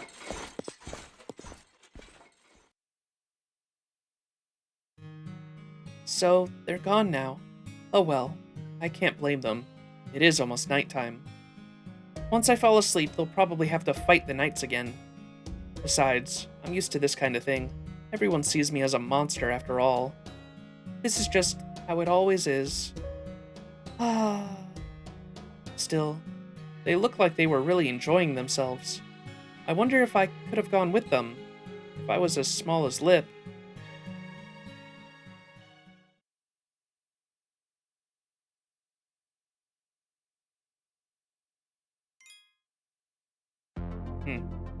Alright, last arrow, and then we should be all caught up with everyone else, I think, right?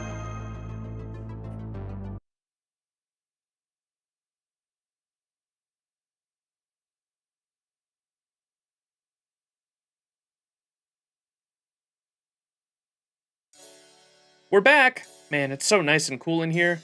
Ah, this is nice. It's so pleasant in here, even without AC. Come to think of it, I wonder how Moon Dubai's climate is being controlled. While we were touring Dubai, I thought it was natural, but it's not though, is it? I don't know which facility is controlling the climate, but it appears to be set to replicate Earth's environment to keep it hospitable for third-gen new humans with organic frames. The sun is merely a symbol on the dome's surface. It's there as a service, even though it means little to AIs.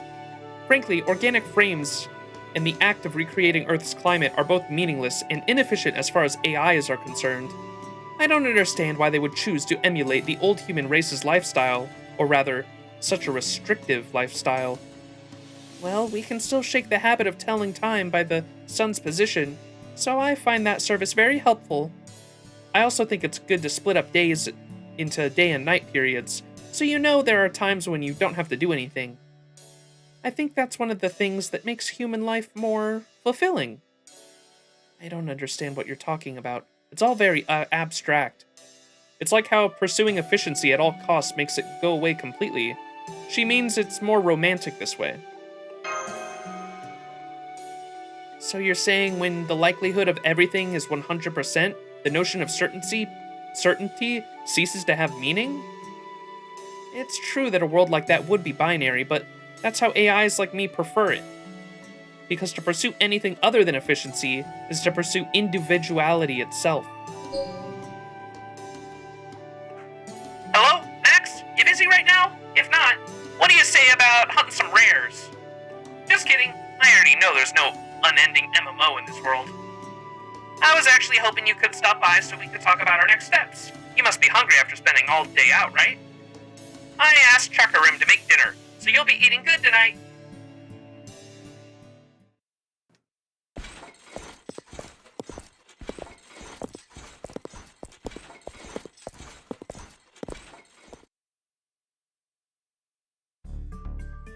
Oh, good evening. Are you having dinner here today? That's right. I pushed Jinako into it. It's lonely always eating by yourself, right? It's good to share meals with people around you every now and then, and AIs like us don't need to eat, so... So that's why. Thank you for the invitation, everyone. Nah, the meal's just a bonus. I swear, the way Hasara acts sometimes, you'd think he was my personal trainer or something. Anyway, let's talk about how Caldea's mission is going. You went to Area F today, right? Can you tell me about the things that you looked over there? Over dinner, of course. I see. So Area F's the same as usual. Sounds like King Protea's being a good deterrent then. Honestly, I find Astolfo scarier than Edison, since there's really no predicting what he'll do. But it looks like he and his knight won't invade us here in Area C as long as Protea's around. Caldea's baby really did leave us some great parting gifts. Both Passionlip and King Protea have been invaluable to keeping us safe. You said there were 3 of the Sakura 5 stationed in Dubai, yes? Let's hope the last one's similarly protective. Not that we know anything about her at this point. The 3rd member of the Sakura 5.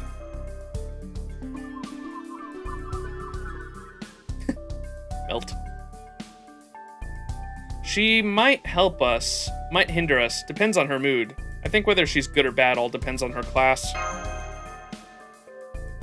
Hey, it'll be fine. Since we're up against BB Dubai, I'm sure she'll join us with no reservations.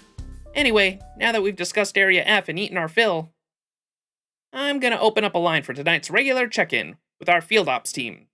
Go ahead, teams. This is Percival. We're currently infiltrating Area I. Lady C.I.E.L has made her way into the Prezi King's offices and is mapping them out as we speak. We'll come back to Old Dubai as soon as we know the layout of Edison's headquarters.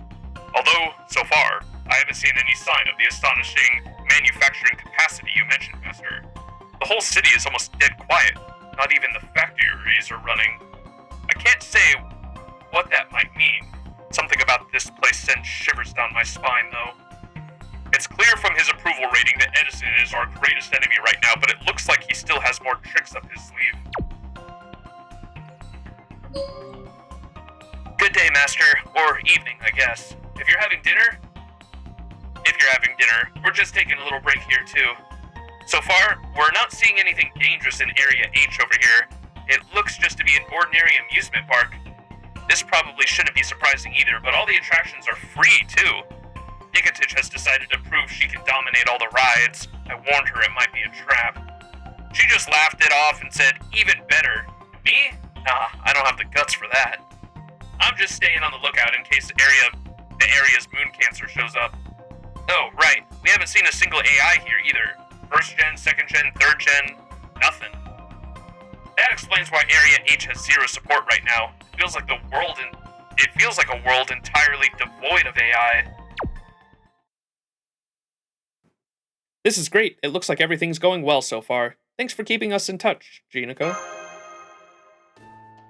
What, that? Don't sweat it. This helps me as much as you. Besides, we're partners. Anyway, now that we're all full, and we've all checked in with each other, how about we call it a night? You're all set here, right, Max? Go take advantage of your break and relax in your room. I definitely will. Good night, Jinako. Yes, good night, Jinako. We'll come say hello tomorrow, too.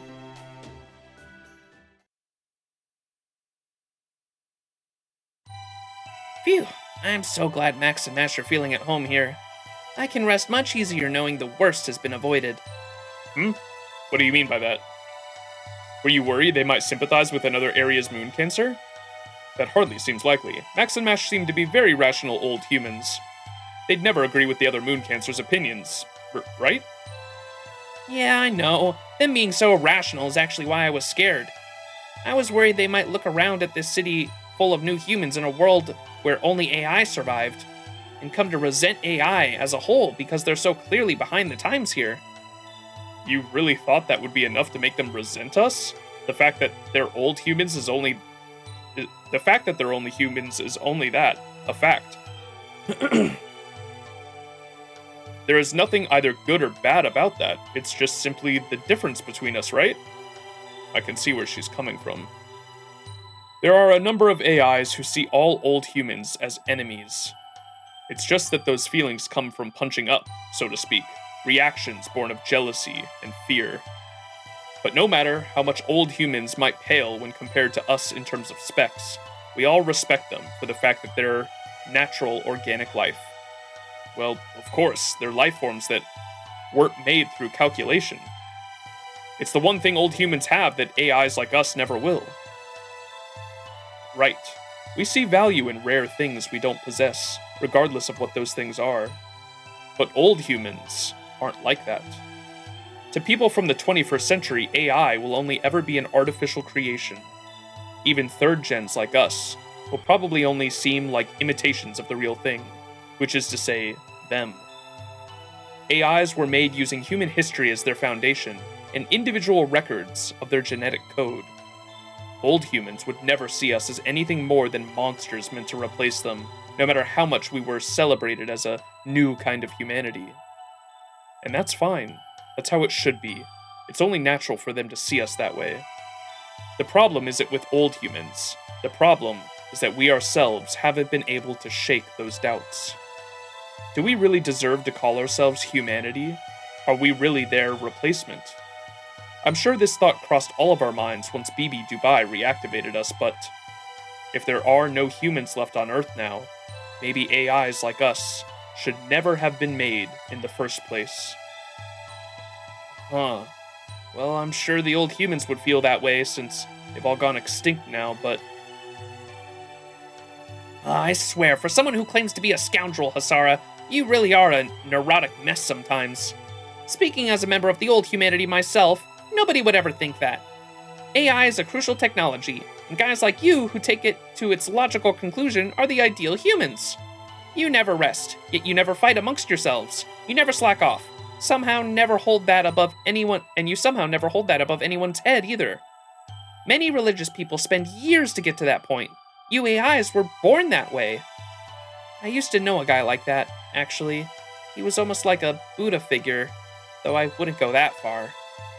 If he saw the people of Moon Dubai in action, he'd laugh himself silly, sit down and say something like, I suppose my wish to save all living things is outdated now. Perhaps I no longer need to work myself to the bone. Is it Karna she's talking about? I appreciate you saying that, Jinako, but why? How can you have such unshakable belief in us? It's not like that. I'm just straight up happy. Your very existence is our life's work. We old humans made plenty of mistakes, but ultimately, we managed to create guys like you. We're basically your parents. And as a parent, of course we want to see our kids doing well. For that matter, are you sure AI didn't get fed up with humans first? I mean, new human third gens aside, first and second gens don't even qualify as people. If I was an AI, I'd find the whole idea of taking care of humans too ridiculous to even bother. That's... Well, I guess you have a point. Sometimes I find even taking care of Anthony a ridiculous use of my time. Like, you can do all this yourself, so why do you keep relying on someone else, you incompetent boob? What? I'm still getting used to things here, so it's just more efficient for you to handle those things. That's exactly what I'm talking about, you big baby. Don't blame yourself. Don't blame others for your own shortcomings. Anyway, all that isn't enough for me to give up on you. And that's even more true for old humans. Fundamentally, different from us as they are. Whenever I look at Max, Smash, and the other servants, it makes me think about what humans used to be like. It feels like you all have something we never will, so I can never look away. What is it we couldn't do? What was it we were supposed to do? I was never programmed with the answers to those questions, but it feels to me like you old humans have probably known them for a long time.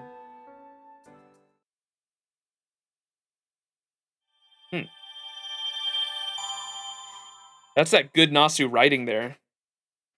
Stretching all the way back to fucking Fate. One of the things that immediately drew me to the Fate franchise was how every single character has different ideologies and different philosophies and different ways of viewing things, and writing not just a handful of characters, but an entire cast of characters that all have different ways of viewing things, all have parallels, all have the antithesis of them in the Holy Grail War. All have their rivals, all have their opposites, their parallels, and then even their parallels have different diverging opinions and views, and seeing all that in an entire plethora of diverse cast of characters with different perspectives and ideologies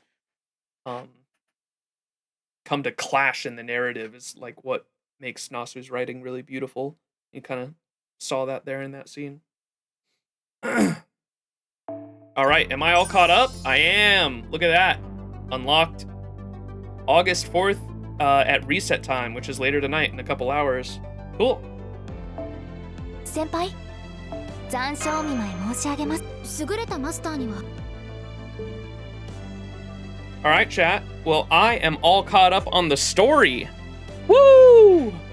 That's gonna have to do it for today's stream.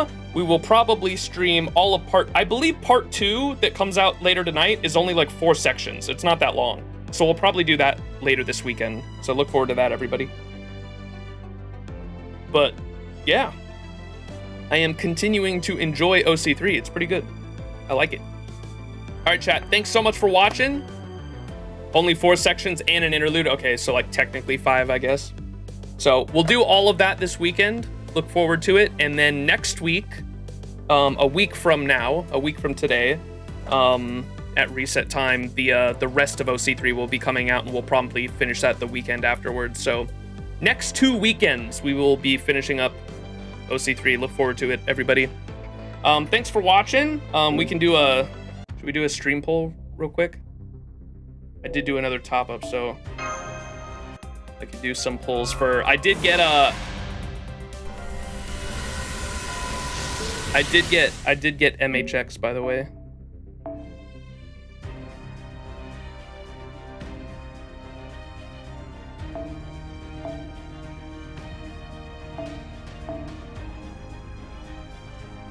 Bam. W. I did get her. So we'll probably level her maybe once we finish OC3. Well, because I haven't leveled the past couple units. We got BB Dubai. Who else is on the banner? Is it Tenochtitlan? Yeah. And X Alter, Summer, and then BB Dubai. I got all 3 of those units, and so we'll probably level them maybe after. I'll keep farming some. I don't think I have enough EXP at the moment to level all 3 of them, so I'll keep farming EXP in my own time, and maybe once we finish OC3, we'll level all of them up and see their dialogue lines and ascensions and all that. Okay, we'll do a daily disappointment though.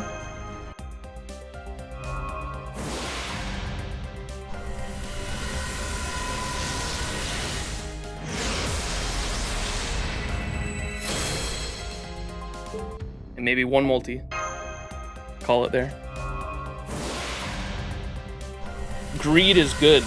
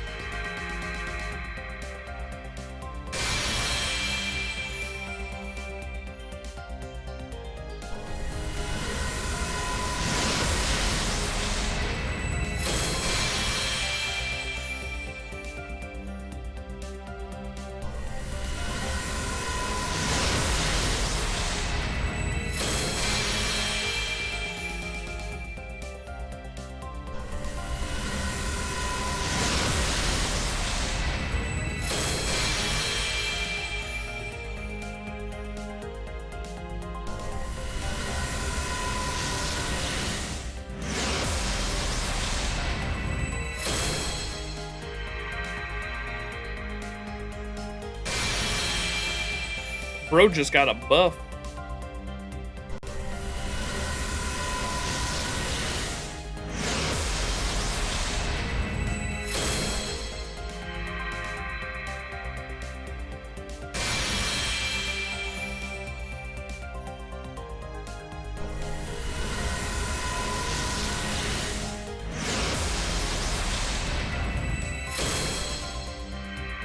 Damn, it's seeming like a nothing burger.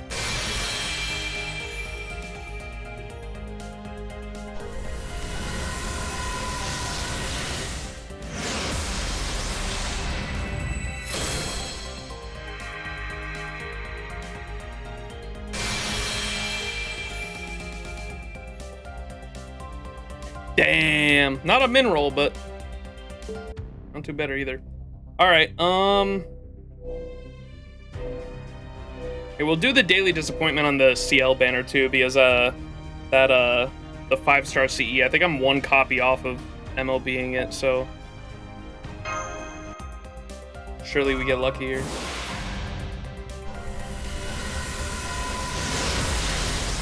Damn. We did get an event CE though. All right, chat, that's gonna have to do it. Like I said, this weekend, look forward to, I'm gonna get the 2 VODs up on YouTube, and this weekend, I'm not sure what day, but this weekend we'll be streaming probably Sunday morning. That's usually when I do a lot of streams. Look forward to probably Sunday morning we'll stream part 2 of Ordeal Call 3. That's the plan. Thanks so much for watching, everybody. Love y'all. If you're watching on YouTube, leave a big fat thumbs up. Leave a comment down below. Love talking about the story with you guys. Leave your theories, leave your thoughts on the story so far. And yeah, engagement helps. So leave a comment down below, leave a thumbs up. Playlist is in the description as always, and I will catch you all later in the next one. Bye-bye. Peace out, everyone. Love y'all. Peace.